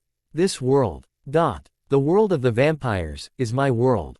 And you're not welcome. I can stop you. She stomped her foot like the petulant child she was, showing no signs of fear or any self-preservation. A child of her age wouldn't know to stop before they got hurt. To someone of her age, everything was a game, everything new was something to explore. And something such as myself would be interesting and dangerous. A new game to play. I can stop you getting to me and Mama. Again with the Mama. I lowered myself to her level once again, my smirk still on my face. Just try it. I felt something pushing at me, trying to wrap itself around me, and I knew she was trying to work her gift. I smirked as I stood up again, seeing her little face wrapped in concentration. Before she knew what was happening, I had her by the throat, lifting her off the ground. She squealed and tried to tear at my hand with her fingers, trying to get at me with her teeth. I had a flashback of the little boy I had destroyed trying to harm me in the same way. It seemed that no matter what the times were like, all children tried to strike out in the same way. Scratching, biting and kicking. I squeezed her throat tighter and she responded by lashing out even more. I kept an eye on Maria as she watched, her face fearful, not even trying to defend the child. Her thoughts weren't even focused on the child in my hand, rather on how she was going to get away from me without getting caught. I looked at her and shook my head. She wasn't going anywhere. I kept my eyes on her as I squeezed Aga. In the child's screaming silenced as her throat crumbled under my grip. Her body tumbled to the floor, still kicking and lashing out as her head remained in my grip. I threw her head out of the destroyed door behind me, my eyes still on Maria. Pushing the body out of my way with my foot, I moved over to Maria, stopping inches in front of her. Her fear was palpable, so thick I could literally taste it in the air surrounding us. She looked from the body of the child on the floor and back to me as if wondering how I could have done that to her. You know, I tilted my head as though I was thinking hard about something. It seems to me that you don't actually understand how to follow the rules. You were a big enough pain in my ass during the Civil War. I really should have intervened myself, rather than leaving it up to the Volturi, don't you think? If I had, then I wouldn't be here right now, would I? She didn't answer other than to shake uncontrollably in front of me. This is what I lived for. This is what I loved. It seems to me that you heard about the demise of the Volturi and thought you'd attempt to create another army. It doesn't work like that, sweetheart. She had her hands up by her mouth, her fingers clutching at her lips as I towered over her. She was not a large vampire, by any means. Probably a little shorter than Isabella, and a little curvier. She was clearly of Hispanic descent, and it appeared she lived up to the meaning of her name well. I grabbed her wrists and yanked them away from her face, effectively removing her hands as well. She screamed out in pain, trying to pull her arms away from me. I didn't relent in my grip as she hurled insults at me in Spanish. Apparently I was a asesino hijo de puta. Well, I've been called worse. I continued my dismemberment of Maria slowly. Something that Isabella clearly wouldn't approve of. Oh well, I'm having fun. We'll get to that bridge when we get there. She screamed as I tore her apart, the slew of ensue. LTS never ceasing until I ripped her head off, throwing it outside along with the other body parts and head of the child. Carrying the rest of the pair outside, I knelt down, placing my hands on the sand below me. Using the power over the elements, creating a small fire out of nothing. I kept it burning as I threw the parts onto the flames, watching as the thick purple smoke permeated the air. Asphied that the remains of the two had been sufficiently destroyed, I turned away from the house and made my way back to the waiting group. When I rejoined them, they were all standing on guard, waiting outside the main entrance to the mine. Isabella raised an eyebrow at me as I approached, a smirk appearing on her face. Have fun, did we? I shrugged and she giggled softly, wrapping her arms around me. Turning towards the entrance, I heard the squealing and scraping of vampires being destroyed within. Every single member of the group that had accompanied me on this trip was still standing, waiting in the cool Texan night. So I surmised that they were destroying each other. It started about 10 minutes ago. Jasper said quietly, watching for any sign of emerging newborns. All of a sudden they just started attacking each other. It was as though they'd finally realized they were all there. It seems that the child was the one responsible for the control Maria had over them.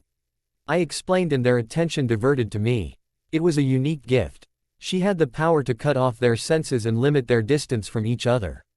In a way, it was like Alex's gift was, but rather than trapping them within a fog in the mind, the substance keeping them from one another was real. Trapping each of them in their own individual bubble, as it were. They could still move but were unable to make contact with each other. Their senses of smell, hearing and such were cut off, but their sight was kept intact. Strange. Carlyle mumbled and I glanced at him. His thoughts were giving him away. He longed to know how such a gift was possible. He would have liked the opportunity to study her and learn more about her gift. If she had been older, Carlyle, then you may have had the chance to. He looked up at me sheepishly before nodding. Immortal children cannot be allowed to exist, no matter how intriguing their gift. The sisters growled gently at the mention of the child, and I understood their reaction. I didn't call them out on it, as it was still a sore subject for the three of them. It may have been 1,000 years ago, but wounds that deep do not heal for our kind. They were infinite. The three of them were still confused as to the reasons their mother had for creating and keeping the boy she created. They couldn't understand it. It was only because of their ignorance to their mother's actions they were still alive. Had they known, they would have met the same fate. This could go on for a while. Jasper mumbled, his mind flicking back to how it had been when he had been under Maria's wing. I could sense Isabella's sympathy for Jasper as he dwelled on his memories. Since becoming one with the Cullens, he had not thought about his former life in great detail, not having had the need to. Being back here brought all of those memories to the surface. He was usually so good at reading the emotions of others and manipulating them to how he saw best to influence the situation, calming large crowds, enthusing an audience, or merely settling an argument. Right now, though, even he was at a loss of how to feel. Then, we wait. I decided, and nobody dared to oppose me. Everyone was lost in their own little worlds. The three sisters were lingering on thoughts of Maria, the child, and their own mother. They still couldn't understand why anyone could do that to a child. To freeze them in time, never giving them the chance to grow up, taking away everything that they'd owned and loved, and throwing them into a world not meant for children to ever see other than on cartoon television shows. They still hated their mother for her decisions, yet they loved her because she was their mother. Ultimately, they were confused. Jasper was lost in his memories. How he had come across Maria and her two companions, thinking that they were merely lost in the desert and in need of assistance. He was thinking that if he had had more wits about him, he would have just ridden on and left them there. But the southern gentleman in him, the man he had been taught to be by his mother and father, told him otherwise. He couldn't leave three helpless women out there on their own. If only he'd known. But then his thoughts would flick to how if he hadn't come across Maria, he would never have walked into the diner that gave him Alice. He too hated his maker for her decisions, and yet he was grateful to her for giving him the chance at an eternity full of love. He too was confused. Emmett and Rosalie were thinking about the pain of the humans in the situation.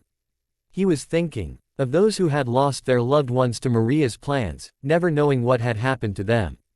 Their bodies would never be found, their stories never told. No one would know of the pain they had suffered before meeting their demise. Rosalie was thinking of the mother of the child Maria had turned into her own. She thought about how she must be suffering, not knowing if her baby was alive or dead. She couldn't help but wonder what it was like to be in that position. Those thoughts ultimately led her to wonder what her own parents had been like when she had disappeared. Whether they had grieved in the way a parent should grieve for a child. Whether they had tried to exact revenge on her husband to be for the disappearance of their daughter. Or whether she had been forgotten. They were lost in the world of the humans. Thankful that their world was now simpler than those complicated messes the living ended up in, yet the both of them longed for life, the ability to grow old and have children, grandchildren. They would not trade their eternity for anything, but maybe if they could have that happily ever after they'd both wanted when they were human. Their thoughts were muddled with had they wanted and knew they could never have, and what they wanted to do with their eternity. Again, they were confused.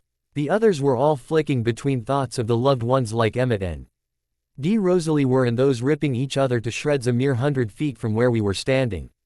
None from inside had noticed our presence, waiting to pounce should they find freedom. The TS milling around were not focused on themselves, yet those that were suffering. Who would have thought that so many vampires, that were selfish by nature, would be able to put aside their own wants? ND needs to make sure that the humans were protected. You did the same thing, you know. I looked down to see Isabella watching me from where she was tucked into my side. She was the only mind that was quiet in the midst of the inner monologues happening around me. Well, up until now, that is. What? You put aside what you wanted to protect the humans? No. I shook my head infinitesimally and she frowned. I came here to protect the secret and to destroy the child. My reasons were not the same as your family's. She looked back at the entrance, which had become suspiciously quiet in the last few moments, and everyone tensed, on guard, wondering what kind of vampire would be emerging. There were slow and steady footsteps approaching the entrance. A few pairs. Apparently, the last surviving newborns were able to rally together to get out. They slowed as they realized that they were not the only ones there. I moved in front of the others, making sure that I was the first one they saw. If they survived, they would never forget who I was. What's going on? It was a deep, male voice that called out from the entrance to the tunnel. Don't be afraid. I glanced at Esme, who was walking forward. I threw my arm in front of her, stopping her from approaching. She looked up at me, displeased, and I had to bite back a growl. Just because she was the mother figure to my mate did not mean she was the same to me. I had a mother who was long gone and rotted in the ground. I did not need another one. We're not going to hurt you. Speak for yourself. I growled out, and the footsteps stopped. They were all within visual range now, no longer hidden behind the bend that started almost at the entrance of the tunnel. There were 4 of them, all looking worse for wear. How many were there? I asked, and the 4 of them flinched at my tone. How many did she create? I don't know. The smallest one shook his head, glancing around nervously as he crept forward, looking at the sky above him. It was as though he had never seen the sky before. He probably hadn't. But a lot. And you're the ones that survived. They nodded, all following the first's lead. The rest are dead. They nodded again, and I focused on the central point of the mine, allowing a flow of fire to trickle through, igniting each and every body part, still squirming, trying to get back to the others.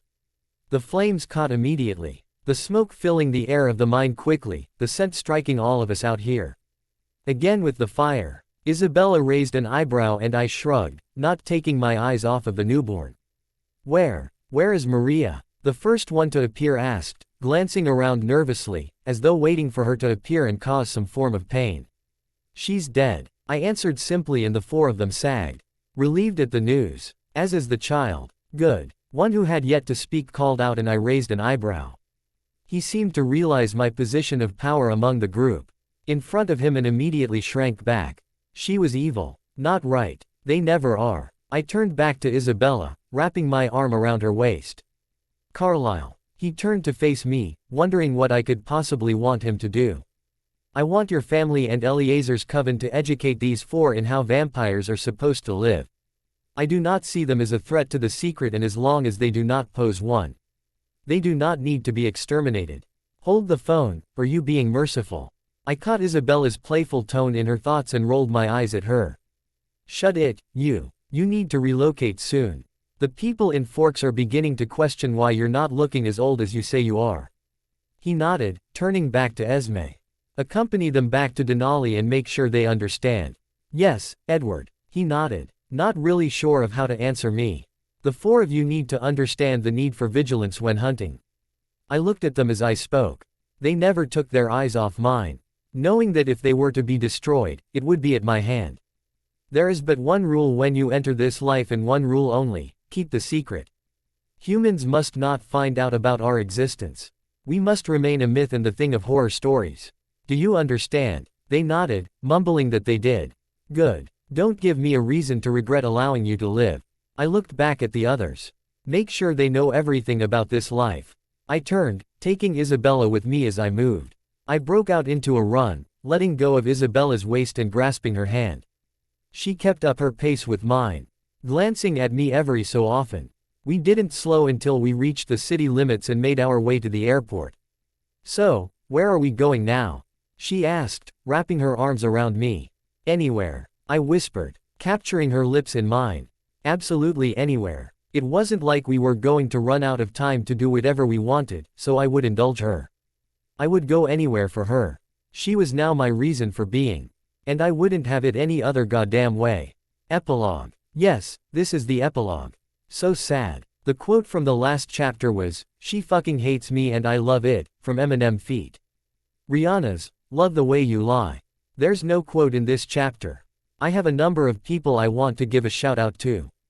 First of all, my dear Shelby. Where do I start with you, honey? I want to say a humongous thanks for giving me the swift kick up the ass when I needed it when it came to this story, and for making me giggle. No one has made me laugh as much as you have we. And it comes to my Edwards and I don't know what I'd do without you there to take the edge off a bad day. Thank you, girl. I also want to shout to those of you who have been with me from the beginning. F this story and reviewed every single chapter. Bleach Blonde 2244, Nikokans, Glow 4 Twilight. Baby Lopez 2008, Proud Mom 21, Muggle Mom 08. I'm sure there are many more of you that have been there, but these NES have been there through all my stories. I'm sorry if I missed anyone, but there are so many of you and I appreciate you all. Important. This year, I am participating in Fandom for Preemies. As a PR, EMI baby myself 30 weeks gestation, it is a cause very close to my heart. And what am I offering, I hear you ask? Well, it's the one question I've been getting from nearly all of you all throughout this story. Yup, you heard me. For a donation of a mere $5 you get to find out how Edward became the original vampire along with many other incredible one-shots. I will not be posting this one-shot anywhere else. Ever. So if you want to see it and find out the answer to that all-important question, head over to the Fandom for Preemies homepage, link is on my profile, and donate and help some innocent babies get a head start in life. It is with a heavy heart I press the complete button on this story, and I want to thank you all again for the support you've shown me through this story, even if my posting hasn't always been reliable and I have left you waiting months for an update. Enjoy. Edward Eternity. That is what I am bound to. Nothing more, nothing less, never changing, everything the same. Of course the world around me changes. But I never do. Mortals dream of immortality, and how cool it would be never to age. To stay the same forever. Take it from someone who has been the same forever. It's not all it's cracked up to be. For nearly 15 millennia I have wandered the vast expanse of this earth, never changing, watching everything around me change and alter with regards to the planet's needs. Let me tell you something, the planet isn't as big as people like to believe it is. Everything that has come and gone in this world I have seen. I have been there for everything. But unlike before, eternity didn't seem so bleak. Because now, I wasn't facing it alone as I had always believed I would. I had Isabella Cullen with me. And she made everything worthwhile. Before I had found her, I had found entertainment in very little. Nothing would hold my interest for long and I grew irritated or bored with most things other would find fascinating or appealing. I had always been a fickle creature and I knew that would never change. But Isabella was the only thing in this world that still held my interest. Even 100 years after we'd first met. Well, not counting the actual first meeting. I had spent a century with the most glorious creature on the planet and I knew I would never want to be away from her for any length of time. We rarely left each other's sides as it was. The only time we were away from each other was when we needed to hunt. Well, more specifically, when I needed to hunt. I usually went with her when she hunted, purely because she was a mon. If a scent creature went in her instinctual predatory state and it always made me see her for the dangerous creature she could be when she put her mind to it. It was as though nothing else but her prey existed. I had looked into her mind when she had been hunting before and she hadn't even registered my presence. Behind her or inside her head. She was focused and it was as though I could feel each and every one of her muscles moving as she ducked and sprung at her prey, her teeth meeting their mark before the animal could even register what was happening. She didn't come with me when I hunted, for obvious reasons. Through the years, she had come across the memories locked away inside my head of previous hunting trips and I knew they upset her. She had seen the memory I held of the two girls I had fed off of just after we had been reunited and I could see that it bothered her. Edward. I turned to see Isabella standing there, looking slightly sheepish and upset. Not wanting her to feel any kind of pain. Whether it be physical or emotional, I pulled her to me as I sat down. She sat in my lap, slightly curled in on herself. What is it, love? She let out a breath, looking away from me. I hated it when she did that. I loved seeing her brilliant golden eyes as she spoke to me. They spoke volumes, conveying emotions that her words and her tone of voice did not.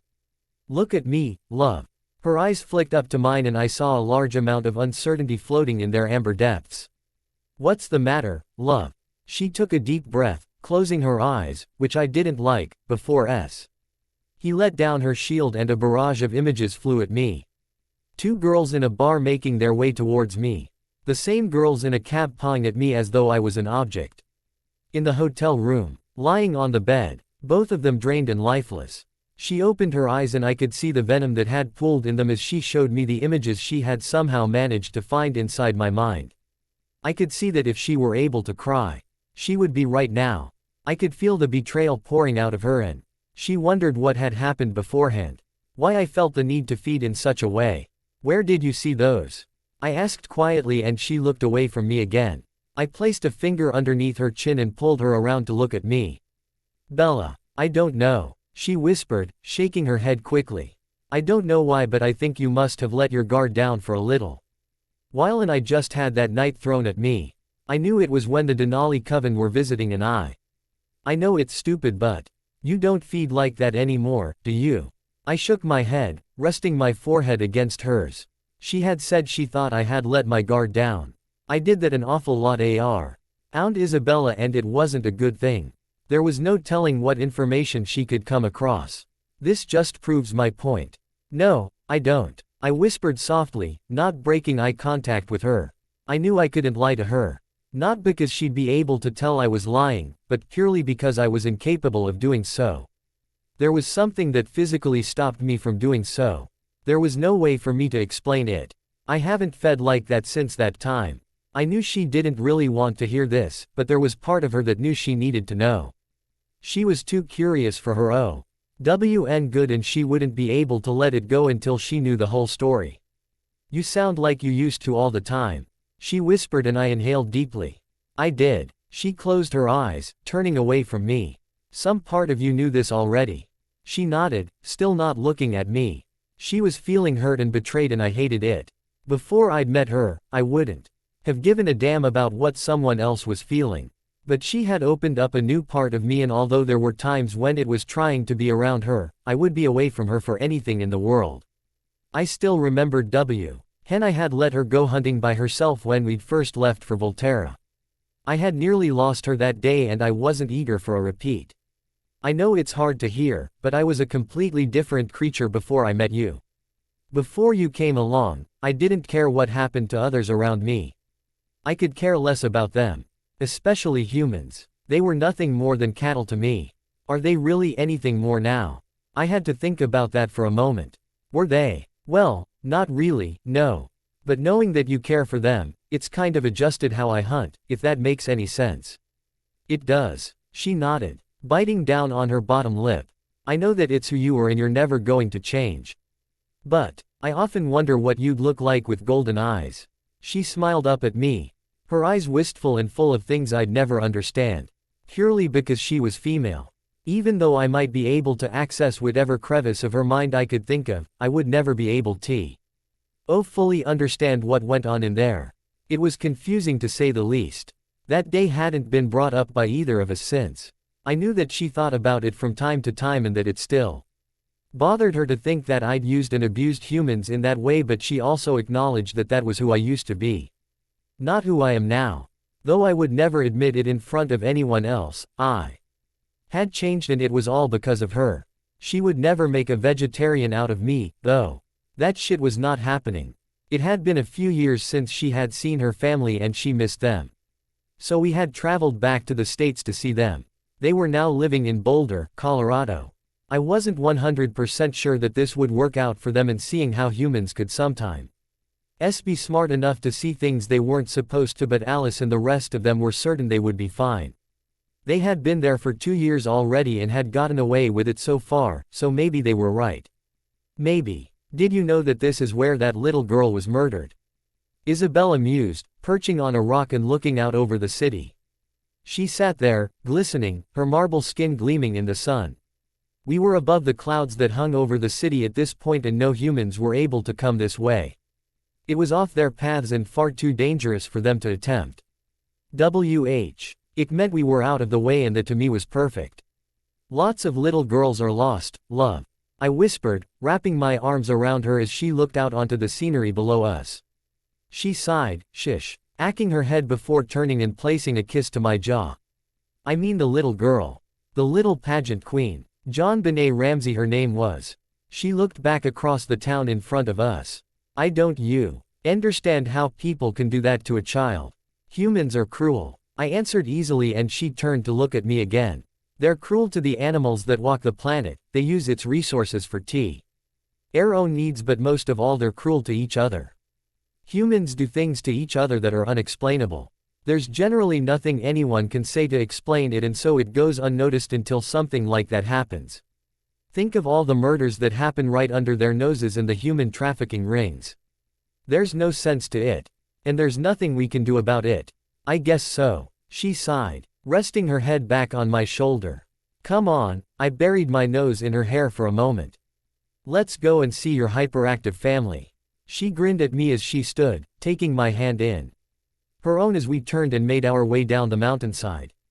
It was twilight, so we didn't have to worry about sticking to the shadows, which made things easier for us. Alice was waiting for us on the front porch, no doubt having seen our decision to come to see them. She stood there, her hands clasped in front of her as she bounced lightly on the balls of her feet.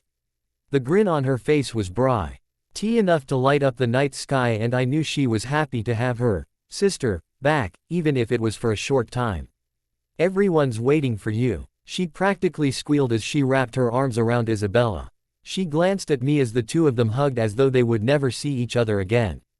Both of you. I shook my head at the little pix's insistence that I was included in the family they held dear. She pulled away from Isabella and pulled her into the house. Isabella glanced back at me, a look begging me to help her etched on her face. I chuckled, shaking my head, and she scowled at me before she was pulled into the building. I followed the two of them inside to find Emmett was the one that now had hold of Isabella, twirling her around as she laughed. I missed you, Belsie. He laughed before placing her back on her feet. The giggle that escaped her was unlike anything I'd heard from her before. It was a little girl's giggle, and it seemed completely out of character coming from my sultry goddess. I missed you too, Emmett. She pushed him away, barely having time to move before Esme had wrapped her arms around her in a motherly hug. I could feel the overwhelming emotions coming from her. She had missed Isabella more than she would openly show, but the smile that graced her lips and the light that shone in her eyes as she looked upon her eldest daughter said it all. Well, to me, at least. It's so good to have you back, she whispered before her eyes fell on me, much like Alice's had. To have the both of you back. It's good to be back, Esme. Isabella whispered in return, looking upon Esme in such a way that proved to me that Esme was the mother she had missed in her human years. Isabella had confided in me that she didn't remember her mother at all. She remembered bits about her father, the love and protectiveness that she had felt when he was around. She remembered what he looked like and the sound of his voice, but the majority of the individual memories she would have had during her human years escaped her. The sadness that lingered in her voice and expression made my dead heart ache for her, and that in itself through me. I hadn't ever felt something like that. Not even for myself, let alone another being. She's been missed, you know. Jasper had made his way over to me and, like me, was watching the interaction that was playing out between the women in the room. They were laughing and chatting amongst each other, clearly happy to be back in each other's presence. I know. I nodded once, realizing that no matter how long they had in this world, whenever she wasn't with them, she would be missed. I don't force her to come with me, you know. No. He shook his head, his eyes lingering on Alice. She, for him, was the light in his world. His reason for existing, and I knew how he felt. If Isabella wasn't in this world, I wouldn't want to be either. But, unlike Jasper, or any of the others in this room, there was no way out for me. I was destined to linger for eternity and long after that. But the bond the two of you share does. It doesn't matter where you go, she'll follow. As I would her. I didn't need to hide the fact that Isabella was my world within these walls. They all knew what she meant to me. It was only when we were on our own, that the intensity of my feelings for her had to be dialed down slightly. If the wrong creature gathered the information of her worth when it came to me, the one trying to find a way to best me, which had happened in the past, then there was a risk to her. One that I was not prepared to take. She understood my reasons, even if she didn't like them. As you would Alice. I would. He looked at me as I watched Isabella. I would follow Alice to the ends of the earth. And beyond. No more words were needed with Jasper. He, like me, didn't find the need to dwell on a conversation that had been finished. He was content to stay in a silence that could say more than words ever could. So, Emmett had joined us, a huge grin on his face. I couldn't recall a time when, other than our first meeting, Emmett hadn't had some form of a smile on his face. He was a generally happy and exuberant being, and I saw why Isabella enjoyed being around him so. He brought light and comedy to a situation, diffused arguments without even trying, and alleviated boredom when it regularly occurred. He could also put up with Rosalie and her ever-changing moods, and to me that took a lot of guts. Be nice. I smirked inwardly at Isabella's silent reprimand. She knew that she was the only one that could get away with such an action, and she utilized it whenever she felt the need. Clearly, she was now poking around in my head. Invade people's thoughts and you're bound to find things you don't like. Speaking from experience, don't I always? Touché. Got any problems that could make a guy's life more interesting? I knew what Emmett was hedging at. For someone that was always finding the humorous side to any situation, he was always banking on there being some kind of confrontation. I knew that he could be useful should it turn violent. Hell, he had been scrapping with a bear less than half an hour before Rosalie found him, but the need hadn't arisen as of yet.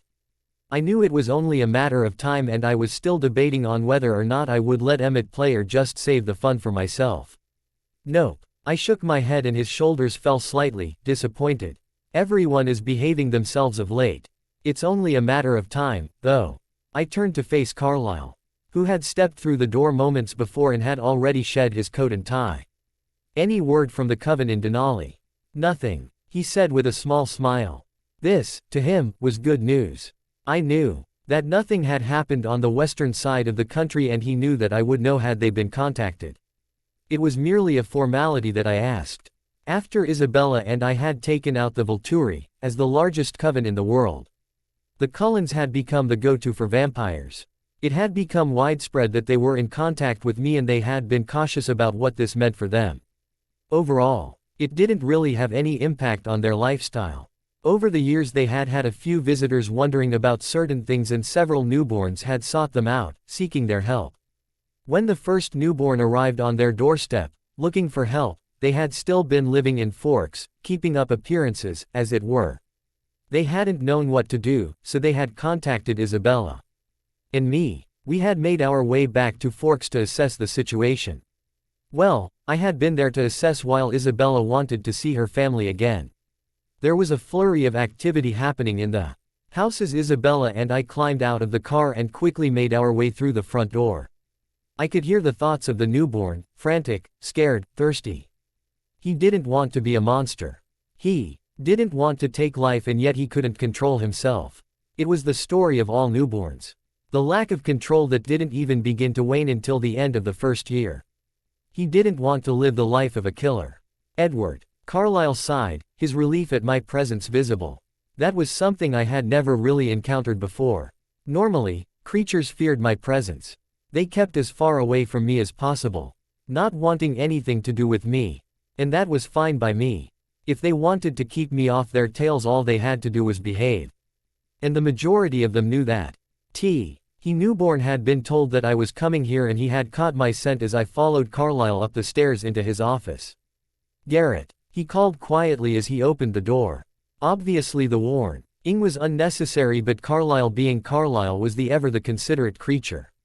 I'll never understand why. I moved around Carlyle, inspecting the newborn for myself. Of course, I had seen him in the minds of the others, but each mind came with its own personal view of him. Seeing him for myself made it more possible for me to assess the situation with this creature. He was sat on the couch. Carlyle had situated along one of the walls of his office. He had curled himself up into a ball in the corner of the leather. There was no doubt he was tall, approximately the same height as Jasper. His hair was a mousy brown, and, like all of us, he was pale. He was having a hard time adjusting to what he had become. Like so many before him, he didn't understand. He had thought he was going to die. Ian didn't understand how he had become a vampire. Through his blurred memories, I saw that he had been the victim of a simple mugging that had turned into something more. He hadn't anticipated the muggers to pull out a gun and shoot him point blank. He should have died, bled out in minutes, but it would appear that one of our kind was in the area and had caught the scent of his blood, figuring it was an easy meal. And it would have been. Easy meal, easy to disguise. His memories didn't reveal who it was, only that it was a female. He could hear her voice echoing in his mind and it sent chill. LS down him to recall the sound of her tinkling voice. It would appear that she had been interrupted by something and hadn't killed him. He had woken on the same street 3 days later, wondering what had happened and feeling a burn unlike anything else. It was after he had made his first kill that he knew he didn't want to do it. He didn't want to live that way. He was no more than a few weeks old. He had some strength to him to have discovered Carlyle's coven and sought them out as he had done. What do you suggest? Carlyle asked quietly as I surveyed the newborn. He has told us that he wants to learn to live as we do. He doesn't want to take the lives of humans. That may be, I said, and the newborn looked up at me, his eyes black with thirst. I knew in that moment that should he be left alone, he would take off in search of food. In search of humans. What with the Cullens being so close to the main town, it would not do well for that to happen. You're too close to humans. I didn't take my eyes off him as I spoke. He saw the color of my eyes, wincing slightly as he took in the red as opposed to the amber of the others around him. Yes, I feed from humans. But unlike you, I have mastered my control unlike any other. What do you propose we do? Carlyle asked, watching the newborn closely. You're certain you wish to live as the Cullens do? The newborn nodded, opening his mouth to speak before his hand came to his throat, the burn overpowering him. To not have moved from that spot for 2 days after his arrival, he had remarkable control already. He was doing better than I was, at least. Call Eleazar. Eleazar. Carlyle sounded confused and the newborn looked up at me, panicked. Yes, they have as much experience with this lifestyle as you do, but they have the advantage of living out in the wilderness. They have better facilities, as it were, to cater to what he needs. In Alaska, he can roam freely without the risk of running into humans. Here, even in the forests, he may run into a hiker, and I'm assuming, I use that term loosely, of course, that is not what he wants. He shook his head fiercely and I nodded. Call Eleazar. Get him and his coven here. Carlyle nodded and crossed the room to the large oak desk, picking up the phone. I kept my eyes on the newborn, who was watching Carlyle with a look of fear on his face. His mind was racing, wondering what was going on. He thought that Carlyle was abandoning him when he had asked for his help. He is doing no such thing. His head snapped around and he looked at me. His mind turned angry and confused, wondering who the hell I was. I would calm yourself if I were you. I'm the one who decides whether you live or die. He inhaled a sharp breath, clearly not having anticipated my importance. He was new. He didn't know. Geez, Isabella's really rubbing off on me. Carlyle wasn't long on the phone to Eleazar, who informed him that they would be down later the same day. It would be a few hours until they arrived, so there was time to kill. They would be running there and back, giving them and the newborn a chance to feed while on the move. Hey, Isabella rapped her arms around my waist as we waited for the arrival of the Denali coven. She rested her head on my chest as she watched Emmett with the newborn. Emmett had taken it upon himself to take him hunting, which all in all wasn't a bad idea. I never would have thought that you'd go to so much trouble for a newborn, she said softly as Emmett guided the newborn through the taking down of a deer. Not that there was much to it, really. Normally, I wouldn't. I sighed and she looked up at me, confused. There aren't many who willingly embrace the life of a vegetarian. I chuckled to myself at the term they used for it. And having a newborn who wishes to do so without any guidance to that lifestyle is almost unheard of. What about Carlyle? She asked, sounding slightly smug. I said, almost. I replied and she scowled at me, realizing she had been beaten. And the fact that you would have insisted we come to help anyway. She nodded, looking very pleased with herself, and I laughed, shaking my head. Why send him to Alaska? She looked back out at Emmett and the newborn as they hunted, a small smile on her face. I mean, my family know what they're doing. He could stay here with them. Alaska is a better environment for him overall. The coven can dedicate all their time to aiding him, while here, they have to attend school and Carlyle is expected at the hospital, and the only one that would be around would be Esme. It's not really the ideal environment for a newborn adjusting to a different lifestyle. Carlyle was able to with me. She looked back up at me. Yes, B. Carlyle was also able to focus all of his energy on you. No matter how much she argues to the contrary, Esme will not be able to do that, and neither will the others. For one thing, the pull from T. Air mates will often win out over any responsibility they feel to the newborn. Not through choice but lack thereof. The bond between mates is such that it cannot be denied. She nodded and pressed my lips to the top of her head. When Carlyle found you, he was connected to no other creature and was able to focus his energies on you. Though there are many of them, the Cullens will not be able to do the same thing. What about Carmen and Eleazar? They're mated. But the three sisters are not. I felt her disapproval of the sisters as I mentioned them.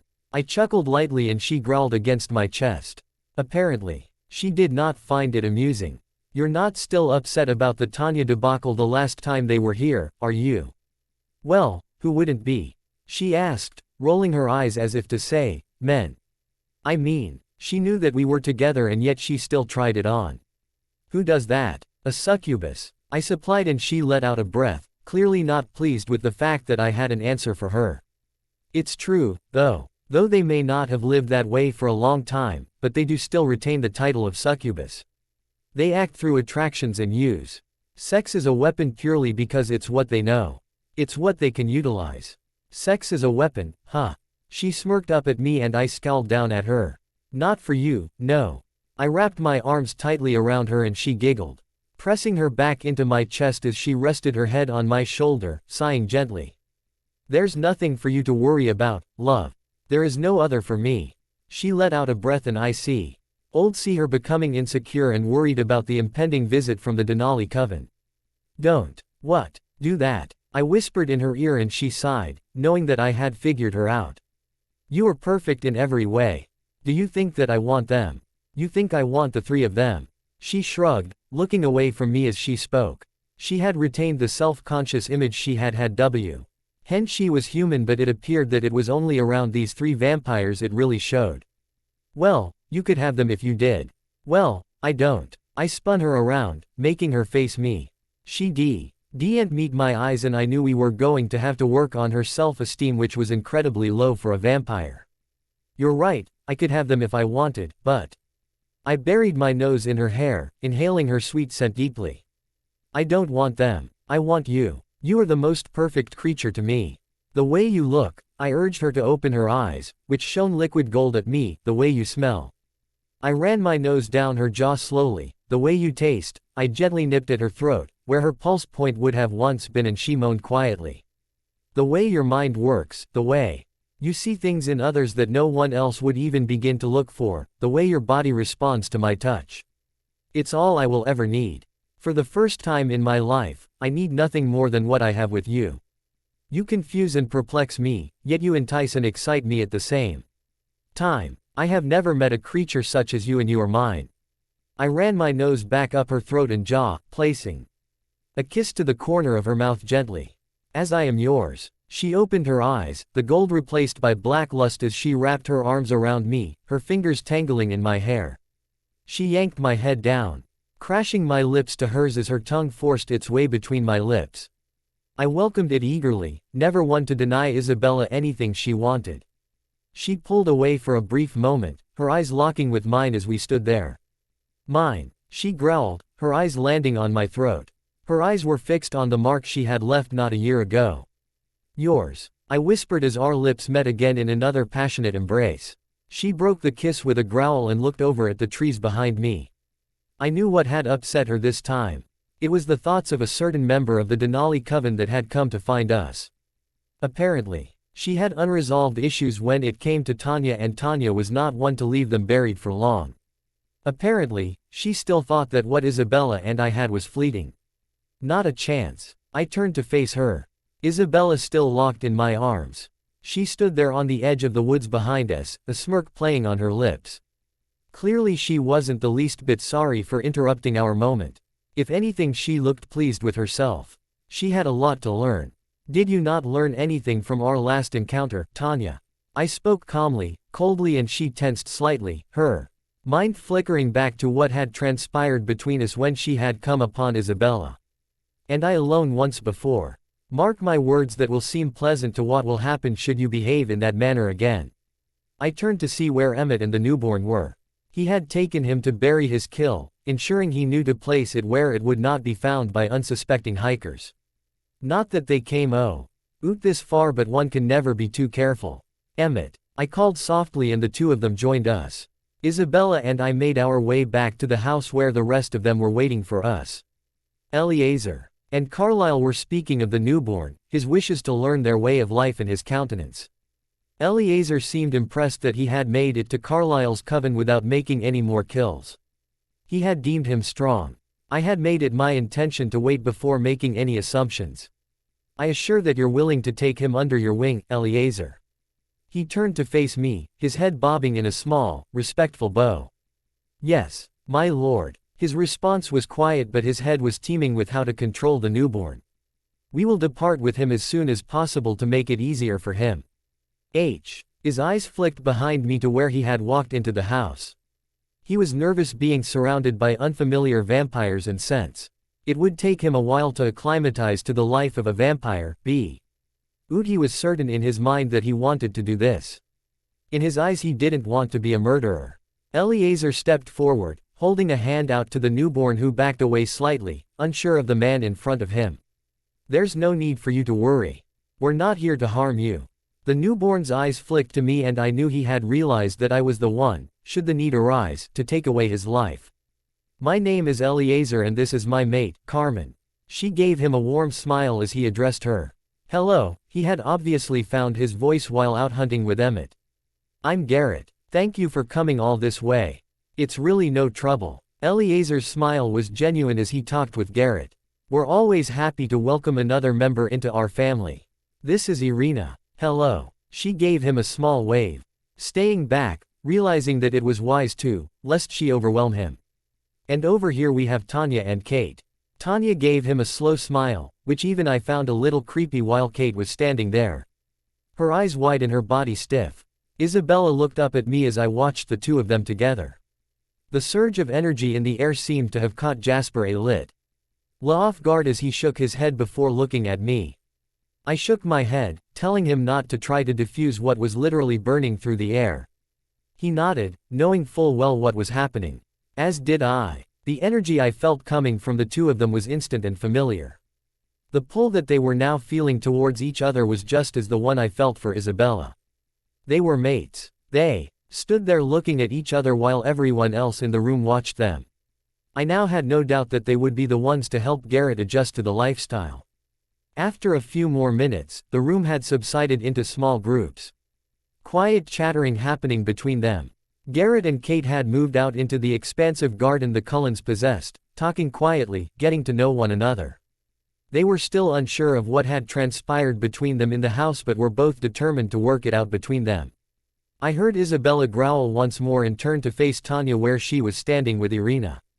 I turned to face her and saw that she was glaring at Tanya with more fire than I had ever seen before. Rosalie and Alice, whom Isabella had been talking to beforehand, were watching her. A little stunned as she stepped away from them. If you have something to say, Tanya, why don't you just say it? She spat and I smirked as the rest of the room fell completely silent at the words. I'm not sure what you're talking about. Tanya replied, a false bravado in play. I chuckled softly, feeling Jasper's amusement at Tanya's attempt to cover up her emotions. No. Isabella smirked at her, a smirk that reminded me a lot of myself in fact. She folded her arms across her chest as she stared at the blonde vampire. I thought you'd left the days of a succubus behind. Or was that just a story you told your family? Tanya's eyes widened as she realized that I was not the only telepath in the room anymore. He's off limits. It was clear to everyone now what Tanya's thoughts had been moments before, and there was no surprise there. Isabella was glorious as she stood there, her eyes burning into the blonde across the room. Apparently, there was no esteem issues anymore. My God, I loved her. After Isabella's little outburst, the Denali coven had left pretty quickly, not wanting to witness a confrontation between the two. It wasn't something I would have minded seeing, but hey, that's just me. The Cullens had accepted their position as a go-to between the vampires of the world and myself.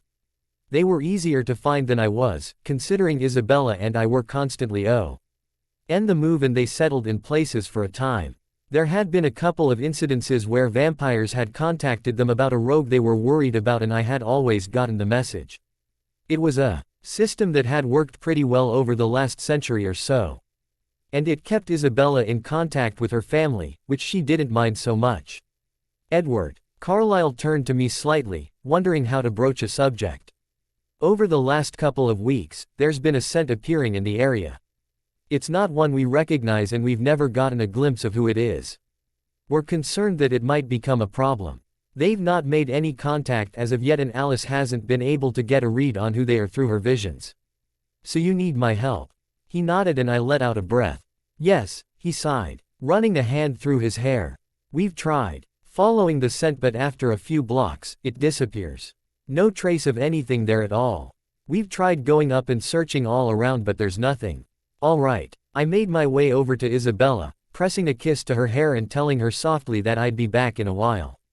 Her eyes questioned me, wondering if I wanted her to come with me. I shook my head, silently telling her to enjoy her time with her family. Where was the last place you encountered the scent? Emmett led me to where they had last encountered the scent, not the day before yesterday. The weather had been still and dry for the last 2 days, meaning that the scent lingered. My head snapped up as we encountered the scent, and I felt a growl erupting in my throat. It couldn't be Edward. Emmett stepped away from me slightly, sensing my change. Stay here. If the scent was who I thought it was, then I knew exactly where it would lead me. It wouldn't stay in the city. It would lead up into the mountains, where he was most comfortable. He had always been at home in the mountains, being the master at navigating them when human. I left Emmett standing there, speeding down the streets. I didn't encounter the minds of humans as I ran, leaving me free to gain speed as I made my way towards the mountains Isabella and I had been relaxing in earlier. I encountered the scent again and knew I had been right. I paid no mind to the rocks as I launched myself up into the mountains, following the scent. Why was he here? How was he alive? I had assumed he had perished with the many others all those years ago. What did he want now, and why hadn't he made his presence known before now? I stopped, hearing the worried thoughts, fearing that he had made a mistake. Who would know if it was a mistake or not? Not even I could see the outcome of this particular meeting. It had been such a long time since we had seen each other, and the last time he had really laid eyes on me. I was coming at him, ready to eat him. Which I did, but what does that matter? I moved towards him slowly, and he registered my presence, standing quickly. I pushed my way through the trees and stopped, seeing him in front of me. He hadn't changed at all. Not over the millennia, but then again, I guessed that I hadn't either. We stood there for a few moments, assessing each other before he nodded. Doing that Bo Eliezer did. Clearly, he knew who I was in our world and knew to show me the proper respect, no matter who he had been to me once. The past was past, and that was where it was supposed to say. Say too. He inhaled at the sound of his ancient name, his body tensing as I spoke. Standing in front of me was the only creature to have survived as long as I had.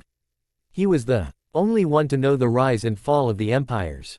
Now my question was, how had he managed to avoid me for all these years? And what was I going to do about it?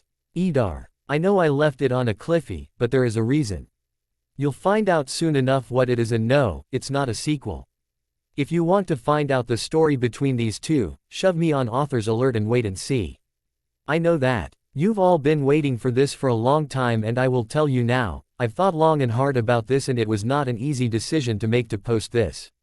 Enjoy. Edward. How is it you can believe that everything within yourself will stay the same for the rest of eternity, and then have it change because of one creature? One whom wouldn't have been significant to you if there had been a slight difference in any of the factors that had brought you together. If one of you had been born at a different moment. If you were a different gender. If it had been another time or place that either of us had been born, we might not have been bound in the way that we were. And looking down at her, I didn't know if I could ever be without Isabella again. As I spent the days with her, I could see that I was changing, and yet I was powerless to stop it. I hadn't changed since I had become what I am. Since I had created my own race, and yet, this tiny little woman enters my life, and there is nothing I wouldn't do. She was remarkable. Before I had met her, I held no one dear. My lifestyle had shown that much was clear. If something or someone had gotten in my way before I had come face to face with Isabella again, there wasn't anything that could stop me from destroying it. But being with Isabella again brought new things to light. Things that showed me the absorption power she had wasn't just one way. She had the power to exude certain emotions and traits as well. And apparently compassion was one of said traits. Figures, huh? Isabella had often said that she would have liked to be able to introduce me to her father. Well, I wasn't too sure he would have taken to me in the way she thought he would. Apparently, I had first found her, sitting in that park, reading her book as if nothing else in the world mattered. She had escaped one of her father's many talks about finding a suitable husband. She had told me that he would bring up marriage as often as he could, stating that he wouldn't be around forever and that she needed someone to take care of her when he was gone. Isabella, being Isabella of course, wasn't too happy with that little statement. She explained that she knew he was only looking out for her. But something it drove her to madness. That was why she went to the park every afternoon. To escape. Ironic, isn't it? The one place she went to escape the suitors her father kept finding for her was the one place she had found the one she was supposed to be with forever. I had taken her back to that park a few years ago and the look she had on her face was one T. Had told me she wished there was a way to go back to that time. I could tell she missed the simpler life of the early 1900s. There wasn't really much she had to worry about when she first met me. All she had been troubled about was the threat of the influenza, which in the end would have taken her life. Her father did not survive the epidemic and she would not have either. She remembered more about our meetings as she sat there, in the same spot she had always sat in when reading. There was nothing more beautiful than Isabella, sitting in the park, not a care in the world. The others in the park didn't pay us any mind. Completely unaware that a human being had lost their life in the very spot we were sitting in. Of course, there were many things that happened in this park that those who used it during the day were unaware of. Either that or they chose to ignore it. Being with Isabella in the place she had grown up had led me to thinking about my own childhood, which was a place I didn't really want to revisit. I hadn't thought about that in a long while, but for some reason, I couldn't stop my mind from wandering. Leaving Chicago, we got on a plane headed for Europe. This had confused Isabella, and I wanted to tell myself we were just headed over there to ensure that the vampires of the world were behaving themselves. Making sure they were abiding by the rules. I had told Isabella that was the reason. She knew it was bullshit. And so did I. She just wasn't sure of the truth. For some reason, Isabella's visiting her old home, which had been refurbished and now had a human family living inside, had gotten me wondering about my own past. I hadn't really dwelled on my years as a human since I had turned. They seemed insignificant when it came to it. Why spend and eat RNITY dwelling on something that cannot be changed? It was pointless. This trip has nothing to do with the vampires in this part of the world, does it? Isabella asked as I drove towards the unmarked land I had called home millennia ago. I let out a breath, knowing, just as she did, that it was nothing to do with the species and more to do with what was going on within my own mind. She could have picked the information out of my head if she had felt inclined to do so, if it had warranted it, as had been the case on a couple of occasions prior to this one, but she didn't. She was patient, Eve. And for a vampire, and her stubborn streak had often come out in the years we had been together. Sometimes, it worked in her favor, allowing me to open up and keep her in the loop, her words, not mine, as it were. Other times, it just pissed me off. I was glad she wasn't delving into my mind now. No, it's okay to be nostalgic, she said quietly, linking her fingers through mine. Is it? I truly didn't know. I had never really given any consideration to memories before. Especially my human ones. Of course it is. Her voice was filled with such conviction I couldn't even find it within myself to argue with her. Now that was a new one. Arguing with Isabella was always an interesting affair. She had so many opinions and her mind was always teeming with activity. Even arguing with her was endearing. Even though it could stem from the most pointless of subjects and last for such a long time, neither of us could truly figure out why we were arguing in the first place. And the making up with her afterwards was always worth it. But I digress. I'm guessing you haven't really thought about when you were human, have you? About what it was like. I shook my head and she sighed, resting her head against the headrest on her seat. Most of us would love to remember our human years. I know I would. There was a wistful tone to her voice as she gazed out of the window at the passing landscape. And here, you can recall everything about yours with perfect clarity, yet you have no desire at all to do so. It's a bit ironic if you ask me. I can't tell you why I remember being human. I gave her hand a small squeeze as I drove. But I do. There are a lot of things about my own existence that I don't understand or even know. Maybe there's a reason you remember. She mused quietly. And I was almost certain she was talking to herself, because with Isabella, you can never tell, so I didn't answer. We drove in silence for a while longer, day turning to night and back again, only stopping to refill the car. We often spent days in complete silence, not needing words to fill the air around us. There was nothing that could be said out loud that couldn't be said with a simple look or touch. Especially if you were with the right person. The person that could understand you and knew what you were thinking, even without the gift of telepathy, without you having to say or do anything. The one that most never find. Even though it had taken me 15,000 years to do so. I had found her. I had found part of myself I wasn't even aware I was missing. I knew that my existence before had not been as it could have. I didn't not live as one given immortal life should. I shifted in the shadows, only making myself known when it was needed. But, before Isabella had come along, I hadn't really thought of any other way to be. She had brought out a side of me I didn't even realize existed. Not even in my human years. She was playful and downright silly at times, and if it had been any other creature, I would have found it aggravating. But with her, it did nothing but make me love her even more than I already did. She was the carefree to my serious. She balanced me out when I hadn't even been aware of what I was missing. Having found her, I had found myself doing things I never thought I would. She, of course, wanted to see all the sights in the world.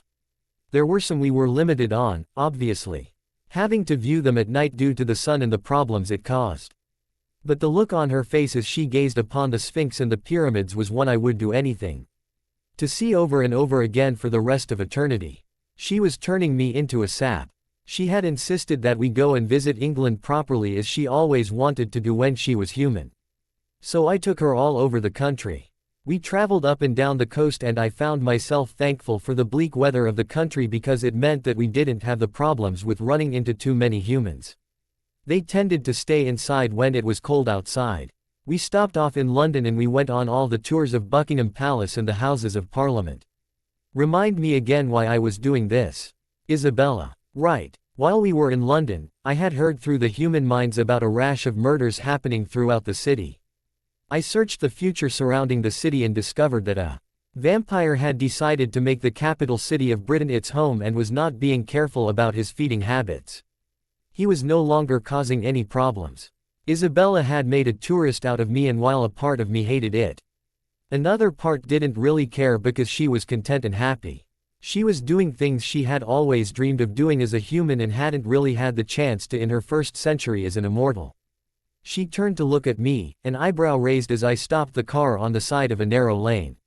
I had driven it up onto the grassy curb far enough so that other vehicles were able to pass without causing much of a fuss. I didn't answer her questioning look as I got out of the car, looking over the vast expanse of land in front of me. She silently climbed out and stood beside me, clasping my hand in hers. A silent show of support, watching me, her golden eyes curious and alight with questions. "This is it," I said quietly, looking down at her. She was confused with my cryptic words, as was expected. "This is where I was born." She looked over at the land with a new expression on her face, as if the maintained fields in front of her now held some kind of deeper meaning. "It's different to how it used to be." She was quiet for a little while, her eyes fixed on the tiny village about a mile away that was, ironically, in the exact place my tribe's encampment had been.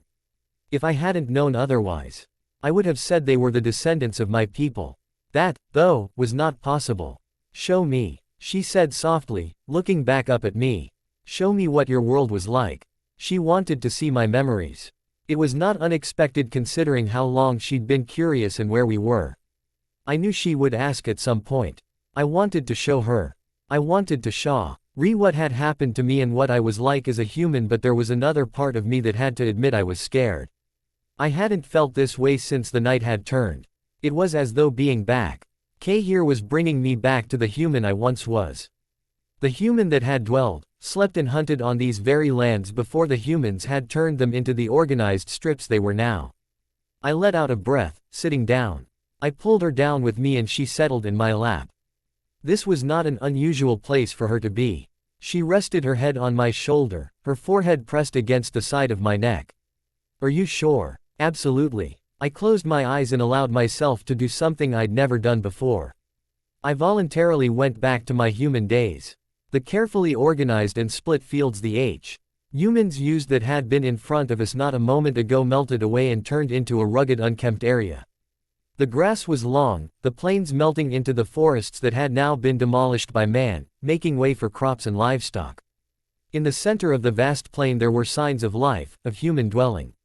Of my people, my tribe, my family. By modern standards, it was incredibly savage, nothing more than simple wooden and grass huts made from the surrounding trees. Animal skins had been used for insulation where possible and there wasn't much in the way of flooring. Whatever we could find really. Animal skins. Dried grass. Whatever we could find to keep ourselves warm. There was a large fire in the center of the encampment, which was primarily used for cooking the game that had been killed that day, if any at all. These were not the times of convenience food or fast food restaurants. Unlike modern times, humans had to work for their food. It was required that each and every man had the knowledge and the skills of the hunt. The fire was also an effective deterrent for any animals that might wander too close to the tribe. What with there being children, babies and the sick around. No one wanted to risk losing someone if they didn't have to. Death might not have been as much of a tragic occurrence as it was in modern times, being much more frequent, but there was still no sense in putting oneself in danger when there was no need. Knowing Isabella would want to know everything, I allowed myself to slip back into who I was then. Back into the mind of the 17-year-old boy I had been. In a sense, I was seeing everything as though I was living it once again. Not something I thought I'd ever do. The things we do for the one we love. It was surreal to say the least. Having the knowledge of the modern world and yet not being able to apply it to where I was now within an own mind. I didn't like it very much.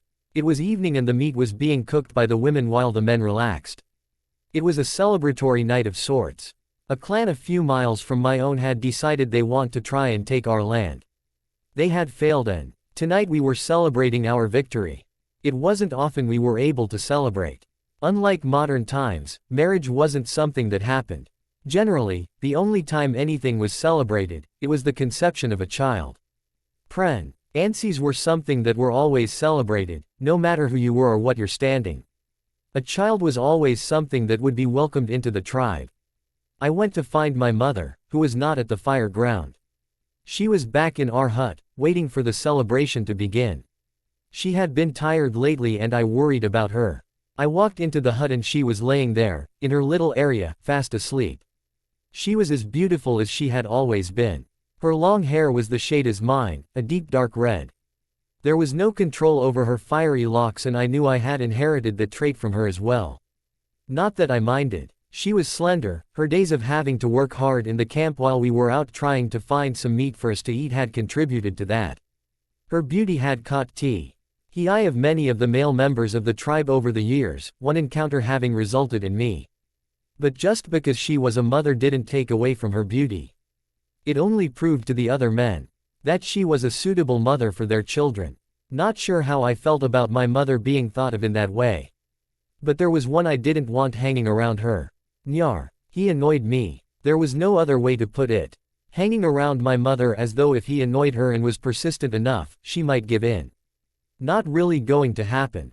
Waking my mother up gently, she smiled at me, taking my hand in her own and pressing her lips to the backs on my fingers. It was her way of telling me she was happy I was home. She didn't want me to get hurt in any way, which I guess was a mother's wish when it came to her offspring. I spied Nyar across the fire, his eyes never leaving my mother as she sat down. I made sure I sat close to her, making sure she was touching me in some way. I didn't like the way he was watching her so closely. His eyes flicked to me and I saw the annoyance building in them. He didn't like my presence around my mother and I had the feeling, had he the chance, he would have gotten rid of me a while ago. The possessiveness he exuded while watching my mother was unnerving to say the least. It was as if he would do anything to have her. Or at least make sure that no one else could have her. I wasn't going to lie. I knew my mother was one of the more desired women in the tribe and most of the males lusted after her in some way. Some more than others of course. But that was neither here nor there. My mother had turned them down at some point or another. Sooner or later, they realized she wasn't interested and moved on to another female. But Nyar was like a gnat that wouldn't go away. He was the perpetual thorn in my side and I could see the annoyance in my mother's eyes building each and every time she approached her. Looking at him, it was no wonder the females in the tribe had disregarded him when choosing males to sire their offspring. He wasn't that much older than I was, maybe 4 winters my senior, but you wouldn't have thought he was the elder of the two of us. He was pale, slim in build and boasting next to nothing in body mass. There were many in the tribe more impressive than he, myself included, and to say that irked him was no loss on me. I had always been able to read others easily and Nyar was no exception to that rule. In fact, he was one of the easiest to read in the tribe. That might have been because he was never one to hide his emotions. His intentions were clear to me, so there was no doubt they were clear to everyone around him. He wanted my mother. And I didn't want to see how far he would go to get her. I didn't want to risk my mother in any way, shape or form. She was the only constant I'd ever known in a world that was always changing. She was the comfort that lingered after the harshness of the day had ended.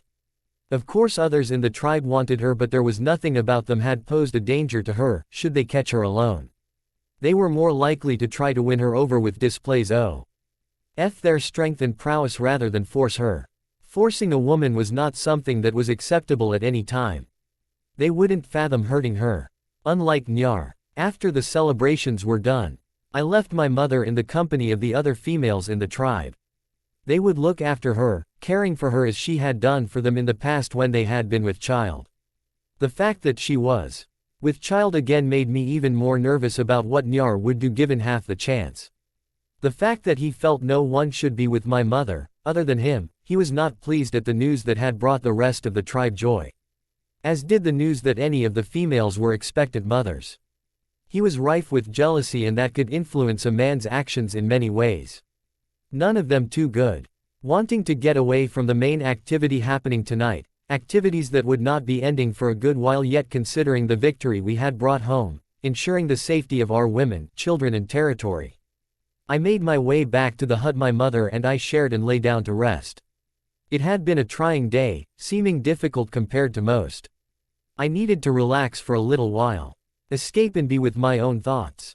Whatever they may be. Idar, I was aware of my body being shaken, jarred from sleep and back into the conscious world much sooner than I wanted to be. I opened my eyes to see Seitu, an ally and close friend of mine, hovering above me. His eyes were wide and filled with grief, panic and many more emotions I couldn't contemplate or understand. Idar, he shook my once again, probably making sure that I was in fact awake and seeing him in front of me. I pushed him away, making him stop. He stood up, motioning for me to follow him. I stood up, my body language still lethargic, trying to fight off the feeling as I followed him out of the hut. The first thing I noticed when we stepped outside was that it was still dark. That confused me even more. I looked at Seitu, who gestured for me to follow him once again. The camp was in an uproar and for the life of me I couldn't figure out why. I couldn't understand how the racket they were making hadn't woken me up before now, but decided not to dwell on it. The women were wailing, trying to provide comfort while shedding their own tears themselves. The men were angry, each of them carrying weapons and heading out in different directions. I wondered if there had been another attack by the rival tribe, trying to catch us off guard. I stopped when I saw a small huddle of members surrounding the priestess of our tribe. She seemed to be crouched over something. No, someone. Seitu grabbed my arm, pulling me towards the group, and my confusion turned to panic. I wasn't sure why, but I didn't want to know what was going on. I didn't really have a choice though, as Seitu pulled me towards the priestess. I could clearly see now that it was a woman and she wasn't moving at all. She was dead. Something D happened either during or after the celebrations, and this woman had lost her life. I felt my heart sink as I absorbed the fact that a life had been lost and I had been sleeping. It was never a good atmosphere in the tribe when something like that happened. Stepping closer to the priestess and the woman, I saw something that made me freeze. A spilling of deep, dark red hair and an outstretched arm with a ring of fox teeth surrounding the wrist. I knew that bracelet well because it had been given to the woman when she had been expecting her first child. This was not another woman in the tribe that would be missed. This was my mother. I pushed past everyone surrounding her, dropping to my knees as I took in her lifeless form in front of me. Her eyes, which had been so full of life and laughter not a few hours before, were now cold. Empty and dead. There was nothing left of my mother in those eyes. She wasn't in there anymore. She was gone, leaving this shell, her physical presence to linger in this plane while her spirit moved on. There was a spearhead, broken off about half a foot down, jutting out of her chest where her ribs curved and met in the middle. The angle of the intrusion would have killed her almost instantly. Her once perfectly alabaster skin was now marred with the red of her blood as it spilled out onto the ground around her. I looked up at the priestess, who was watching me with a strange look in her eye. Her mouth was set in a grim line and the lines around her eyes told me she wanted to know what I was thinking. Running my fingers through my mother's hair, I looked back up at her. My eyes boring into hers. She knew what I was asking. She knew I was asking who had done it and where they were now. Nyar. The name instantly made my blood boil and I watched as she lifted up a hand and pointed to the side, towards the thick trees that provided sanctuary for us. He had disappeared, which was not surprising. Taking the life of another was punishable by deed. And if you took the life of a woman with child, you were condemned to the deepest pits. Your soul would never find peace and you would be forced to forever dwell in the world for the rest of the eternity. He would pay with his very soul for the life he had taken. I ran my fingers through my mother's hair again, gently closing her eyes before I stood up and faced the forests the priestess had pointed in. As soon as I started to take a step, I felt a fragile yet strong grip on my arm. I looked down to see the priestess clutching my arm with all her might. She had a panicked look on her face. And I didn't know whether I was curious or whether I wanted to shove her off of me and head off in search for the low form of life that had taken the life of my mother. I had known why he had done it. Because she had been expecting the offspring of another male. He viewed himself as the only one that was worthy of her. He saw her as being the only one he could have, not caring that she already had me. Either that or he was just too much of a coward to try and face me in a confrontation. He knew I would best him. Despite being my senior, I was stronger, faster and more developed than he was. The only way he could ensure that no one would have my mother again was to kill her. And her unborn child. Idar. I looked down at her again and she was stood there, shaking her head at me. She didn't want me to follow him. She didn't want me to find the monster that had killed my mother. She probably wanted him to be brought back to the camp so that he could face what it was he had done and how he would be punished by the gods. But then said, pointed towards the woods while looked at me and then placed her hand flat on my chest, right above my heart. She held her hand flat for a few moments before clenching her fingers into a fist. She was telling me that if I went after Nyar tonight, my own heart would stop. Did she not think that I could defeat him? Was she doubting my skills? She shook her head and I wondered what she meant. Did she mean that Nyar would best me, or was there something else in those forests that would cause my demise if I followed after him? I looked down at my mother again. The grief and guilt over not being there to protect her was overwhelming. I should have been able to protect her. I needed to clear my head. I needed to get away from everyone here. I need to get away from the women mourning the loss of the sister and friend. I had to get away from the men that were plotting the death of the one who should, by rights, find his end by my own hands. I pushed away from the priestess and made my way towards the forest in the opposite direction to where she had pointed. I needed time on my own. I didn't want to be surrounded by those mourning. I wanted to be able to do that in peace. I don't know how long I wandered through the forests for. I knew exactly where I was. I knew these forests like the back of my hand. I was the best navigator of these trees and the others relied on my knowledge to get them through when on a hunt. The moon was high in the sky as I walked, casting a silver glow on the ground in front of me, allowing me to see the str. branches and roots on the forest floor in front of my feet. I stopped, noticing the irregularities in the earth in front of me. This wasn't anything made by the winds or animal inhabitants of the forests. Human footprints. I would have assumed that it was Nyar, but there was more than one. It was not the tribe because they were hunting with fire and weapons. They were also traveling in larger groups, while these footprints belonged to 3 or 4 individuals at the most. These footprints didn't belong to anyone from my tribe. But what was anyone from another tribe doing lurking in the trees around my home? I looked around, trying to discern anything I could from the darkness around me, but finding nothing. I grabbed a strong, sharp branch that was on the ground beside me and began to follow the footprints. I knew that the smart thing to do would have been to head back to the tribe and come back with the dawn to search for the owners of the prints in front of me. But I knew there'd be a manhunt of Nyar until he was found. It wouldn't matter how long he was missing for or how long the search carried on for. There wouldn't be anything that came first. Knowing I should be ding the search for the one that murdered my mother, I quietly followed the prints. I made sure not to make a sound as the prints began to clear, indicating I had been following them in the right direction. That was all I needed at the moment. For them to be leading me to nothing at all. After a little longer, I could make out the glow of a fire just ahead of me. I kept to the shadows, making sure that none of those that could be surrounding it, keeping warm, were aware that I was there. I ducked behind a large tree, able to spy 3 men sat around the fire. None of them were Nyar, so I knew they weren't harboring him. From what I could tell of the skins they were wearing, they were from a completely different region. What were they doing out here? Could it be possible that they had become lost purely by chance? Or were they here for another reason completely? It seemed that the region they were from was more advanced than the home tribe. They were communicating to each other in ways that we had never used before. They were using their voices. Of course, when it came around the first time, I had no idea what they were saying, but sitting here, now, immersed in the memories that had been carried with me from my human years, I understood them. I had known what they were saying since the time I had learned their language and remembered the words. I kept an eye on the males sat around the fire as they communicated, wondering what was going on. "You think we can do it?" one of them asked as my modern mind was able to understand the words perfectly while the memories I had were confusing me greatly. The two things happening inside my head were warring over what I knew.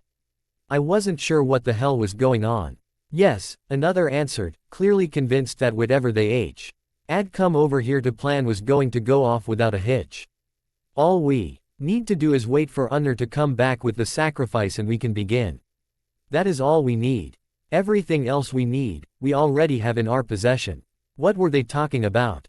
Sacrifice. What or who were they planning on sacrificing? I didn't have time to ponder those questions at all before I was aware of what was happening. Something hard and heavy collided with the back of my head, causing my vision to blur as I lost my footing and collapsed. There was the sound of movement from the fire and someone laughing behind me. There were muffled words as something started to ring in my ears. I felt myself being pushed over and eyes on me. My hands went to my head, wincing as my fingers brushed the area. There was blood. "He is perfect, Unner," a voice above me said gleefully as my head started to clear a little. I was aware of my arms and legs being grabbed and the earth disappearing underneath me. I was being moved. Just where the hell were they moving me to? When I was placed on the ground again, I could feel the heat of the fire against my skin. I tried to open my eyes to find out what was going on, but the pain as I did so was unbearable. What on earth were they doing?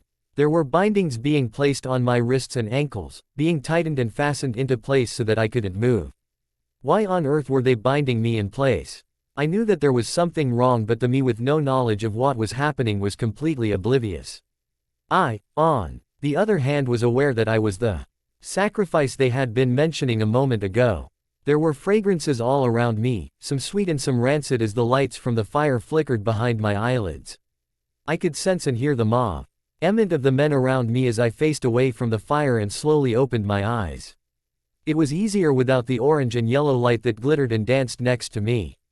Turning my head slowly, I tried to allow my eyes to become used to the light before I was able to see the men. I pulled at my bindings, having no luck. I couldn't move an inch. The bindings were so tight they were cutting into my skin. I wasn't sure they were even aware of the pain they were causing me. Or if they even cared. I pulled again, trying once again to get free. The only thing I managed to do was hurt myself even more. They had noticed I was trying to get free and had turned to laugh. One of them hovered above me, wrapping his fingers around my neck as his lips moved in an unfamiliar pattern and strange sounds escaped his mouth. Of course I knew what they meant now. He released my neck and made his way back over to where the other three were waiting for him.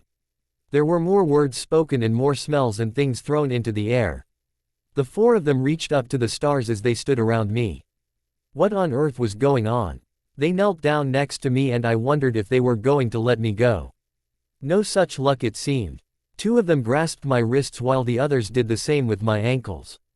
This was becoming more and more frightening as they progressed. What on earth were they doing? What were they going to do with me? I couldn't hold the cry of pain back as I felt the four of them slice through the skin at my wrists and ankles. Before I could register what was going on, the cuts made were covered by something wet and warm. I turned my head to the side to see one of them at my wrist with his lips attached to my skin as he sucked harshly. I could feel the same sensation at my other wrists. Tian turned to see one of the others doing the same thing. I didn't have to look to know they were doing the same thing at my ankles. They were drinking my blood. What on earth could possess them to do that? What could they possibly gain from it? There was nothing I could think of that could bring them aid through my blood. I wasn't sure how long they carried on for, but the moon was lowering in sky and the struggles I had been trying to put into place ever since I had realized what they were doing were nothing more than weak nudges as I felt myself going weak. I felt myself losing consciousness after a while, and I knew that this night would be the night my heart beat its last. I should have listened to the priestess when she told me not to enter the woods. I would not be here right now. I would be aiding the hunt for Nyar. Now I would be joining my mother in the peacefulness of the next world. I could hear my heart beating in my ears, pounding slow and lethargic, preparing to be its last as the four of them drained me. I didn't want to know what they would gain from this, but all I knew was that it had cost me my life. I wasn't sure what I was expecting as my heart beat its last, but I wasn't expecting to be aware of it. I was expecting to be completely oblivious to the knowledge that I was dead. Was this what death was like? It was then that a prickling began in my veins. Like one has when they've stepped on something slightly sharp and not really recognized what they had done until it had made itself known. It wasn't just in my fingers or toes, of even in the places they had been sucking the life out of me. It was everywhere. And it was escalating. The prickling was picking up intensity as it spread. Soon it was more than a prickling and had turned into an inferno. Oh, that was like liquid fire running through my veins. What had they done to me? This was a fate worse than death, for I knew death was not so unforgiving. Maybe this was my punishment for disobeying priestess and disregarding her warning about the forest. Would the priestess have cast something like this on me as a warning not to disobey her again? No, she wouldn't. She did not harm. She helped and nurtured. She was not one for vengeful wraths, nor was she the one to dole out pain. That was up to the men of the tribe. This was magic of another kind. Of an evil sort. This was not something that humans were able to conjure up. This was something made from demons. No human could enforce this type of pain onto their fellow man, could they? If I had thought going through this once was unbearable, reliving it through my memories was even worse. Purely because I knew what was coming. The four men were speaking in panicked tones, clearly not understanding what was going on. When I had burned initially, I clung onto the voices. Not understanding them, but wanting them to remain near so that I could place where I was and maybe hold on to some kind of hope that I was still on Earth and alive. But now I knew what was being said. I knew they were panicking, wondering what had gone wrong with the ritual they had been performing. After having learned the language they spoke, I understood they had been performing the ritual in the hopes of becoming immortal. It had seemed that they had gotten the ritual wrong and turned the sacrifice they had thought would bring them immortality. Why did not understand what was happening to me, yet curiosity kept them around and stopped them from leaving me where I was. Needless to say, they were the first to go. After a countless amount of time, the pain thrumming through my body began to dissipate. It started at my fingers and toes, slowly drawing up my legs and arms, concentrating in my chest where the pain had become so intense I wished I had the ability to shout out for someone to make it stop. Even now, through my own memories I could barely handle the agony of the change. I had never wanted to revisit that part of my existence. No, just the emotional pain but the physical pain as well. No wonder Arrow had looked at me with such hatred after I bit him in Volterra. But I digress. Somehow my heart, which I thought had stopped beating before the pain started, was now beating faster than anything I had ever felt or heard. It was as though it was trying to beat its way out of my chest. I wanted something or someone to end it. I couldn't stand it anymore. And then it was over. There was nothing. There was no pain, no heartbeat. Nothing. I opened my eyes, everything looking different and yet the same. Colors were enhanced, the different shades of the leaves and the bark on the trees more evident than ever before. There were sounds I had never been able to hear before. I could hear the tiniest rustle of the leaves and the insects burrowing deep beneath the layers of the earth. I could hear the river flowing from where it was many miles away before it split into the small stream that led down past where the tribe had set up camp. I could hear the fearful heartbeats of the men that had seemed to make the mistake of using me as their sacrifice. It was their heartbeats that drew my attention away from everything else. There was something about them that took up all of my attention. I wasn't sure what it was about them, but the four of them smelled exquisite and I quickly noticed an excruciating pain in my throat. It drew all attention away from everything else and I knew I needed to find something to soothe the burn. I stood up quickly, the four men in front of me cowering slightly at the speed. The branches were moving, swaying slightly in the wake of my quick movement. I found myself momentarily distracted by that thought. And also the fact that I could see myself in my head. But it wasn't as though I was looking at myself. It was like I was seeing myself through someone else's eyes. There were also things flitting through my head that I didn't even know. The strange sounds that the four men had made when I had been hiding from them and after I had been struck. Thinking back to the males in front of me, my eyes snapped to them and it was as if I could see their pulses. It was as though I knew instinct. What I needed and my body was going to take what it needed, however it needed to get it. I made my way over to the four of them, trying to come to grips with how my body was responding to my mind. It was as though each and every movement was more fluid than ever before. I could see and feel every muscle in my body as I had never been able to before. I had always been aware of my body, having to keep up with the elder males in the tribe my entire life was no easy feat. Stopping in front of them, there was a picture in my mind of how I looked. I had seen myself before in reflections of the river's surface but never before through someone else's eyes. I wasn't sure I liked it. I had never looked like this before. I looked like a monster and I was aware that that was what I had become. I was no longer human. My pale skin was now as white as snow and as smooth as marble. There were no blemishes that I had had before. I had always had a small scar above my left eye and that was now gone. I had had a cut on my lip and a cut on my arm from the battle my tribe had had with the rival tribe before my mother had been killed. Both of those were now gone. What had happened to me? Pulling myself out of the minds of the four males in front of me, there was something pulling me to them. And I had finally figured out what it was. Their blood. Reaching out and grabbing one of them, my teeth were instinctively pulled towards the flow of blood in his throat. He let out a scream as my teeth sank through his skin and the rush of blood that flew down my throat was more exquisite than anything else I had ever tasted. The burn in my throat dulled as I drank, his body becoming limp and weak as his heart beat its last. Throwing him down on the ground, I flew through the others, draining each of them. Something inside of me had been awakened and I didn't know how to dampen it down. There was nothing I could do to stop the thirst from burning in my throat. I wanted blood and I wanted it now. I didn't know where to get it though. I kicked the lifeless forms out of the way as I stood where I had been lying as I went through the pain that should have been the end of me. I closed my eyes and allowed myself to try and find other heartbeats around. The tribe. I started off in the direction I knew the tribe was, moving at a speed that would have astounded me if I hadn't been so focused on my goal of blood. I needed it. I craved it. And I would do anything to get it. I stopped on the edge of the forest, smelling the tribe all gathered in one place. It was as though they were all waiting for me to end them. To drain them. I inhaled and found that there was fresh blood in the air. I could see them, all gathered. They were standing, facing two of the members. One I knew was the prize. Tests that had urged me not to enter the woods or my heart would stop beating. She'd probably thought that I would die. Little did she know that I would be the one to destroy my own people.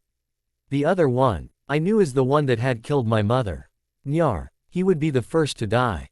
He had taken her from me without a single thought for anyone else in the tribe or the life she was nurturing. He was lower than scum. Maybe I should leave him till last to show him what a true monster was. I knew that feeling no remorse over the deaths of the 4 men I had just ended proved that. I walked out of the woods and into the sunlight, momentarily distracted by the effect it had on my skin. It was as though I was covered in tiny water droplets, glistening in the sunlight. I heard them all stop and turn to face me as I made my way towards them. Idar, it was Seitu, my best friend. He started towards me, his mind showing the disbelief he felt upon seeing me. I knew that there was something different in the way he was. He couldn't believe what he was seeing. According to his mind, it had been 3 sunrises since I had been seen, since the priestess had warned me against going into the forest.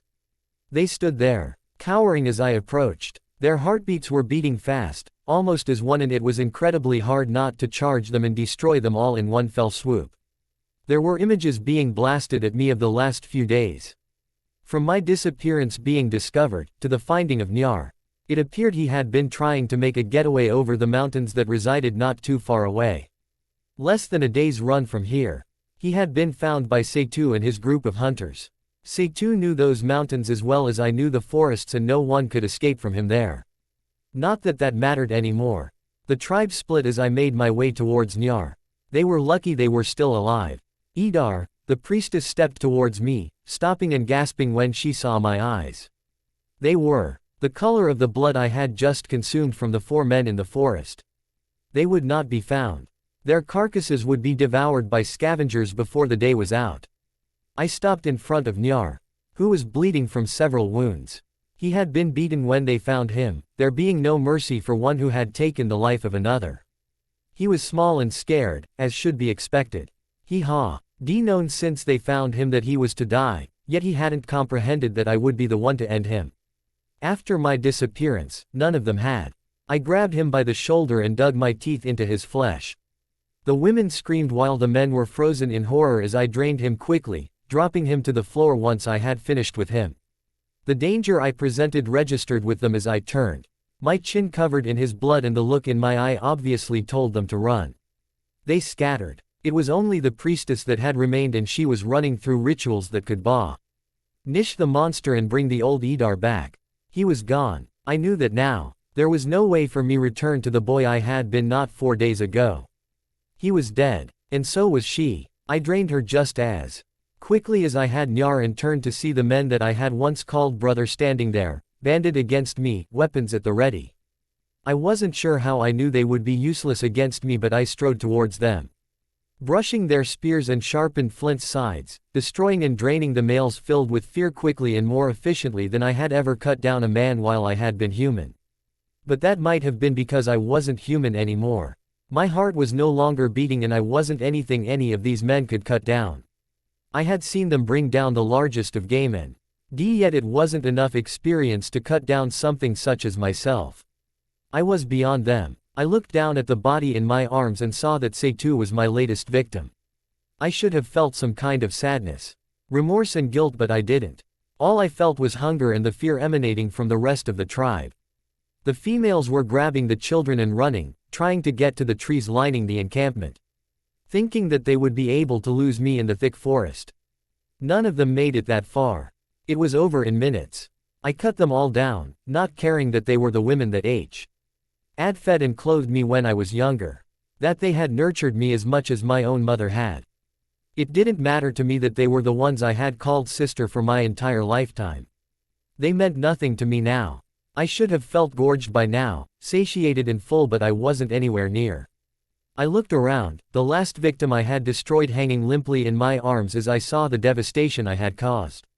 Not a single member of the tribe I had called my family as long as I had been alive were left living. I looked down at the female in my arms, remorse trickling into my heart and head for the first time since I had begun my massacre. It was Hannah. Her golden hair hung limply from her shoulders, covered in the blood that I had spilled when feeding from her. I ran my hand over her belly, swollen with the child she was carrying. The child I had sired. She was the only one that I had felt anything with over her death. She was carrying the only life I had created and I had destroyed it. It shouldn't have mattered to me but it did. It was then and there that I knew for certain that I was a monster. I was something that no one could justify. I wouldn't be given any salvation after death. There was no spot waiting for me next to my mother now as I hoped there would be when my time came. I placed her back on the ground, looking at the chaos that had ensued. There were bodies strewn everywhere, looking like a battlefield. But there had been no battle. Just a massacre. I spotted a small stone jutting out of the ground that hadn't been there before I had gone into the woods. It was new. I made my way towards it, stopping in front of it, knowing exactly what it was. My mother's grave. I knew down in front of the stone, running my fingers over the freshly moved earth. She was underneath me and I could practically see her spirit, feel her disappointment. Looking back over the encampment at the bodies laying haphazardly where I had cut them down, I turned and ran in the direction I knew would lead to more. It was like as I had started, I couldn't stop my search. Even though I had just destroyed the lives of over 100 people in less time than it took to cook meat, I still craved more. Would it stop? I pulled Isabella and myself out of my memories and she let out a breath, her eyes wide. There was nothing running through her mind and I could see she was trying to process what she had just seen. There were no words. Wow, she breathed, looking down at me. I nodded, knowing that there was nothing she could say that would change anything she had seen. It was in the past. That was. I shook my head and she ran her fingers through my hair. I know that you had told me what had happened but seeing it like that, it just kind of takes everything to a whole new level. It gives it new meaning. She whispered and I nodded. So, it's because of those men that you're the way you are. Yes. I nodded once and she squeezed me to her tightly. It wasn't until later, when I had picked up on the language they had been speaking that I realized they were searching for immortality themselves. Apparently, they hadn't gotten the ritual quite right. So instead of turning themselves, they turned you. I nodded. Were they one of the ones that turned? No. I let out a breath, looking out across the village that now stood where my own had millennia ago. The first ones to turn were those in my village. The ones I hadn't completely drained. Seitu was one of them.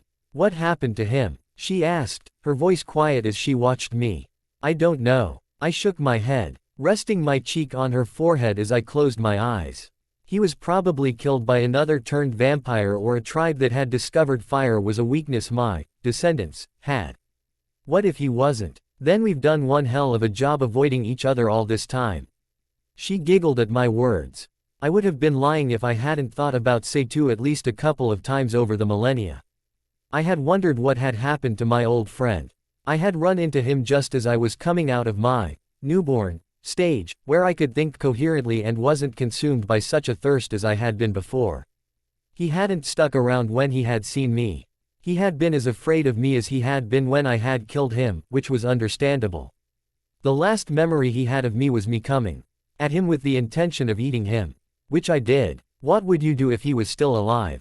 She asked quietly, knowing that I hadn't afforded any that I had made the same comfort I had given her when it came to her existence.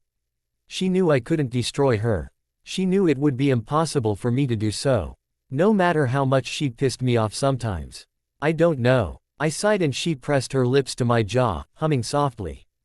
Well, if he is still alive, he's obviously shown he knows how to control his power. I mean there's not really a reason to destroy him if he can do that, right?